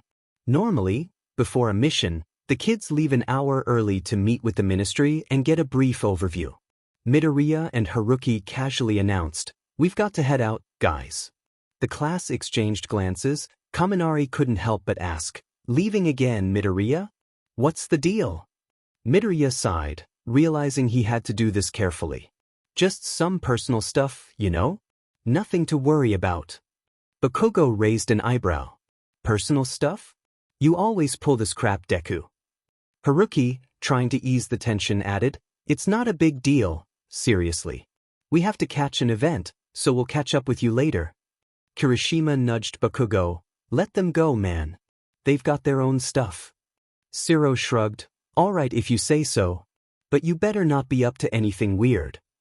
As Midoriya and Haruki made their exit, the class kind of just stood in silence. Then Mina spoke up. Oh my gosh, did you see that? Uraraka chuckled. See what, Mina? Midoriya. And Haruki. Did you guys feel the tension in the air? They are totally doing something mischievous. Jiraiya rolled her eyes. Mina, you're exaggerating. They're probably just going somewhere together. Hagakure, intrigued, chimed in. That sounds cool. What if we followed them? Akari, panicking, tried to convincingly stop them. Whoa, how about we just let them be? Momo, with a thoughtful expression, added, let's not jump to conclusions. They might just have some important business to attend to. Tiu, in a teasing way, croaked, Mina, you're acting like a little kid right now. Mina blushed. I can't help it. It's just so exciting. But you know what's even more exciting? A girl party. Snacks, music, and gossip, let's do it. The girls agreed, and they all left, leaving the boys in confusion. The girls were now in the room. Alright girls, now that we have some privacy, spill the tea. Tell me your crush stories, your wildest dreams, anything. Mina exclaimed, practically bouncing with enthusiasm. Jiraiya, rolling her eyes, said, Mina, not everyone has exciting crush stories like you. Mina grinned mischievously. Well, what about you, Akari? Any juicy secrets from your time at middle school? Akari chuckled. Just the usual stuff, nothing too scandalous. Midoriya was always the center of attention, but he handled it surprisingly well. Mina continued to lead the conversation, eager to create a lively atmosphere. She turned to Akari, trying to dig into her past. Come on, Akari. You must have some awesome stories from your time in middle school. Spill the tea. Akari hesitated, glancing at Uraraka and the others. Well, it was pretty normal, you know? Just the usual stuff. Mina pouted. You're no fun. We're sharing secrets here. Interjected, let's respect everyone's privacy. If Akari doesn't want to share, we should move on. Mina proudly declared, well, first things first, let's talk about crushes. Anyone got a secret crush? Hagakure winked. Well, you can't see mine, but it's pretty secret. Jiraiya smirked. Mina, this is not a sleepover. But fine, I'll play along. I might have someone in mind. Mina nodded. Yes. Spill the tea, Jiraiya. The girls continued their lively chat, laughing and sharing stories. Mina, always full of energy, clapped her hands. Alright girls. Next on our girl party agenda, nail painting. Who's in? Uraraka grinned. Sounds like fun. But can we even find enough polish for everyone? Mina opened a drawer, revealing an impressive collection of colorful nail polishes. I've got you covered, Uraraka. Pick your colors, ladies. Excitement filled the room as the girls selected their favorite hues. Hagakure chose sparkly pink, while Momo opted for a more sophisticated deep red. The others chose their colors with sparkles in their eyes. As they painted each other's nails, the atmosphere turned cozy. The girls continued their conversation, going from girly topics to discussing their class and recent events. Class has really been going slow these days, Mina remarked, a hint of frustration in her voice. Uraraka nodded in agreement. I know, right? It's like the lessons are more basic. Momo chimed in, removing her nails from the UV light. Well, I see what you mean. But the pros have been dealing with more stuff lately. Sue interjected softly, I'm not sure that's what's happening. I heard that there have been fewer incidents involving villains. Uraraka's eyes widened as she considered this. Oh yeah, and the underground heroes have less work too, Jairu remarked. Well, at least the class is somewhat normal. Momo nodded in agreement, saying, if you ignore the recent changing of teachers, yeah. Akari sat there in silence. On one hand, she really loved these girls, they were really fun to hang out with. But on the other hand, she knows that her loyalty to the E-class cannot be surpassed. She knew that Midoriya's classmates were getting suspicious of him, and she really wanted to help him out. Yeah, maybe if I just add to the conversation, I can learn what they know, and maybe clear him of his suspicions. Fukuda thought, smiling.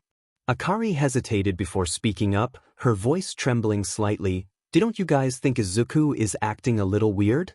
The room went silent. Mina stopped painting Akari's nails. Uraraka responded with a thoughtful hum. Momo followed suit, albeit more reservedly. Wait. Akari's heart skipped a beat, scared that she had offended you. But to her surprise, Mina's face lit up with excitement. OMG! You noticed it too. Sue chimed in, sharing Mina's enthusiasm. Oh, this is good. Uraraka nodded in agreement, her curiosity piqued. We can finally figure out what's wrong with him. Mina jumped up from her seat, her eyes sparkling with enthusiasm. Let's brainstorm, girls. What could be going on with Midoriya? Uraraka leaned forward, her expression serious. Do you think it's related to his quirk? Maybe something happened during his hero training. Jairu shook her head. I don't think so. He's always been dedicated to his training, even more so than the rest of us. Momo paused for a moment before offering her input. Perhaps it's something personal. Has anyone noticed him leaving campus more often than usual? Akari listened to the conversation intently, relieved that her plan didn't backfire. She remained silent. Mina turned to Akari, noticing her thoughtful expression. Hey, Akari, what do you think? Caught off guard by the sudden attention, Akari hesitated before responding, Not sure. He's just been different lately. DMN. I need to get better at this acting thing. Maybe Keanu can help me. Mina's eyes lit up with excitement as she proposed her idea. We could always check his room. Maybe there's something there that can give us a clue. Oh no. How about we don't do that? Uraraka hesitated, her brows furrowing in concern. I don't know, Mina. Snooping around in someone's room doesn't seem very hero-like. Thank you. I love you so much, Uraraka. Fukuda said, sighing of relief. Jairu nodded in agreement. She's got a point. Invading someone's privacy isn't the best way to approach this. Momo calmly stated, perhaps we could simply talk to him directly? Express our concerns and offer our support. We have tried to talk to him. He always gives us the most bland answers ever. Tsu said, scratching her he. Mina chewed on her bottom lip, weighing their options. Alright, how about this? We'll go to his room, and if we don't find anything, we talk to him directly. Uraraka nodded, seemingly satisfied with the compromise. Sounds like a plan. Oh great. What did I just do? It should be fine, right? I'm pretty sure Nagisa left the shared computer with Karma last week. Other than that, there is nothing suspicious there, right? I hope he took all his weapons with him though. As the girls strolled down the hallway toward Midoriya's room, they passed the boys on the couch. They were watching some American sport and yelling at the TV. Ignoring them, they decided to talk about their plan. So, what do you think we'll find in Midoriya's room? Mina asked, her eyes sparkling with anticipation. I bet it's still plastered with All Might posters, Jair chimed in, adjusting her earphone jack with a smirk. Definitely, Uraraka agreed with a laugh. I mean, have you seen how obsessed he is with All Might? That does not sound like Nagisa at all. I wonder why he chose such a weird fake personality, Okuda thought, while chuckling. Momo nodded in agreement. I remember when we toured the dorms, it was certainly something. That sounds about right, Mina remarked.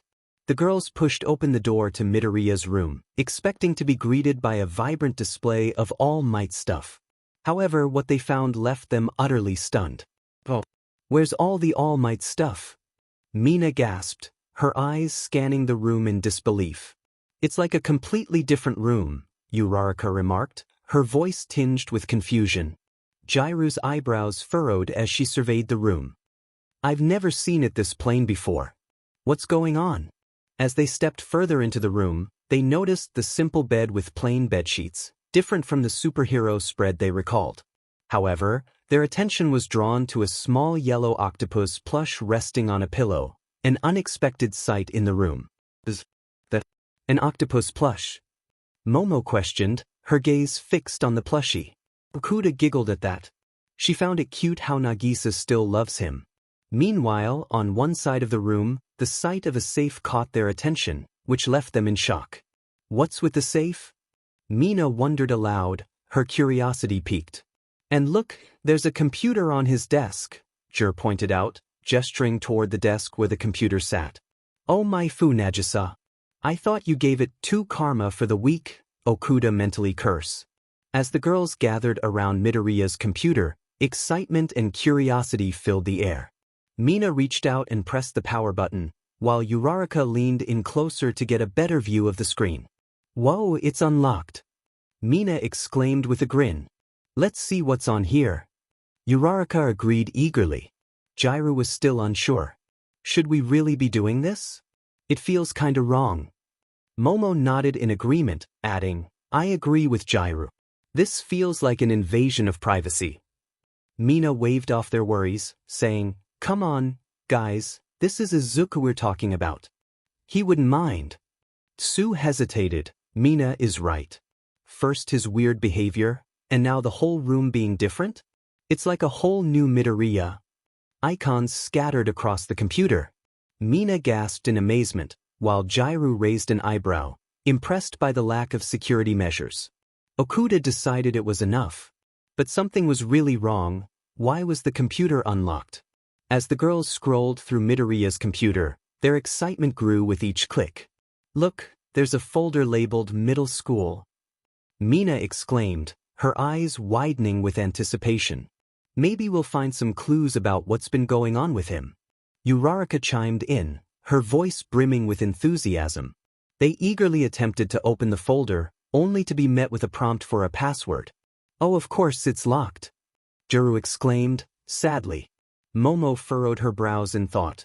Do you think he'd use something obvious as the password? Then it hit Akari. This was an obvious trick.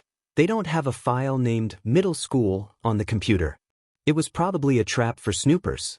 They were probably going to ask her about the password. She contemplated for a little bit. If she had called Ritsu, she would be taking away from the mission that was going on. But if she didn't, there would be more of a chance for him to have some secret spilled. She decided to do the best with what she had. As they struggled to unlock the folder, Mina turned to Akari, her eyes gleaming with hope. Hey, Akari, do you have any ideas for a password? She asked eagerly, leaning in closer. Yeah, you know him best, right? Hakigure asked, pleading. Akari paused for a moment, taking a seat at the desk. Actually, I need to check something on my phone first, she said cryptically, her fingers already typing away. The other girls exchanged curious glances but didn't press further, too worried about what could happen. Don't mind me. I'm using a voice type. Akari said with a smile. Okay, just hurry, we don't know when they will be back, Uraraka said, confused. Alright. I need help. To the person who is in my phone, answer me back in Russian and make sure not to use any names. I'm in a room with some classmates. Okuda said, trying to be discreet. She knew that if she used names, the girls would find her suspicious. What can I do for you? Ritsu answered, not popping up on the screen to remain secret. Hide everything on this computer that has to do with us and our little hobby. Leave at least something that the girls can find. I'm trying to play along, Okuda said, trying to wrap things up. You got it. I'll need to do this quickly though, I'm on a mission. Ritsu responded. Okuda knew that it worked, because while the girls were strolling around the room, a file from the computer disappeared. She called the girls back to look on the computer.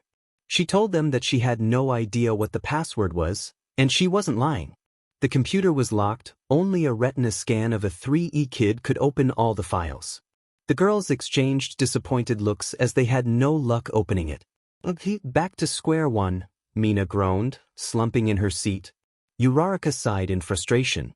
I thought we had it for sure, she murmured, leaning back in defeat. Just as they were about to give up, Momo's sharp eyes caught something on the screen. Wait, what's that? She asked, pointing to a small file tucked away in the corner. Jairu leaned in for a closer look. I didn't even notice that before. Let's open it, she suggested, her curiosity coming back. The file was named Okajima Photos? Why have I never seen that? Oh well, I hope Korosensei isn't in that. I trust Ritsu to delete those though. Huda thought, though curious to see what Okajima had captured for the year. Who's Okajima? Momo questioned, furrowing her brow in confusion. Jairu quickly clicked on the folder, revealing a series of photos. Wait a minute. She trailed off, her eyes widening in recognition. Mina leaned in closer, her curiosity piqued. Is that Akari? She asked, pointing at one of the photos. Uraraka's eyes widened in surprise. It is, she exclaimed, her voice filled with disbelief. Akari blushed, feeling a mixture of embarrassment and curiosity. Oh yeah, that is me in middle school, huh? Hagakure, stunned at the photos, said, but you look so different. Uraraka, amazed at her change, asked, you grew out your hair? Okuda turned red. Curse freaking Okajima for his photos. I thought we agreed never to look at my witch costume again. Akari nodded in agreement. Yeah, it wasn't really my best look, she admitted quietly. Momo's eyes widened with excitement. Oh my god. You look so cute in the picture of you and the girl with dark blue hair, she exclaimed, pointing at the screen. Mina leaned in closer to get a better look. Whoever took these photos is amazing. Look at the one with the blonde girl in the sunset, she remarked, marveling at the quality of the images. Tsu's gaze shifted between the different pictures. The girls in the kimonos at the bottom are gorgeous. Do you know them? She asked curiously. Akari hesitated before responding. Why yeah, I know some of them, she said, her voice slightly tense. Then, to everyone's surprise, the file mysteriously locked. The girls exchanged nervous glances, while Akari couldn't help but feel a sense of relief wash over her. Disappointed by their lack of progress with the computer, the girls collectively sighed and decided to return to the room. As they walked back, Jairu remained unusually quiet. Concerned, Uraraka spoke up. Hey, Jairu, is everything okay? She asked, her voice with worry. Jairu hesitated for a moment before brushing off their concern. Yeah, I'm fine. Just thinking about something, she replied vaguely, her tone distant. Mina frowned, sensing that something was wrong. Come on, you can tell us if something's bothering you, she urged gently, her eyes filled with concern. Jairu shook her head, offering a weak smile. It's nothing really. Just need some time to process everything, she reassured them, although her words quieted down. Once they arrived back in Mina's room, Hagakure tried to lighten the mood. Hey, don't worry too much, guys. We'll figure out what's going on with Midoriya eventually, she said optimistically.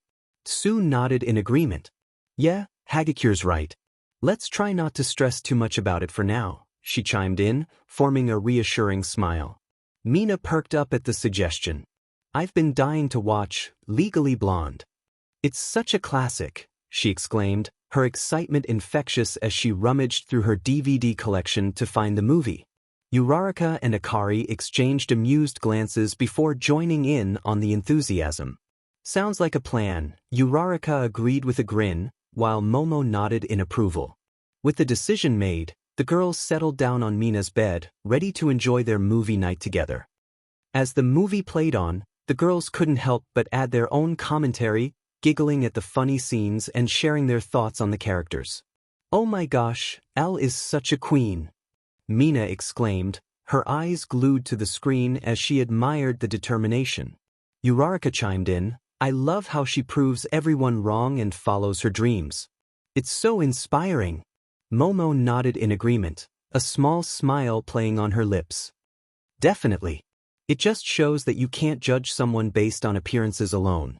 Throughout the movie, the girls loved every part of it, forgetting their earlier worries for the time being. Once the credits rolled and the movie came to an end, Akari suddenly spoke up, her voice hesitant yet determined. Guys? I think I'm going to head out for a bit. I want to visit my parents' house." The other girls exchanged confused glances, not quite understanding Akari's sudden decision. However, they respected her choice and nodded in agreement. "Sure, Akari. Just let us know if you need anything," Uraraka said, her tone supportive yet curious. Jiraiya was not dumb. There was obviously something wrong with Akari and Midoriya. She sat in silence during the last half of the movie contemplating. What could be happening here? Akari's first mistake was calling Midoriya by his first name. That solidified the fact that they were really close along with Haruki. There was absolutely no way that she doesn't know anything what is happening. 2. She was quiet most of the time we talked about Midoriya. 3. When they made our way to the room, she seemed to systematically block us from searching places. 4. She sat down at the computer and started talking to her phone in Russian. What could she have possibly needed to do that for? 5. She was in those pictures on Midoriya's computer. There was no way in hell that doesn't make her more suspicious. She looked surprised to see the photos too. 6. All three of them, Haruki, Midoriya, and Akari, are so quick to think on their feet. Like, when Todoroki asked them a question, Haruki almost screwed up. It was obvious to her that they had improvised a topic right on the spot, and that he was about to say something he wasn't supposed to. After looking over all of her reasons, she decided to take one more trip to Midoriya's room. There had to be something. Something that the girls hadn't seen before.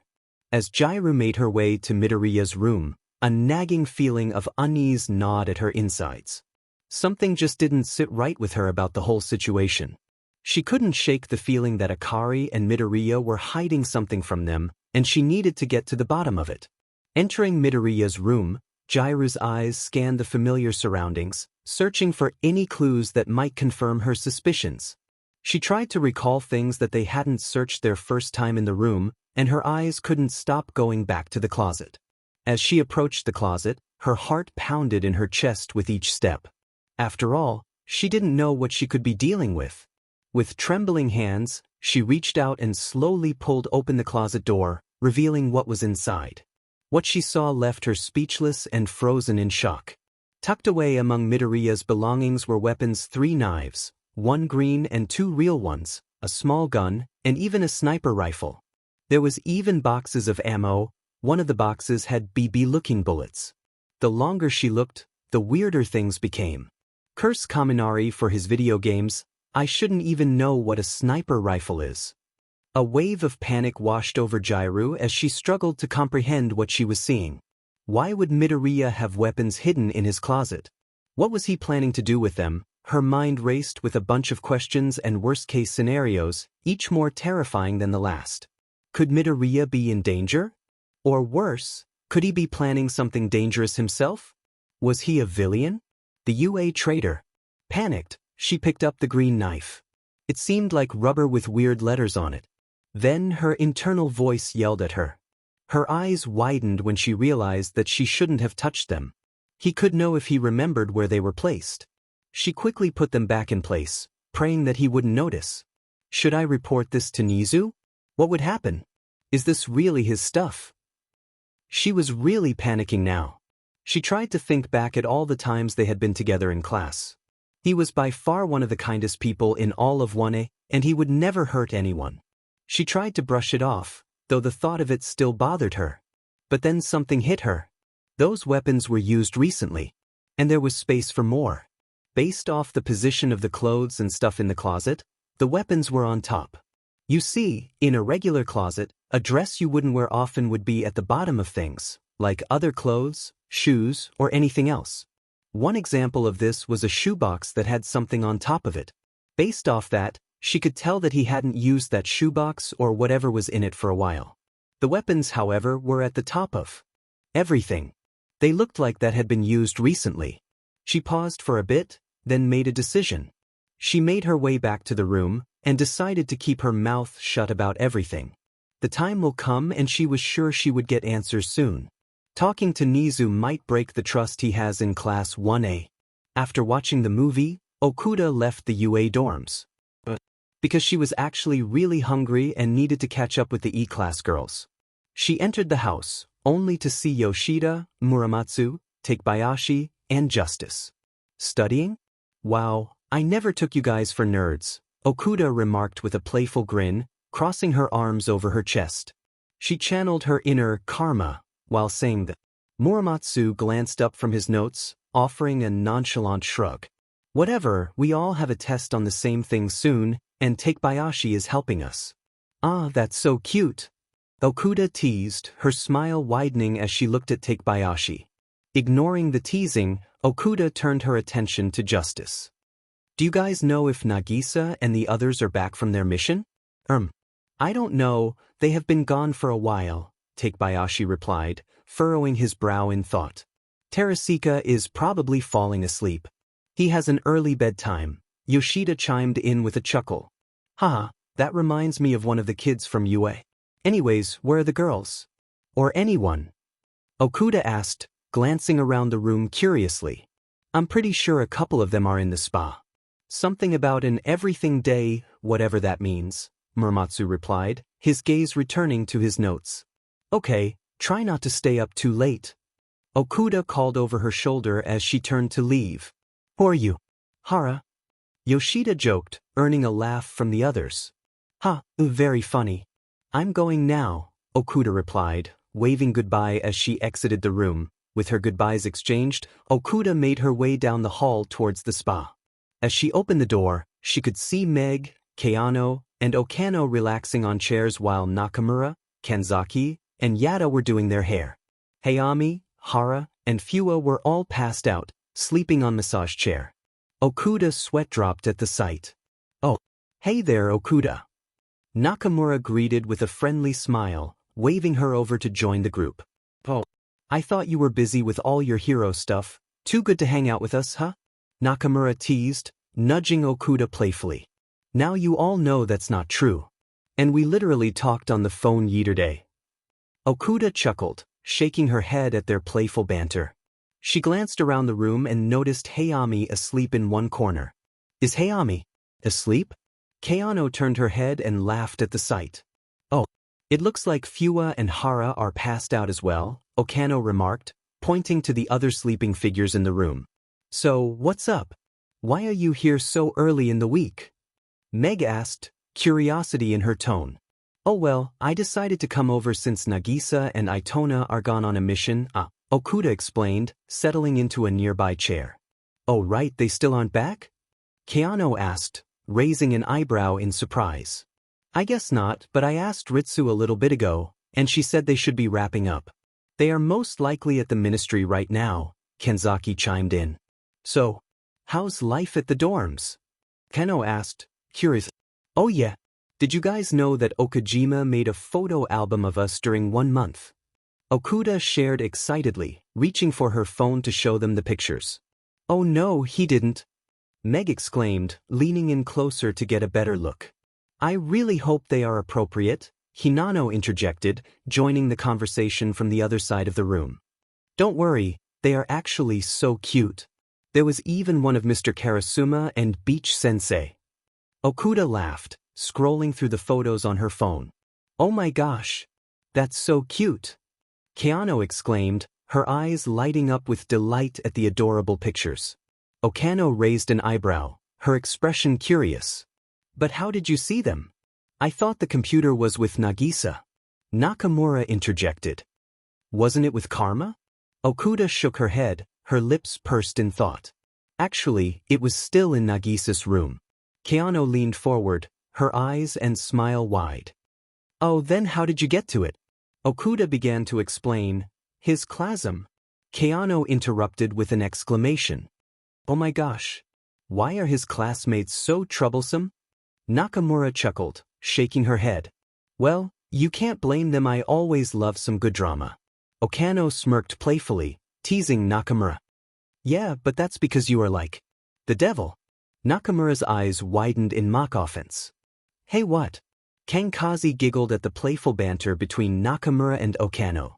Just as they were about to start the next conversation, the spa intercom rang. Hey girls, I heard you guys were in the spa. Get a chair ready for me, I'm super tired. The girls looked at each other and smiled. The intercom jolted Hayami awake, and she blinked in surprise at the sight of Okuda. Okuda? Since when were you here? Hayami yawned. Well, you were sleeping pretty good, Okuda chuckled. I was going to take a picture of you, you looked so cute, Nakamura teased. Nakamura, I know I'm tired but I can knock you out, Hayami joked. Ha. She's joking, right? Nakamura glanced around, seeking confirmation. Obviously, Keano and Okano chimed in unison while rolling their eyes. Yada finally made it to the spa, and the girls settled down to chat. So, how was the mission? Kenzaki asked. Oh, it was great. The ministry is going to send another group to collect the data from the villains we stopped, Yada replied. Is everyone okay? Like in one piece? Okano pressed while moving from the chair to the floor. Yeah, we didn't get in any bad situations, though Terasika almost blew our cover because he was fighting with Nagisa, Yada explained. Fighting with Nagisa? Is Terasika okay? Keano laughed. Yes, hi, he's fine, Yada assured them. After a bit more catching up, the girls made their way downstairs. It wasn't that late, and Nakamura convinced them to eat some sugary snacks. Okuda entered the common room with a bright smile, greeted by the sight of Nagisa, Itona, and Terasika getting settled in. Hey, guys, she exclaimed, her voice carrying a hint of excitement. Nagisa's face lit up at the unexpected arrival. Oh, Okuda. You're here, he remarked, surprised. I thought you were at the dorms? Yeah, I decided to come back just for the fun of it, Okuda replied casually, shrugging off her earlier reason.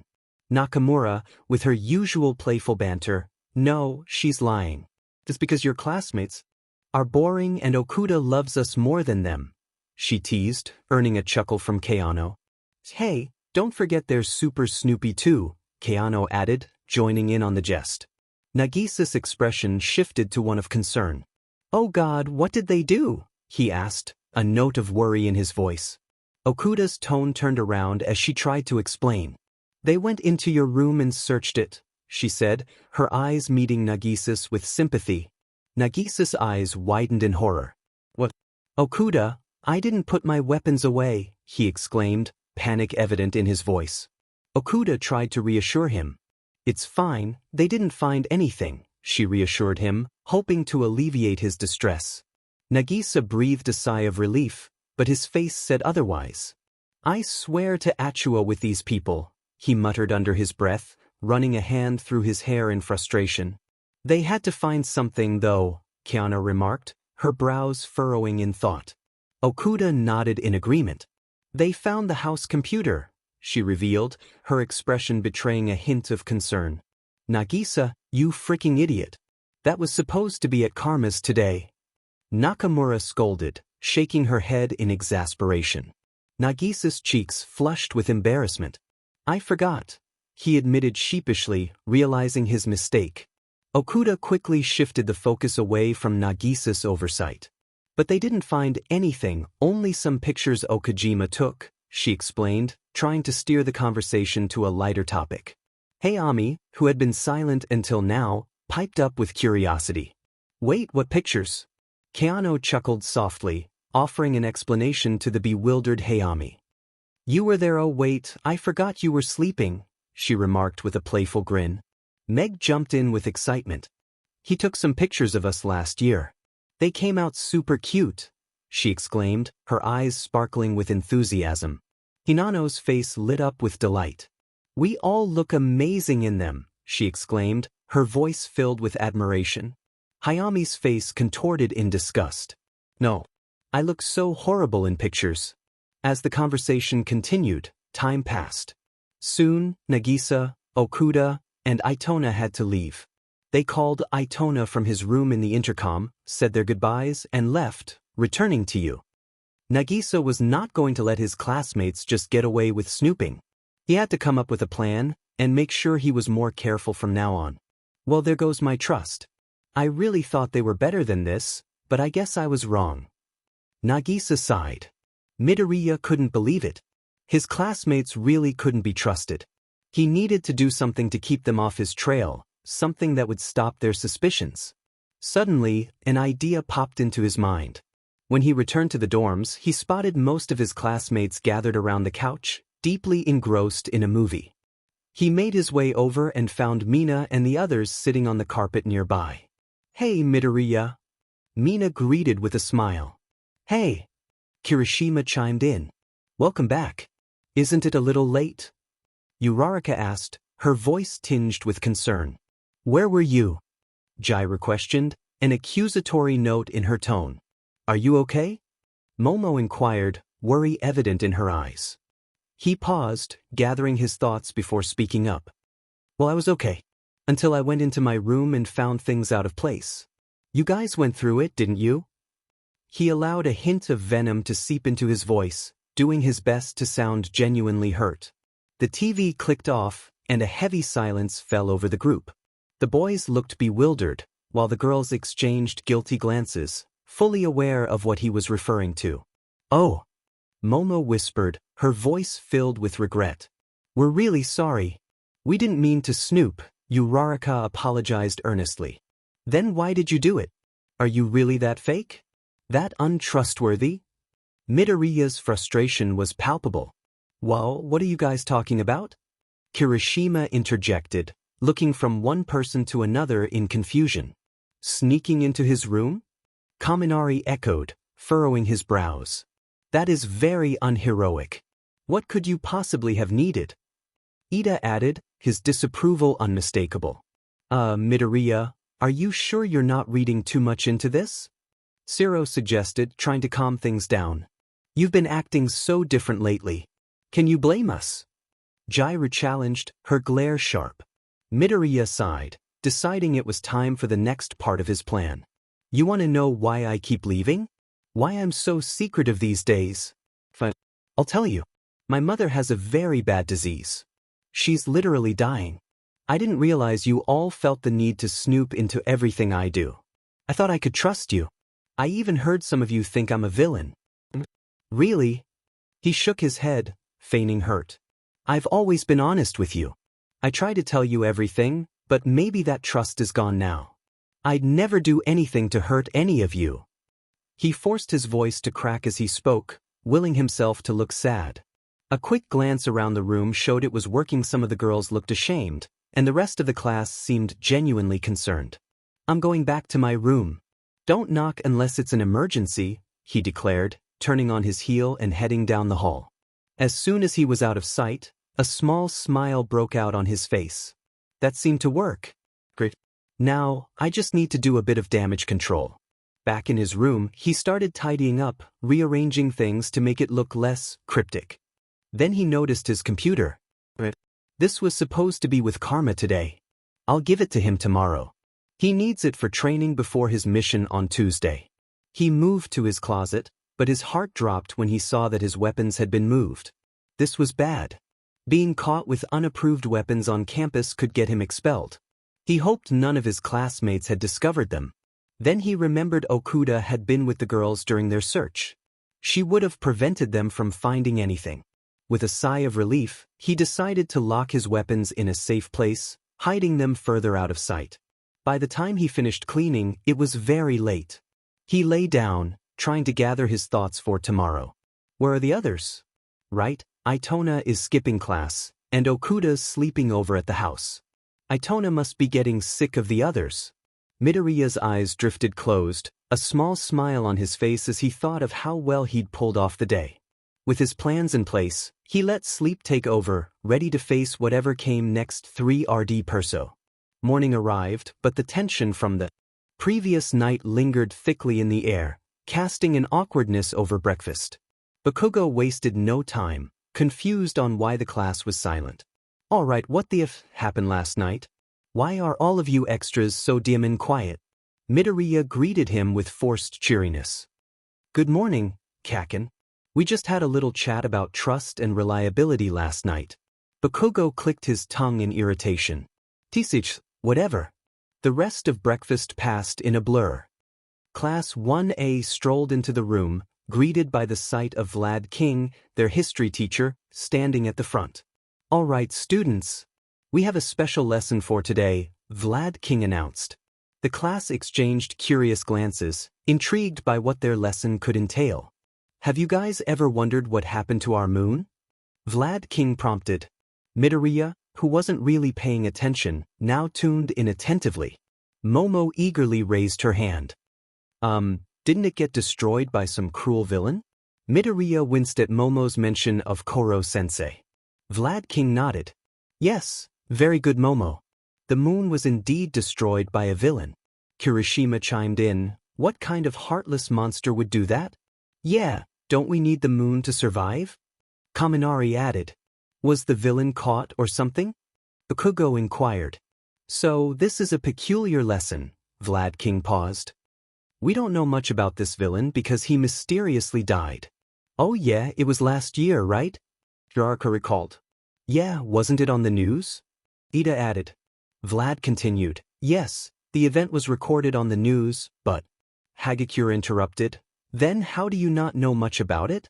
If you would let me finish, Vlad responded. The event was erased from the news the very next day. Every record of the event was destroyed. Kaminari was amazed. But how did people make that happen? Momo interjected. If I can remember correctly, it was actually the government. Sato contributed.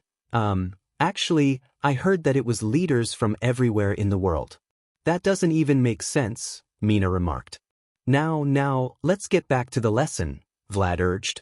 Midoriya was listening intently to the conversation. It made him angry that everyone knew Koro-sensei to be some heartless villain. He tried his best to not scream out and explain how he was the best thing to ever happen to him and the rest of 3. He was under a GG order. He couldn't even do anything about it. Wait, we are under a GG order. The world leaders covered the whole incident up. So why is Vlad King teaching us about him? What the hell? Midoriya, seething inside, couldn't hold back anymore. He raised his hand. Hey, sensei. Midoriya spoke up. Yes? What's up, Midoriya? Vlad inquired. If this event was covered up by the government, then why are you teaching us about the villain in class? If the world leaders thought the event was so bad, he shouldn't be talked about in schools, right? Midoriya questioned. Todoroki froze, picking up a discrepancy. Why did you refer to the villain as he? Todoroki pressed. Midoriya cursed internally. Momo also noticed the discrepancy. Wow, I didn't even notice that. Why did you call the villain he? Midoriya knew he was going to have to say something controversial to cover it up, but he had to do it anyway. Midoriya knew he had to think fast. It was because there are more boy villains, you know? I assumed it to be a boy, Midoriya stammered. Bakugo was not pleased. What the hell are you saying? Are you implying that only men can be villains? Yeah, what kind of thought process is that, Deku-kun? Kuraraka chimed in. I'm sorry. I didn't mean to assume its gender, Midoriya backtracked, feeling the weight of everyone's stares. Vlad intervened. You make a good point. But here at UA, where the teachers are pro-heroes, we are allowed to cover topics as long as they aren't specifically restricted by a government order. Oh, okay, Midoriya replied, making a mental note to talk to Ritsu after tea. Now, back on topic, who can tell me what happened as a result of the moon's vaporization? Vlad redirected the class. Midoriya zoned out, not really listening to the conversation. Soon after that, class was over and the kids were waiting alone for English class. While walking out of the class and into the hallway, he ran into Irina. "Oh, hey there, Beach Sensei," Midoriya greeted. "What do you think you're doing? Are you causing trouble again, Nagisa?" She asked him accusingly. Midoriya, offended, replied, "What? No. Also, I told you to call me Izuku or Midoriya." "My bad, Nagisa," she said while giggling. Midoriya, mock-angry, rolled his eyes. "I swear, just go teach the class." Irina gave him a wicked grin. "Nah, you never answered me." "I dash." She gasped. "Oh my gosh. You're skipping class." "Shoo, no I'm not. I'm just going to the bathroom," Midoriya said, trying not to let his classmates hear him. Irina rolled her eyes. "Whatever. Okay, go before the bell rings," Midoriya said, trying to get her to class. "Bye, Nagisa," she called with a teasing smirk. "Jellybitch." Midoriya called back, satisfied at getting the last log.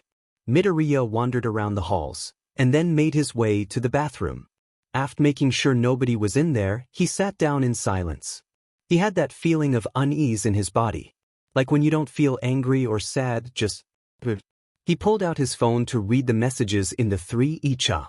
Nagisa, "Hey guys." Nakamura, "Hey Nagisa." Okuda, "Nagisa, you should be in class with Professor Beach right now." Nagisa, "You should be with Power Loader right now." Nakamura, "What kind of weird-ass name is that?" Karma, right? This place is so weird. Sugino, "So we are all on our phones RN?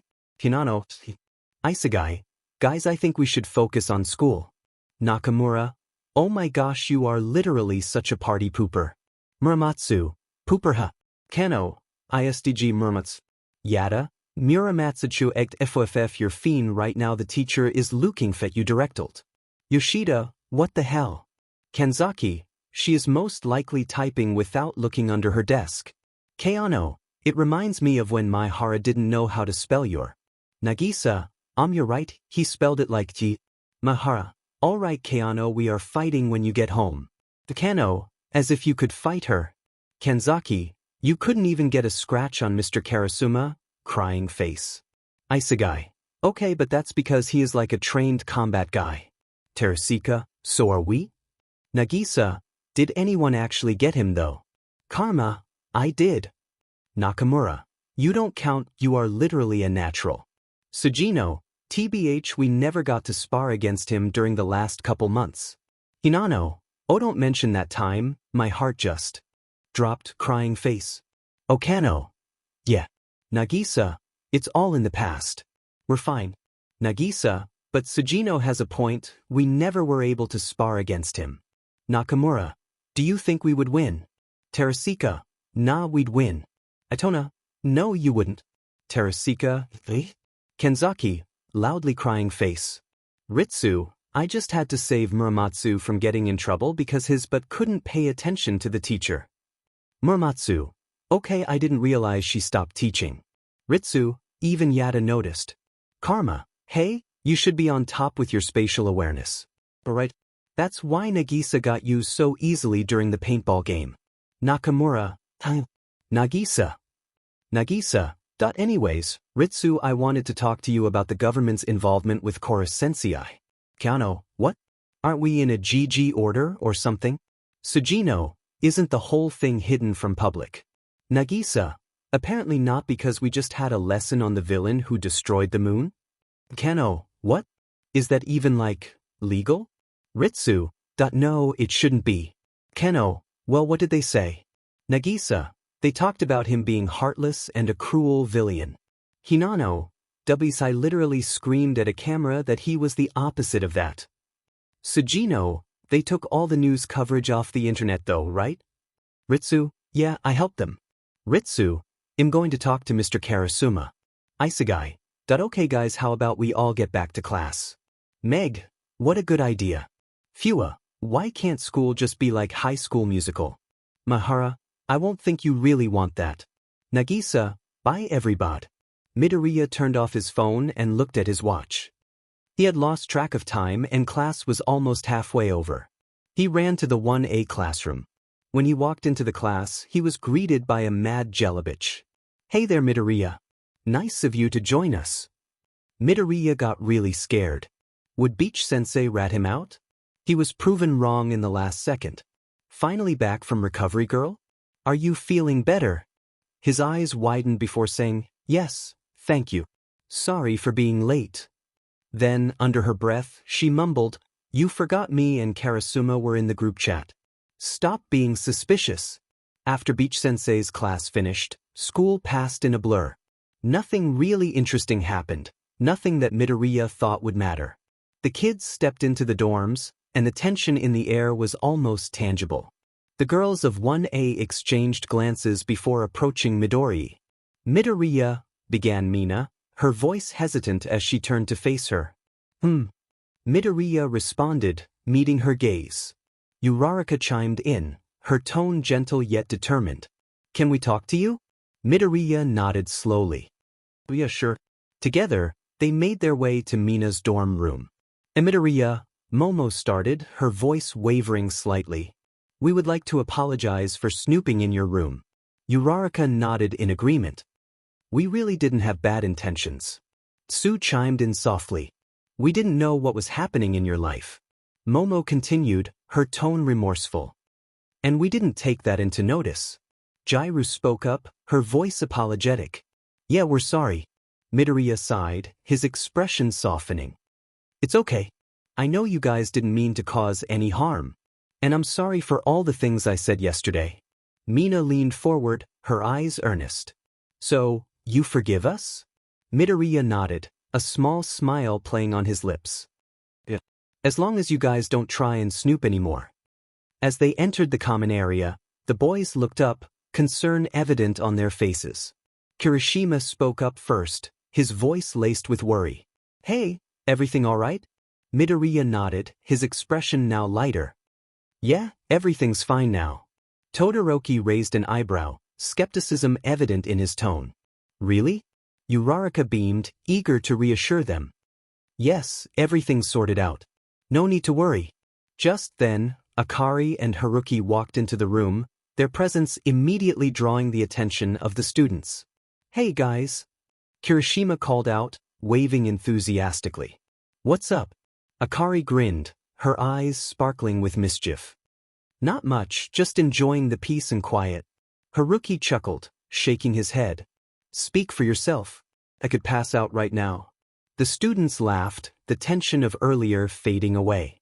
The students slowly made their way into their friend groups. Unfortunately, there is never a dull day in the dorms. Haruki, Akari, and Midoriya were hanging out in Midoriya's room and chatting. They were talking about what they wanted to do this Friday. "What did we miss while we were gone?" Pudesk. Midoriya shrugged nonchalantly. "Oh, nothing much. I talked to them about snooping in my room." "I told you that they were no good," Itona grumbled, his tone tinged with distrust. Midoriya raised an eyebrow, a hint of amusement in his voice. "Come on, are you this salty about your classmates?" "Yes. Take Bayashi is always yelling at him for it." Okuda sighed, rolling her eyes. "Okay, we could leave if you want?" Midoriya suggested, gesturing towards the door. "That sounds like a good idea. We have to go meet Hayami's cat anyways," Okuda said, a smile tugging at her lips. "I love cats," Itona deadpanned, a serious face for a silly comment. "So, do you want to go to the house?" Midoriya asked, turning to face them. "Yeah, but what are you going to tell your classmates?" Okuda questioned, her brow furrowing slightly. Itona pondered for a moment before responding. "You should have no problem lying to them. I think you're a natural now," he said, a playful glint in his eyes. "Oh, come on, fine. I'll tell them we are going to my mom's." Midoriya relented with a sigh. "I thought you told them your mom was sick?" Okuda pointed out, confusion in her voice. Midoriya scratched his head sheepishly. "Oh yeah. Itona, we are going to yours," he declared with a grin. "All right," Itona said, nodding in agreement. "Wait a minute. Who's driving us?" Okuda said, confused. "Okuda, we can just roof hop," Itona said, like it was nothing. Midoriya sweat dropped. "Actually, let's walk." I don't want to almost kill another old man. As they left the dorms, they started the long walk to the house. 20 minutes of walking had passed, and the three were unfazed. After all those years walking the mountain, they were more than trained in endurance. The three of them exchanged glances, then stopped walking. Midoriya sighed. For a girl who is invisible, you would think that they would be more stealthy. What a lame way to use your quirk. It's a shame.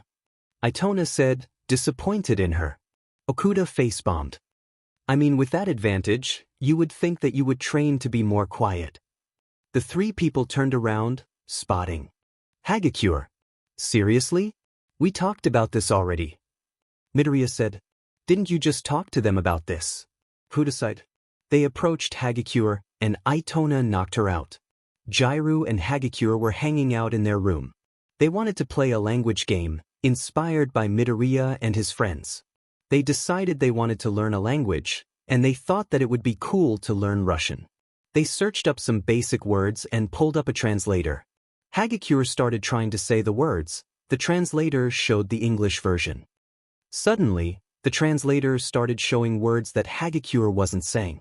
So, do you want to go to the house? Yeah, but what are you going to tell your classmates? You should have no problem lying to them. I think you're a natural now. Oh, come on, fine. I'll tell them we are going to my mom's. I thought you told them your mom was sick. Oh yeah. Itona, we are going to yours. All right, wait a minute. Who's driving us? Okuda, we can just roof hop. Actually, let's walk. I don't want to almost kill another old man. The two girls exchanged a glance, their expressions mirroring confusion and horror. Jiraiya's voice came out sharp with disbelief. What the F dash? What was that? Hagakure frowned, her invisible form betraying her puzzled expression. Where did that come from? Jiraiya's mind raced as she connected the dots. Midoriya's room is right next to us. The translator might have picked up that conversation. To guess. Hagakure's eyes widened in realization. He was lying to us? Jiraiya nodded grimly. I guess so. Killing an old man? What the hell does that mean? Hagakure exclaimed. Jiraiya had a good feeling that that statement related to the weapons she found in the room. By this time, both of the girls' hearts were racing. Jiraiya was getting more and more suspicious of Midoriya every day. Hagakure tried to offer a glimmer of hope. They could just be playing around. We don't know that for sure. Jiraiya hesitated before continuing, her tone uncertain.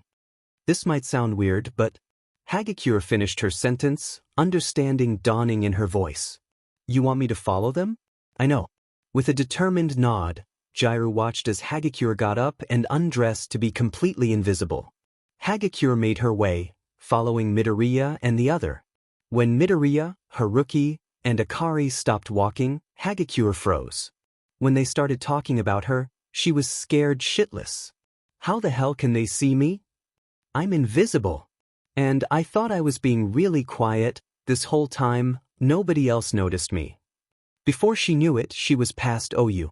The three kids stood over Hagakure's invisible body. Midoriya furrowed his brows, his voice laced with uncertainty. So, what do we do about this? Okuda glanced at him, her attitude in her words. She's your classmate. Midoriya hesitated, searching for a solution. Itona interjected, we can drop her back off at the dorms. Okuda's eyes widened in apprehension. How would we? We could get caught. Itona shrugged. She's an invisible girl. It's not like we are going to be seen holding her body. Midoriya nodded in agreement. You have a good point. Itona pressed on. Where do we leave her? Midoriya pondered for a moment. We could leave her on the couch. Okuda scoffed. Yeah, right, the boys are probably gaming. Itona scratched his head, considering their options. Okay, we could leave her outside. Okuda's eyes lit up with an idea. What if we wake her up and leave her on the doorstep and run away? Midoriya's eyes widened in surprise. He never thought Okuda would think like that. DMN. Was all he could say. Itona nodded, a smirk playing on his lips. It works. Okay, let's go back, Midoriya agreed. They made their way back to the dorms, Itona carrying Hagakure on his shoulders, trying to be discreet. Carefully, They left her on the doorstep and gently woke her up.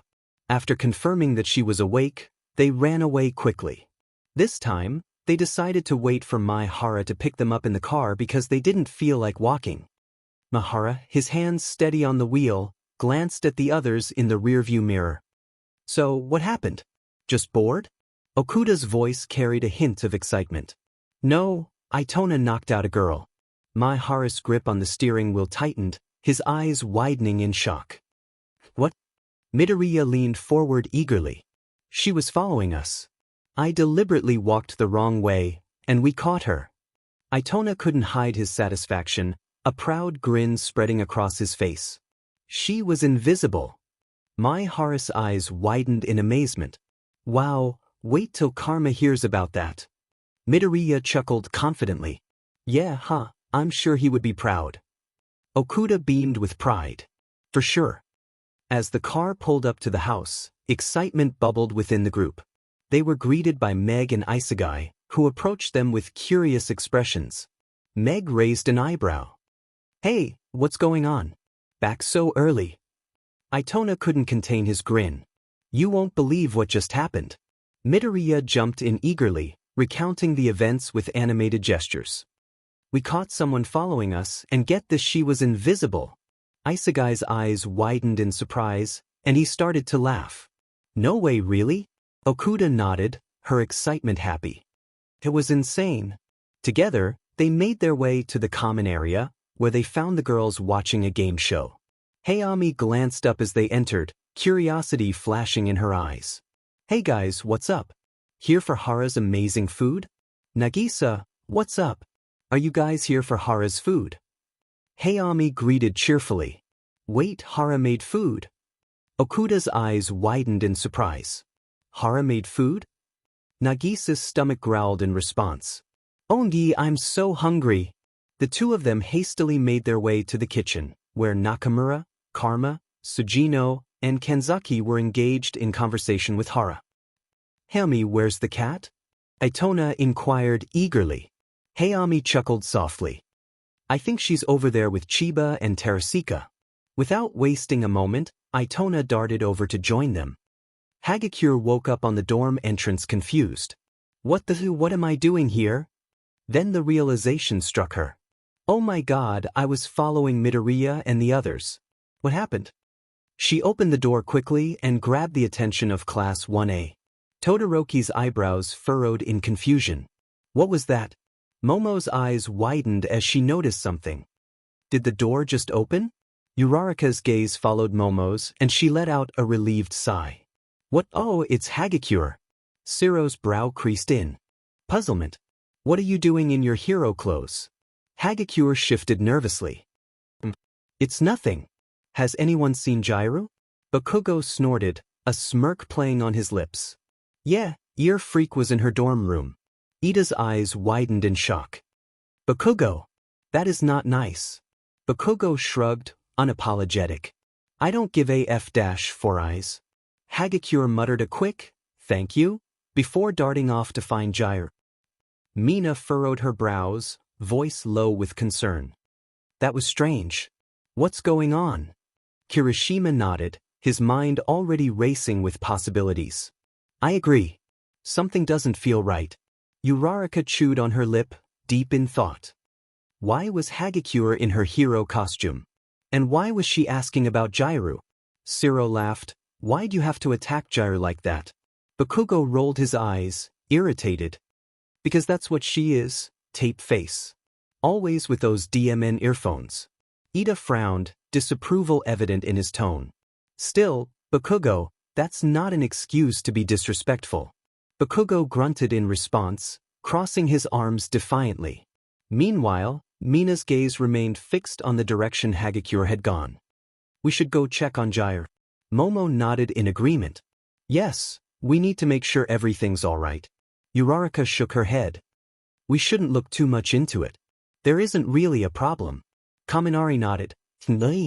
I think we should just leave them alone right now. Let's not worry, tomorrow is Saturday. Jairu was waiting in her dorm, nervous and kind of regretting sending Hagakure on the spying. Sheet, why would I do that? Midoriya could be dangerous and I really didn't think about her safety. I really hope she's okay. Just as Jiru's worry reached its peak, the door swung open, revealing Hagakure standing there. Jiru rushed forward, her concern in her voice. Hagakure! Are you okay? What happened? Hagakure hesitated, as if trying to recall something. I was following them and they noticed me. Jiru cursed under her breath. Sheet! What did you do? Hagakure shook her head, her voice quiet. The next thing I knew, I was back at the dorms. Jiru's eyes narrowed with confusion. Wait a minute, how the hell did they notice an invisible girl? Hagakure sighed in frustration. That's the thing. I don't understand. She reached for her phone and saw messages from Akari, which only confused her more. Akari, hey Hagakure. Are you okay? Akari, we were walking and we noticed you and came over to say hi, but you passed out. Akari, Haruki felt so bad haha, we took you back to the dorms. Akari, hope you are feeling better. Akari, drink some water, Midoriya. Akari, you scared us, you should go to Recovery Girl to make sure you're okay. There is something going around I heard. Haruk. Hagakure and Jiru's faces both widened reading the texts. Why is this whole thing so confusing? The early morning light filtered through the windows of the house as Ritsu roused the groggy kids from their slumber, urgency in her voice as she informed them, Karasuma is calling all of us. Muttering and grumbling, they dragged themselves up the stairs, still half asleep. Why are we up so early? Nakamura protested, her voice thick with sleep. Nagisa, a bit more awake, asked, what do you guys think we are doing? Mahara, concerned, added, whatever it is, it must be important since he called all of us. Terasika, his annoyance obvious, chimed in, didn't Chiba just come back from a mission?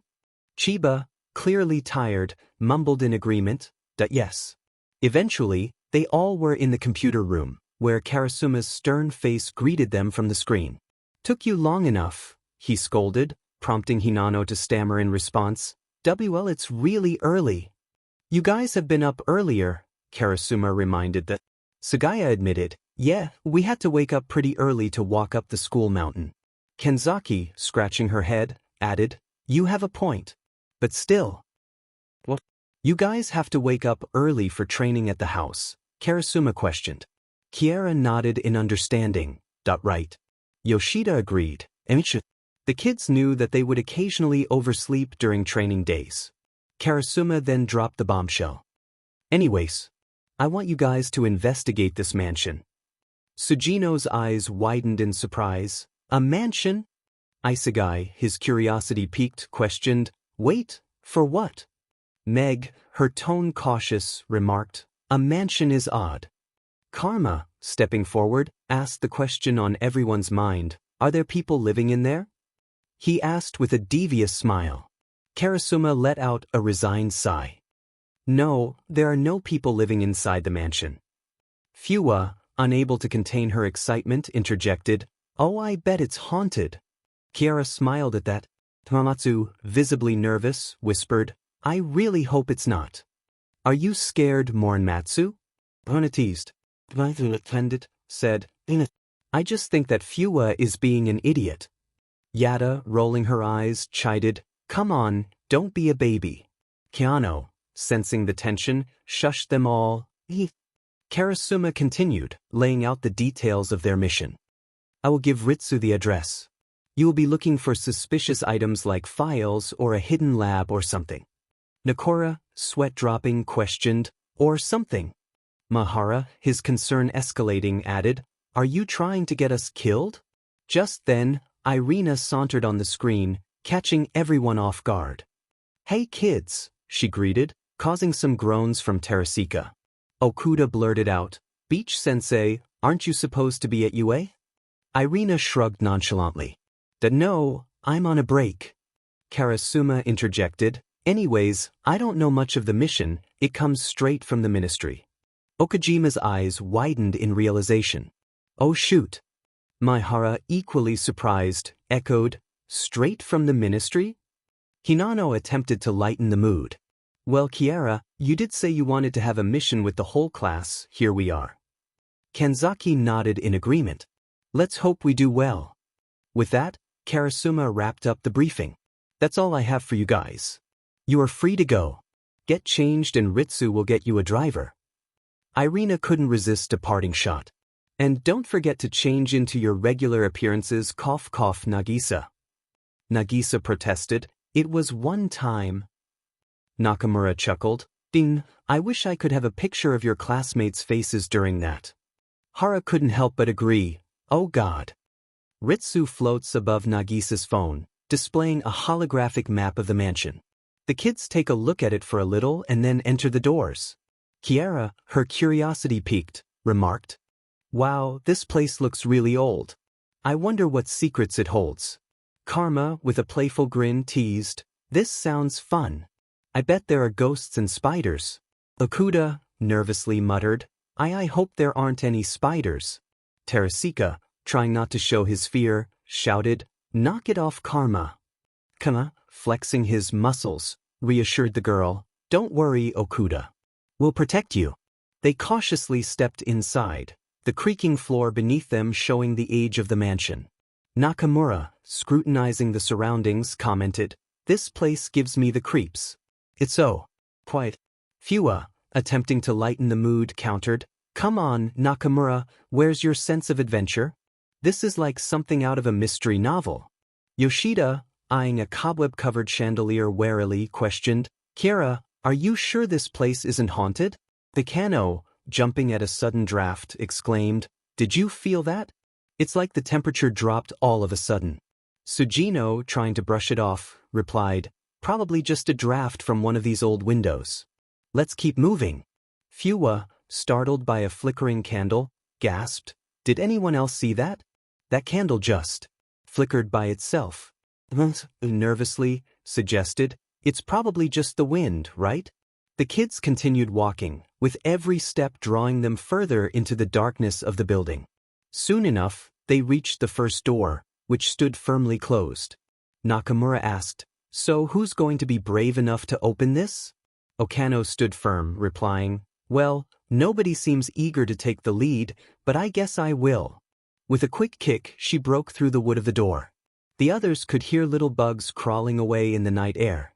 As they walked into the room, one of the loose wall boards flung out of place, just barely missing Mimura and Sagaya's faces. They tried to find lights, but there was nothing there. The only source was the faint glow from Nagisa's phone with Ritsu displayed on it.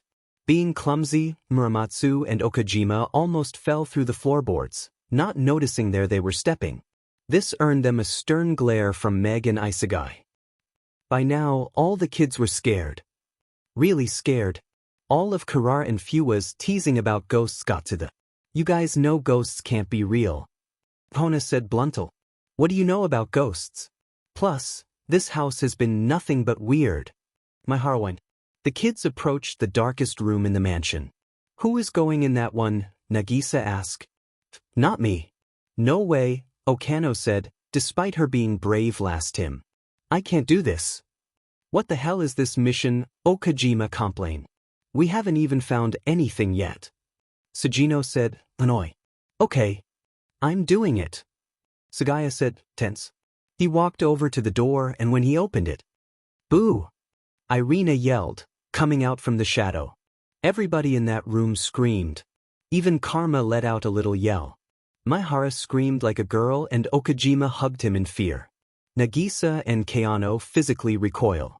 Terasika, even though he got scared, yelled, What the F is wrong with you? Her laughs could be heard echoing through the room. Dude, what are you doing here? We are trying to be on a mission, Takebayashi complained, still a little shaken from the surprise. Oh my god. Chiba exclaimed. I don't think I've ever seen Itona get scared, Suratsu laugh. You literally jumped into Yoshida's arms. Hona replied. The realization hit Hayami. Oh my god. This mission was fake, wasn't it? She said, clearly pissed. I have no idea what you're talking about, Irina said, putting on a fake innocent smile. Hey, we are trained assassins, we could have killed you, Meg said, still shocked. Irina chuckled. Yeah right, You guys know more than acting out of fear. Except for maybe Terasika. Karma giggle. A tick mark appeared above Terasika's head. What is your problem with me? Nakamura smiled. No problem, that's just how Karma expresses his love. Wait, if you're here, is Mr. Karasuma here too? Mimura asked. Yes, he is. Ritsu said, disappointed. That was not a cool prank, just as wine. Just then, Karasuma came out from one of the door. You guys needed to stay on your toes. You should have easily noticed that Irina was hiding behind the door. You know, it's kind of hard to miss someone that looks like that. Karasuma grumbled playful. Yeah, what the hell does that mean? Irina said, offended. Karma sighed. But you got us. But what was this whole thing for? I thought you guys needed a little wake-up call. As people with your level of training, this fake mission should have been an easy one. Karasuma said, still maintaining his stern face. Well, it worked I think. Mahara pointed to Muramatsu, still frantically glancing around looking for traps. That was scary. Irina let out a boisterous laugh. Obviously. I'm literally the best at any job. You know, sometimes I like you, sometimes you live up to your nickname. Hinano said, quiet enough for 3E to hear but not their teacher. Nagisa thought for a minute before speaking up. So the floorboard trick and the wooden wall plank were all a part of the plan. She groaned. Okay, can we go home? I'm tired. Terasika complained. Sorry, no can do. We are going to do some training. Meet us at the training grounds in 10 minutes. You owe us some sprinting, Karasuma said, while Irina cheered. Many groans were heard from the kids. You're killing these kids, Karasuma. Oh, I know. Why? There's chatter at the ministry. It's bad. They have to be ready for anything. Well, Diamond, ominous. Come on, help me with them. Hey, Nakamura no slacking. Nah, I have to go UA staff meeting. What the? Oh my god, Irina, seriously? Yes. The kids made me do it. Okay, you can go. Try not to cause a lot of trouble. Bye, Tadaomi. Don't call me that. It was an early Saturday morning at UA, and it was that time for a staff meeting. The teachers gathered around to talk about the upcoming events, current events, and overall things happening in the school. Today, we are going to start with the core classes and their testing scores, Nizu announced, emphasizing the importance of preparing for the upcoming midterms. Vlad King chimed in confidently, Class 1B has been preparing vigorously, and we think that midterms will be very good this year. Midnight nodded in agreement, adding, same for my classes. We seem to have covered everything. Aizawa inquired, yes, 1A seems to be fine. How about the English department? Midnight's expression turned puzzled as she realized, the English. Where is Irina? Nizu noted, seems that she might not be joining us today. Midnight remained optimistic, I'm sure she will show up. Power Loader, curious about Irina's classes, asked, how are her classes going? Are the kids doing fine? Present Mike, with a grin, replied, I mean, the kids seem to love her. Cementos interjected, well, her methods are quite orthodox. Aizawa, intrigued, inquired further, how so? Present Mike jumped in to explain, I can answer that. She uses interactive teaching methods instead of the traditional bookwork course. Aizawa raised an eyebrow, considering, are the methods effective? Nizu interjected with a positive note, yes, actually. According to the recent quarter tests, there is a significant increase in English testing scores. Midnight, ever supportive, exclaimed, I told you guys. She's amazing. Aizawa, still curious, asked, but where did she learn to teach like that? 90% of the region here follows the bookwork course. Power Loader, offering a possible explanation, added, I heard she is fluent in Russian. Nizu's attention was caught by that comment from Power Loader. Interesting. Akari, Haruki, and Midoriya also know Russian. It might be a stretch, but could she have taught these kids? Nizu pondered aloud, does Midoriya know this teacher from somewhere? Aizawa, narrowing his eyes in thought, responded, not that I know of. But Midnight, scanning the room, remarked, I don't think anyone here at UA knows her. Nizu dismissed the question with a casual, no reason. Present Mike attempted to steer the conversation back on track. Another thing I wanted to add, the tear. Interrupting him, Irina burst through the doors, breathless. I'm so sorry I'm late. I had some personal matters. Midnight's face lit up at Irina's arrival. Irina, you're here. Irina, bowing apologetically, replied, Yes, I'm sorry for being late. Nizu directed her to a seat next to Cementos.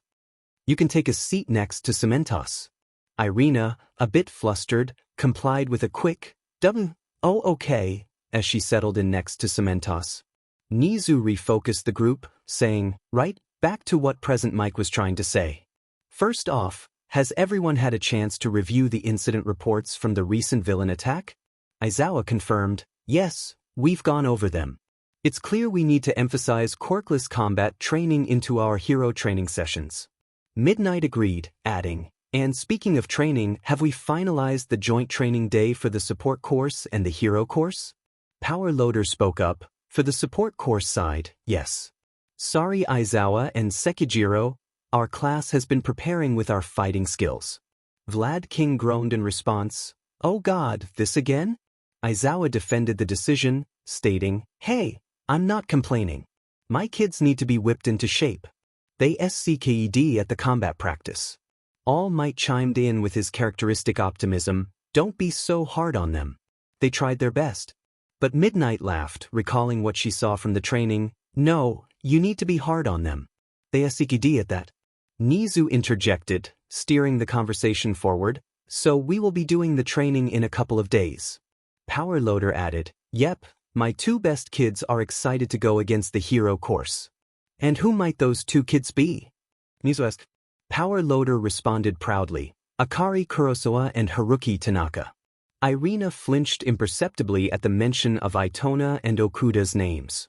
Didn't I tell those brats not to get popular here? Way to stay under the radar. Nizu found that interesting. Taking a look at Irina's body language and the tick mark above her head, his suspicions were confirmed. The three kids knew Irina for sure, 100. Aizawa, remembering the gossip he has heard, said, Midoriya's friends. Midnight, raising a surprised eyebrow, turned to Aizawa. Midoriya knows them? From where? Irina, resting her chin on her hands, replied, Oh, I think he mentioned them meeting at a camp or something. The minute she opened her mouth, she knew she F'd up. As a professional, she should have known better than to lie without having a solid proof that that was the official lie. For all she knew, the kids might have flat out said that they met in middle school. Vlad King pondered thoughtfully, Interesting. Anyways, we will have them meet at park for the event. Under her breath, Irina cursed in Russian. That was the training ground that Karasuma had chosen for the kids to use this week. So, what's the exact date of this? Irina inquired, trying to mask her unease. Present Mike responded matter-of-factly, We figured to have it in 4 days. Great! Irina exclaimed, attempting to maintain her composure. Midnight teased, Why, you want to watch? Irina smiled sheepishly, admitting, Yes. Moving on. Nizu said, trying to redirect the conversation. To say the 3E kids were tired was an understatement. After Karasuma's training, they were exhausted. They all decided to hang out in the pool while Terasika lit the barbecue. Nakamura, calling from the edge of the pool to Terasika, exclaimed, Wow! I never thought you would bust out the cooking skills. Beside Nakamura, Karma teased, He is really born to be a housewife. Playfully, Okano swam away from Okajima, quipping, Careful, if you keep that up, you won't have any food. That made the two shut up. Even though they teach Terasika, the food smelled so good. After all, he was one of the best in the class at home EC. Across the pool, Keano yelled to Mize, You got water in my ears. Muramatsu, attempting to splash Mahara, apologized, Oh, my bad Keano. Nagisa laughed, remarking, You know he doesn't mean that, right? Keano sighed in disappointment. In their attempt to splash Kanzaki and Kara, Yoshida and Sugino accidentally drenched Meg and Hinano, who were resting on lounge chairs. Meg and Hinano, now soaked, grew tick marks above their heads and yelled in frustration. Oh my gosh, Sugino, I'm going to kill you, Hinano exclaimed. Yada and Fuwa exchanged glances and tossed the two girls some water guns. Yoshida sighed, "Oh, we're so screwed." Sujino chuckled nervously, "You think?" Before anyone knew it, the kids were all caught up in a water fight. Sugaya, lounging in a beach chair, sighed, "I feel like this happens every time." Ritsu, chiming in virtually, reminisced, last time this happened, it turned into a sparring brawl." Takebayashi recalled the memory with a smile. "Oh yeah, I remember Karma was so mad that Nakamura got him out." Ritsu chuckled, adding, "I think Hayami was more upset that she couldn't use her gun." The three of them laughed, watching their classmates play in the pool. Yada, from the other side of the pool, questioned, "How did this turn from a water fight to boys versus girls?" Hayami sighed happily, "I don't know, but we sure as hell are winning." Emerging from underwater in an attempt to escape Isegai, Okuda exclaimed, "I really missed this." Yada flashed her a big grin and replied, "Me too." After that, the kids decided to get some rest. Tomorrow was a school day and they were really tired. After eating Teresika's food, they were stuffed. Okuda announced, "All right guys, I think we have to go." Itona protested, "No, I want to hang out with Bandit some more." Hayami chimed in with a smile, "You know the cat will be here when you come back. You guys can go ahead, I have to head to the store. I need contacts." Nagisa excused himself. The UA kids said their goodbyes and they left. It was now morning in the UA dorms. The kids had woken up especially early for homeroom. Itona yawned, greeting, "Good morning." Okuda, still groggy, replied, "Good morning."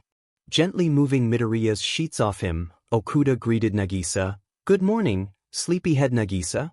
Midoriya, still half awake, responded, "Huh? Oh, good morning." Concerned, Itona asked, "Are you okay?" Midoriya managed to conjure a reassuring smile. "Yeah, I'm fine. Just a bit tired, I guess." Okuda urged them, "Come on, we are going to be late." They made their way to the dining area where they sat down to eat breakfast. Uraraka greeted cheerfully, "Good morning, everyone." Momo chimed in, "Good morning. How was everyone's day off?" Tsu lamented, "Boring. I had to do so much math studying." Jair offered her help, saying, "We can always help you with that, Tsu." Tsu just smiled in response. Kirishima boasted, "Man, I slept so well knowing that I passed the English test." Bakugo scoffed, "Teach, that test was seriously light work." Kaminari teased, "You mean it was because of Irina?" Okuda agreed, "Yeah, she is really an amazing teacher." Mina turned to Midoriya and Haruki, asking, "How was your day off?" Midoriya replied, "Oh yeah, it was good. Nothing too special." Haruki added, "We got to hang out in the pool." Midoriya agreed, "Yeah, it was super fun." Tokoyami inquired, "Were you guys with Kiera?" Haruki confirmed, "Yeah, she was there." Midoriya chuckled, "Yeah, she kept splashing us." Akari interjected, "More like the other way around." Midoriya laughed at that. "Have you guys heard about the joint training day we are having soon? It seems like our class will be going against yours in hand-to-hand combat." Ida said, happily. Itona and Okuda almost choked on air after hearing that. Mineta's eyes widened. "What? Since when?" Ida responded with a smile. "Since a couple days ago apparently." "That sounds so cool," Uraraka said happily. "I think it will be interesting. After all, the support course has been working hard," Momo sighed. "Yeah, that's right," Okuda said cheerful. "Tis, we would beat you extras anyways," Bakugo growled. "Yeah, sure.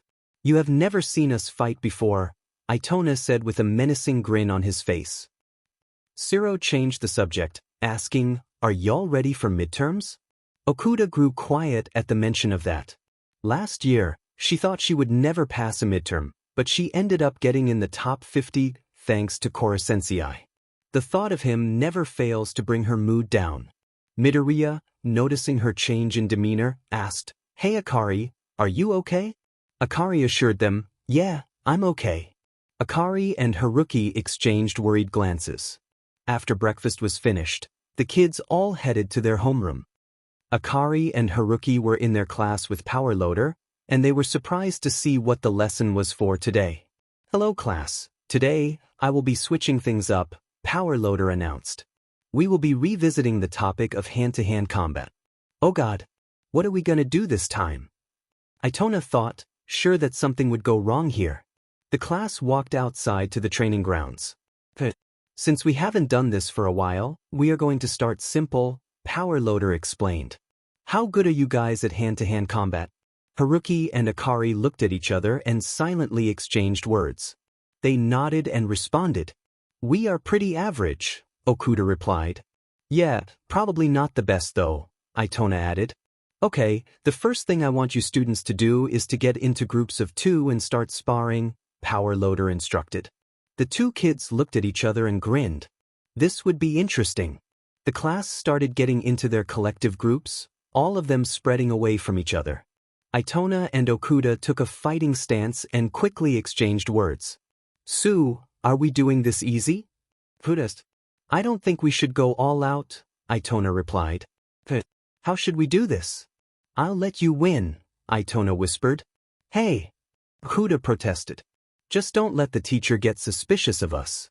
We would just have to have Ritsu save our buttes again, Itona warned. Okuda noticed Power Loader looking at them and they started the fight. Itona made the first move, dashing forward with surprising speed and delivering a quick punch to Okuda's stomach. But she was quick to respond, sidestepping the attack and countering with a well-timed kick to Itona's leg. He tightened her lips as the punch fell, but he refused to give in. With a determined grunt, he delivered a barrage of punches and kicks, each one delivered with precision and ability. But Okuda was just as talented, easily deflecting each blow and returning fire with his own punches. Of course the whole thing was just an act, but the 2 were having a lot of fun. They got so lost in the exercise that they didn't notice Power Loader watching them. Oh come on, Itona, I know you're better than that, Okuda said in a monotone voice, ducking from a punch delivered by Itona. Itona laughed. Really, I'm literally winning, he said, while dodging a kick from Okuda's right leg. Akari, Haruki, that is enough now, Power Loader said, scratching his head. They still continued the fight, simply not hearing the teacher's command. As if on instinct, the both of them reached to their legs to attempt to get their hidden blade that all the E-class kids wore on their bodies. Before they could grab it out, they realized just where they were and what they were doing. Oh, oops, Okuda said, ashamed. They turned around to see the entire support class and Power Loader looking at them. They could already tell the kids thought they were weird. We are so sorry, Power Loader sensei, they both said, bowing their heads. He nervously laughed. It's all right. All right, guys. The next thing we will be learning about is how and when to use weapons in fighting, Power Loader continued. His words faded in the background, Itona and Okuda not really interested anymore. It was finally lunchtime, and Itona and Okuda went to meet up with Midoriya in the janitor's room. Itona, hey Nagisa, come meet us in the janitor's room. Okuda, quickly before lunch. The duo went to the room, waiting for Midoriya. He never arrived. They walked out trying to find him when they ran into him in the hallway. Okuda called out, Hey Nagisa, where were you? Nagisa greeted them with a cheerful, hi. Curious, Nagisa inquired, what do you mean? Itona rolled his eyes, admonishing, idiot, we texted you. Realization dawned on Nagisa's face as he exclaimed, oh my god, guys. I was meaning to tell you that I lost my phone. What? Okuda exclaimed in disbelief. Where did you leave it? Bon asked, concerned. Nagisa shrugged helplessly, replying, well, if I knew, it wouldn't be missing. Anyway, we wanted to meet in the janitor's closet, Okuda interjected. Nagisa nodded, agreeing, okay, do you want to go now before lunch officially starts? Yeah, let's go, Itona replied eagerly. They made their way to the janitor's closet, talking about little things on the way. Nagisa greeted, so, what's up? We wanted to ask you what you wanted to do for the joint training exercise, Okuda explained. Our classes are combining, Itona added. Nagisa recalled, oh yeah, Ida mentioned something about that at lunch, right? Yeah. We wanted to know how much we should try, Okuda inquired. We should try our very best. Nagisa exclaimed enthusiastically. Itona scoffed, are you joking? Obviously. Nagisa replied with a laugh. You are so, Okuda started, but Itona interrupted. Whatever. What should we do? Just hope we have a mission during that day so we can all skip, Okuda suggested. When is your next mission, Nagisa? Honest. I don't remember. Nagisa admitted. Seriously? Are you okay? Okuda asked with concern. Yeah, my head is hurting so much, but I think it's in a couple weeks. I have to ask, Nagisa replied, rubbing his temples. You should drink that tea that Chorus-sensei told us about in the guidebook, Itona suggested. Oh, you actually tried it? How was it? Okuda inquired. It worked so well. I remember Isegai and Meg both took it and said they never felt better, Itona explained. Those two are always stressed, Okuda remarked. Anyways, we should get back now, Nagisa suggested. I agree, you don't want your annoying classmates on our buttes again, Itona added as she opened the door. I just want Terasika's barbecue. Okuda complained. They made their way back to the lunchroom and were greeted by the Class 1A table. The school day flew by, and Okuda and Itona were practically buzzing with anticipation. Back at the dorms, Class 1A was being their usual chaotic selves, loud and obnoxiously competitive as they played a trivia game. While most of them were. Bakugo had to be dragged there by Mina, grumbling the entire way. Eventually, the game ended, and the chaos mellowed into scattered conversations and laughter. Mina leaned over to Shiro, mischief sparkling in her eyes. Hey Shiro. Watch this, she whispered with a wicked grin. With a flick of her wrist, she launched a tiny glob of acid across the room, smacking Mineta square on the head. Mina, you're so dead, he screeched, clawing at his hair. She bolted. He gave chase. The two looped around the table a few times while the rest of the class cracked up. Watching the commotion, Kaminari leaned toward Tsuyu. Is this what having siblings is like? Tsuyu smiled. Yes. Always. Just as the laughter was dying down, the doorbell rang. A visitor? Kirishima said, puzzled. We haven't had one of those in a while. It's probably someone's mom, Bakugo muttered, already annoyed. Shiro got up to answer it. Standing on the other side of the door was a teenage boy with striking orange hair, waiting patiently. Some of the class stayed on the couch, but the 3E trio immediately tensed as they approached. Asano! Okuda muttered, not even trying to hide her irritation. What are you doing here? This wasn't part of the plan. Ida blinked. Oh, you know him, Akari? Before she could respond, Itona jumped in. Yeah. Me, Midoriya, and Akari went to school with him. Midoriya stepped forward, visibly on edge. So, why are you here, Asano? The boy smirked faintly. I see. Get on with it, extra. Why the hell are you here? Bakugo snapped, already fed up. Sorry, the boy said, voice shifting. I'm not Asano. He grinned. It's Karma. What? Midoriya froze. Karma? That's somehow even worse. Who? Kaminari blinked. What kind of name is Karma?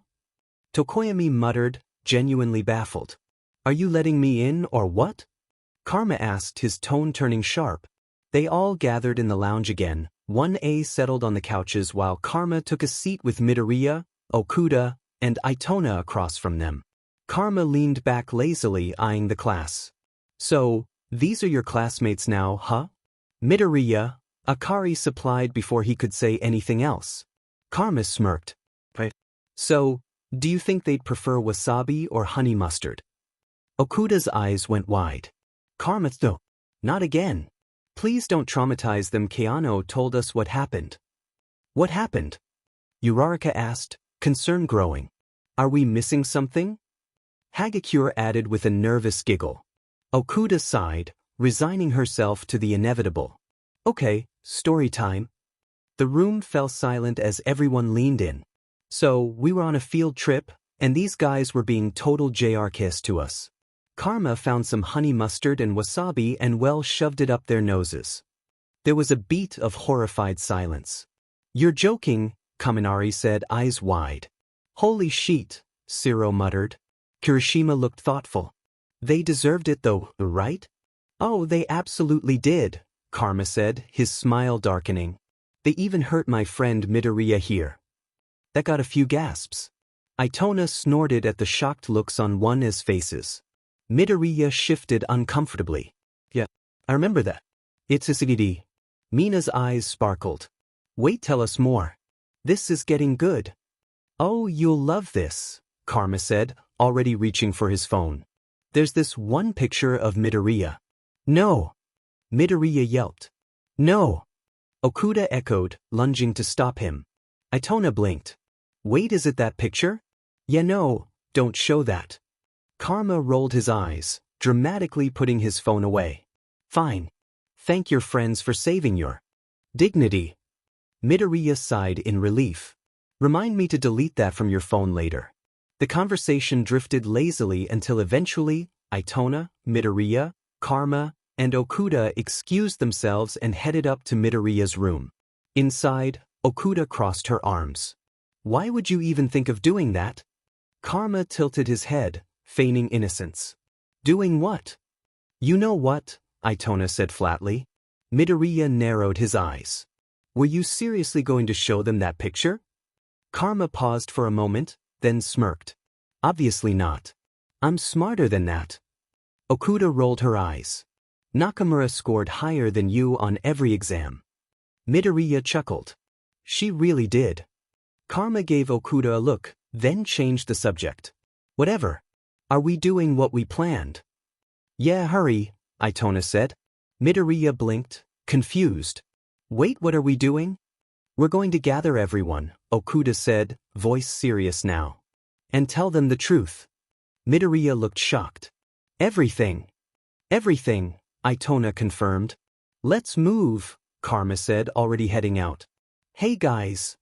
Akari shouted from the hallway, her voice booming across the dorm. Can we talk for AC? Come on. Itona called, ushering everyone in. Soon, Class 1A was gathered in the common room, spread across the couches and floor. What's this about? Ida asked, adjusting his glasses. Is everything okay? Momo added, concern in her voice. Itona stepped forward. We want to tell you something important. Todoroki and Jiru leaned in, their eyes sharp. The trio had been acting off since Karma showed up and now things were getting stranger. But first, Okuda said, exchanging a glance with Itona, Karma's got something to say. They exited the room without another word, leaving Karma standing awkwardly in the center. So, Karma began, grinning lazily. You all want to know why Midoriya's been acting so weird? He gestured toward the green-haired boy, who stood frozen, clearly unprepared. The truth is Midoriya is hiding something big. He's actually... The door swung open again. We're back. Itona and Okuda called cheerfully. Karma blinked. What was I saying again? You were talking about Midoriya, Todoroki said coldly, his eyes narrowed. Itona and Okuda stepped forward, now standing between Karma and the rest of the class. Oh right, Karma said. I was trying to say. Without warning, everything changed. In one smooth motion, Itona and Okuda drew pistols sleek, silenced, and real. They aimed directly at the group. Don't scream, Itona said, his voice like ice. Don't move. Don't even think about calling for help. You don't get a choice anymore. Uraraka stared at them, stunned. Akari? Haruki? What is this? Bakugo's face twisted into something caught between fury and fear. What the hell? Class 1A froze. For the first time in their lives, they were completely powerless. The more perceptive students Todoroki, Jiru, Hagakure, and Tokoyami had felt something was off from the moment Karma stepped into the dorm. But even their instincts hadn't prepared them for this. Todoroki's fingers twitched, the faintest flicker of frost building along his sleeve. Bang! A bullet hit the floor inches from his foot. Everyone flinched. Okuda kept her aim steady. Try that again, and next time it won't be the floor. Her hands trembled slightly, but her eyes didn't waver. She might not be Hayami or Chiba, but she trained for this. She didn't miss at this range. That shot was fast. And quiet. What the hell? The thought echoed in nearly every mind. And then things got worse. Midoriya let out a choked gasp. Everyone's heads snapped up. Karma had him pinned against the wall, arm locked around his neck, and in his other hand, a knife pressed so tight against Midoriya's throat that one wrong move could end it all. Karma, what are you doing? Midoriya gasped, trying to keep his breathing steady, fighting the panic rising in his chest. Class 1A watched, horrified, frozen in place. Everything had flipped. Their world was no longer safe. Karma, what are you doing? Midoriya gasped, struggling to keep his breathing slow and steady, fighting the panic that threatened to close his airway. Karma! Let him go! Uraraka shouted, her voice cracking with desperation. She cared for Midoriya like a brother, and seeing him so distant lately had already hurt her, but now, with his life on the line, she couldn't stand it. Hey! What's going on? What are you doing to him? Kirishima yelled, fists clenched tight. You're going to kill him. Momo added, her hands trembling as she covered her mouth. Enough talking, Okuda snapped coldly. We know exactly what we're doing. This isn't how UA students behave. You might be new, but this is unacceptable. Ida burst out, pacing nervously. His voice shook as he ranted, trying to regain control. The situation was spiraling out of his hands, and the helplessness reminded him all too much of when he faced Stain powerless, forced to wait and watch. Karma shifted, sliding the knife from Midoriya's throat down to press hard against his stomach. All right, he said, voice sharp. Let's cut to the chase. Why you here? And where is he? The pressure on Midoriya's abdomen increased dangerously, any more, and it would be fatal. Before the incident, Okuda and Itona sat quietly during lunch, exchanging worried glances. Something gnawed at them, a bad feeling that wouldn't go away. When they talked to Midoriya, his answers were vague, distant. Ever since he left the house that day, he'd been acting off. Later, they met in the janitor's closet to debrief. What's wrong with Nagisa? Okuda asked, brows furrowed. I don't know, Itona replied, concern heavy in his voice. He's not himself. Ever since morning, I've sensed something's off. Yeah, like during breakfast he didn't even know what Kiara was doing at the pool. He said she was splashing us, but it was the other way around, Okuda pointed out. Itona nodded. And when they started talking about midterms, he asked you what was wrong. We all know that topic puts you in a bad mood. Right? All the 3E kids know that. And then he claimed he lost his phone. We know how dangerous that is, especially when we need our comms with us, Okuda said, listing the inconsistencies. Plus, Beach Sensei said he treated her like just a regular teacher, Itona added. No way. Seriously? Okuda's eyes widened. Yeah. And remember when we asked him about the joint training exercise? Oh yeah, he said we should go all out. Okuda laughed nervously. But that's exactly the opposite of what we should do. It would raise too many suspicions, Itona said sharply.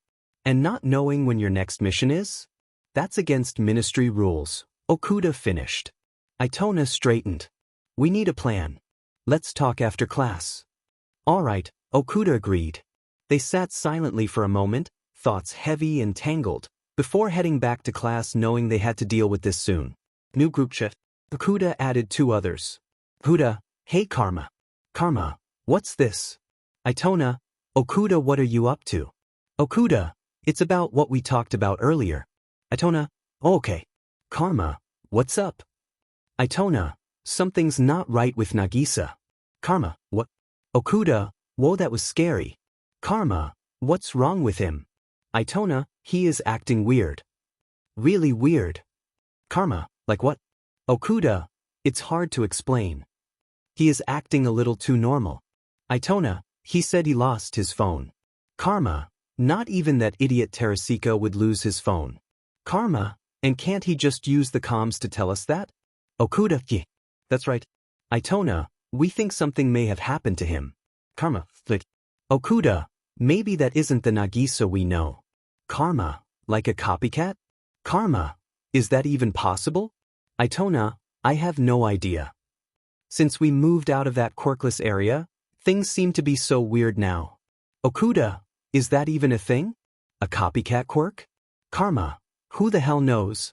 Itona, Maybe it's a villain. Okuda, well, they picked the wrong people to mess with. Karma, what's your address? Itona. Okuda, Karma, you can't just barge into UA. Karma, why not? Itona, there are security measures, you know. Karma, Nagisa could be in trouble. Who cares about some security stuff? Okuda, I'll text Ritsu and she will get you the paperwork. Karma, do it soon. Ana, we know. Okuda, we are going to confirm that this person is not Nagisa. Karma, you can ask him things he doesn't know. Itona, alright, we need to get back to class. Okuda, who are you, Isegai? Itona, STFU, and let's get back to class. Karma, but Okuda, wait, Karma, you should be in class too. Karma. Itona, he's skipping.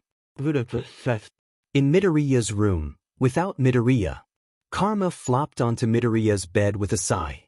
I get it now. He didn't even laugh at the wasabi joke. That joke gave me nightmares, Okuda muttered, crossing her arms.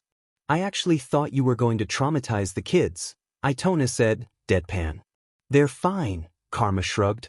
They're not my problem. Itona raised a brow. Why'd you walk in here looking like Asano? Keano wouldn't let me leave the house without a disguise, Karma muttered bitterly. And you listened? Okuda whistled. Don't make a thing out of it, Karma snapped. You were literally fuming when we called you Asano, Itona said with a grin. Drop it already. All right, Itona relented. Let's focus. We need a plan, Okuda said, serious now. First step, figure out where the real Nagisa is, Karma stated. Second step, deal with the Class 1A kids. They're going to get in the way, Okuda added. We round them up, Itona suggested. Contain them. Hostage style? Okuda asked. Yeah, Itona confirmed with a straight face. Beautiful, Karma said with a smirk. You terrify me sometimes, Okuda muttered, sweat forming at her temple. I can gather them, Karma offered. Act like I'm giving a tour or something. I'll have Ritsu cut the security cameras in the dorms, Okuda added. I'll lock the exits, Itona said. Perfect, Karma nodded. But once we're done, the kids are going to rat us out, Okuda warned. Karma tapped his chin. We need a script. Something they'll believe, Itona suggested. Like a cover story? Karma said. Ooh, what if we say we were being controlled or something? Okuda pitched in. Yeah. Beach-sensei would back us up if we looped her in, Karma agreed. But we can't have her show up at the dorms. Too risky, Okuda realized. I have a plan, Itona said, his tone low and confident. Karma leaned forward. Let's hear it. Here's what we do. Itona launched into the details. The room fell silent for a few moments after he finished. Oh my God, Okuda whispered. Karma stared at Itona. Were you a theater kid? No, Itona replied flatly. Karma and Okuda exchanged suspicious glances before laughing softly. Jokes aside, it's a brilliant plan, Okuda admitted. But what about the kids? What will they think? Beach-sensei will handle it, Karma said, confident. So we're doing this? Itona asked. Karma said. Okuda echoed. I'll message Beach-sensei and let her know we've got something in motion. She should be ready for us to call her in, Okuda finished. I don't know what you're talking about. Just let me go, we can talk this out. Midoriya protested, struggling against Karma's grip. Oh, I'll let you go, Karma said, calm and cold, the blade still in his hand. Right after you tell me where the real Midoriya is. I am the real Midoriya. I swear, the boy shouted, eyes wide with desperation. Then I guess this is where you die, Karma replied, completely unfazed. Wait, Karma. Okuda's voice cut through the tension. Karma didn't take his eyes off the imposter. What? Okuda stepped forward. Hey, Midoriya. Do you remember our teacher? The special one. Yeah, Itona chimed in. And do you remember what happened to him? If you answer correctly, we let you go. Get it wrong? Well, we won't need to explain the rest. Fine. The boy snapped, panic setting in. Karma gave him a toothy grin, smug, sharp, and almost feral. This was progress. So, Karma said sweetly as if he hadn't just threatened murder, "Where is he?" "I'm not telling you that," the boy screamed. Class 1A looked on in shock. The sheer force behind the accusation and the boy's refusal was setting in. If that wasn't Midoriya, who the hell had been living in the dorms with them for the last day? Karma tilted his head. "At least tell me your name." The boy's lips twisted into a grin. Himiko Toga. "So what are you gonna do about it?" In a blur, she broke free of Karma's grip, and the two lunged at each other. Okuda, watching the chaos break loose, calmly pulled out her phone and started texting. "Okuda, hey, Irina, what is it now?" "Okuda, remember earlier when I said we'd need your help soon?" Irina, "Yeah, you never actually told me what for." Okuda, "So, slight issue." Irina, "Spit it out." Okuda, "We're holding Class 1A hostage." Irina, "What the F dash?" Okuda, "Okay, but listen." Irina, "What possible reason do you have to?" Okuda, "Remember how you said Nagisa was acting weird?" Irina, "Yeah." Okuda, "That wasn't Nagisa. It's someone using a quirk." Irina, "You're kidding." Okuda, "Nope. Impersonator. We caught them." Irina, "Sheet. Where's the real one?" Okuda, "Karma's trying to get that info out of her now." Irina, "I'm coming over." Okuda, "Good."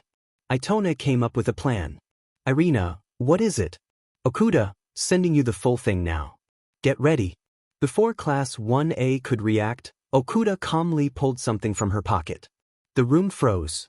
She glanced up at the wide-eyed students and asked sweetly, "Wondering what this is?" Several students nodded hesitantly. It's a bomb," Tokoyami said grimly, realization dawning. "What the hell?" Siro muttered, inching back. "Bingo," Itona cut in voice flat. "One wrong move, and we press the button. No hesitation." "This isn't just any bomb," he continued. "It's a gas bomb. Karma, Haruki, and I all have masks. You guys? Not so lucky. So sit tight, keep quiet, and don't test us." The relief between Itona and Okuda was mutual. With that threat hanging in the air, they didn't have to split their attention too much. Sure, Class 1A had powerful quirks, but the fear of unknown consequences was more effective than brute force. By the time Itona and Okuda turned their attention back to the action, Karma had Toga backed into a corner, blade at the ready. The fight had escalated fast. In the middle of the struggle, Karma yanked something from Toga's pocket. "Oh, what's this?" he said mockingly, holding it up. "No!" Toga shrieked. "So this is why my friend wasn't responding," Karma said, examining Nagisa's phone. "You've been playing him this whole time." Toga stayed silent, glaring. "No worries," Karma said cheerfully. "Now we can track him down properly." With that, he knocked her out cold. She collapsed to the ground with eerie grace, and Karma moved to restrain her right as Irina Jelavic burst through the doors. "What the hell is going on here?" she shouted, stunned. "Mrs. Irina, you're here!" Kirishima called out. "Please help us." Mina added, though she didn't dare move under Itona's glare, finger hovering over the trigger.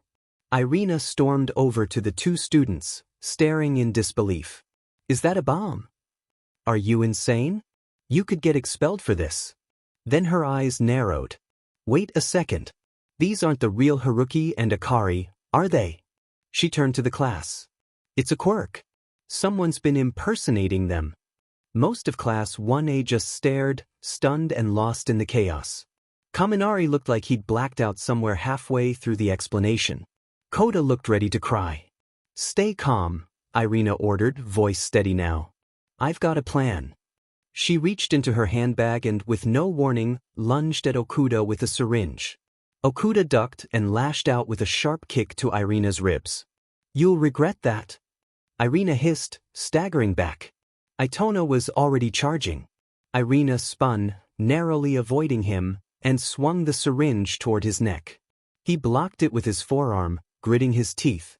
Okuda grabbed a nearby chair and swung. Irina twisted away, and the chair smashed into the wall instead. The syringe slipped from her grip and clattered across the floor. All three paused, staring at it. Then they moved at once.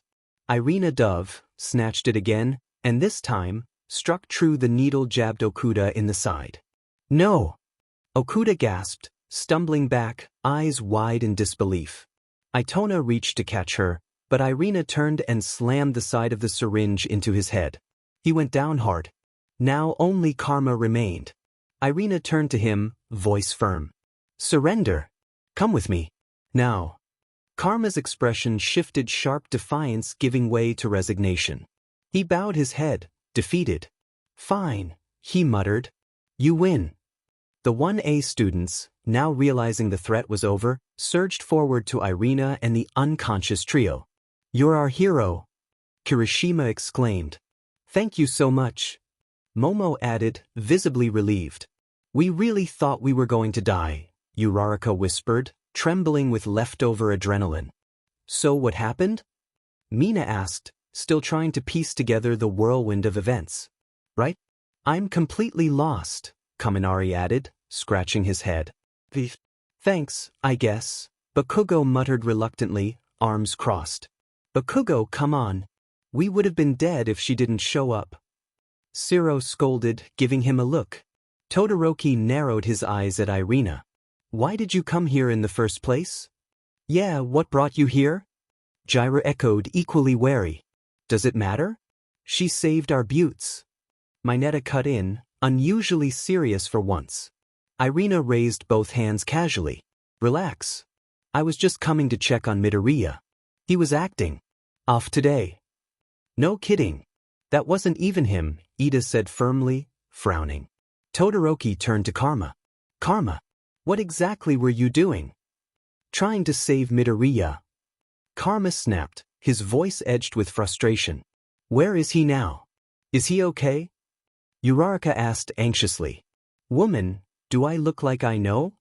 Karma shot back, visibly on edge. Let's not fight, Momo said calmly. We're all worried here. I'll handle this. We will find him, Irina said, stepping up. I really hope he's okay. Mina whispered, her voice small. How long has he been missing? Tsu asked. Just today. I hope it's only today. Ida answered, looking grim. That demon nerd is always running into shit like this, Bakugo growled. Bakubro, come on. We all care about him, Kirishima said, trying to ease his friend's frustration. Should we tell the pros? Momo asked, glancing around. No. No. That's not a good idea, Irina said quickly. Why not? They'll know what to do. Kirishima argued. Think about it, if you report this, they'll start asking where Karma came from, and then maybe no more visitors at the dorms. Maybe even worse, Irina explained. You do have a point, Kaminari admitted, deflating a little. I guess that's true, Tsu added reluctantly. Sato murmured, nodding. I'm still not convinced, Todoroki said, frowning. Here's the plan. I'll take these kids to the pros myself. I'll say I saw something strange outside. You all stay out of it for now, okay? Irina offered. Okay then. Jiraiya agreed hesitantly. That we can trust you, right? Bakugo asked suspiciously. You know me, Irina said with a confident smirk. Fine, Uraraka sighed. What even happened to Haruki and Akari? Hagakure asked, her voice floating in. They were hit by a mind control quirk, Irina explained. Oh, like Shinso? Kaminari asked. No, different. This one was from a villain, Irina clarified. Villains? Uraraka echoed, alarmed. Yeah. I've seen things like this before, Irina said, her tone darker. Thanks again. Seriously, Momo said. Sincerely. Yeah, for real. Mina chimed in. What villain was it? Todoroki asked. I don't know their name, Irina admitted. But I'll find out. We could help, Jiraiya began. No. I've got this, Irina said firmly. Whatever. Just find Deku, Bakugo muttered, walking off. Ah, Bakube, you do care, Mina teased. Shut the hell up, raccoon eyes. I'm taking a DMN nap. This whole day was dumb as hell, Bakugo snapped. What the hell even was this day? Kaminari mumbled. Come on, Kaminari, Momo urged, gently steering him away. Please do what you can. We'll be here in the dorms if you need us, Ida said with a deep bow. Irina nodded. I'll be on my way now. She turned, gesturing to Karma to follow, and dragged the unconscious Itona, Okuda, and Toga out with her toward her car. Once they were out of Class 1's sight, Itona's eyes snapped open. Geez, did that have to take so long? He grumbled, stretching his neck with an audible pop. Oh, quit whining. It worked, didn't it? Okuda replied, sliding into the car with practiced ease. Once everyone was inside, Irina started the engine and pulled onto the road, casting a glance at them through the rearview mirror. Alright, where the hell did you even come up with that plan? She asked, raising an eyebrow. A few hours earlier, we take the class hostage, Itona explained, holding up one finger. Then we tell Jelibich to kick the door down and knock us out, like she's saving the day. He held up a second finger. She tells them we were hit by a mind control quirk, classic villain excuse. Then she says she'll take us and Midoriya into pro-custody. And that's our getaway, he finished, folding his arms smugly. Clean, fast, and no suspicion left behind.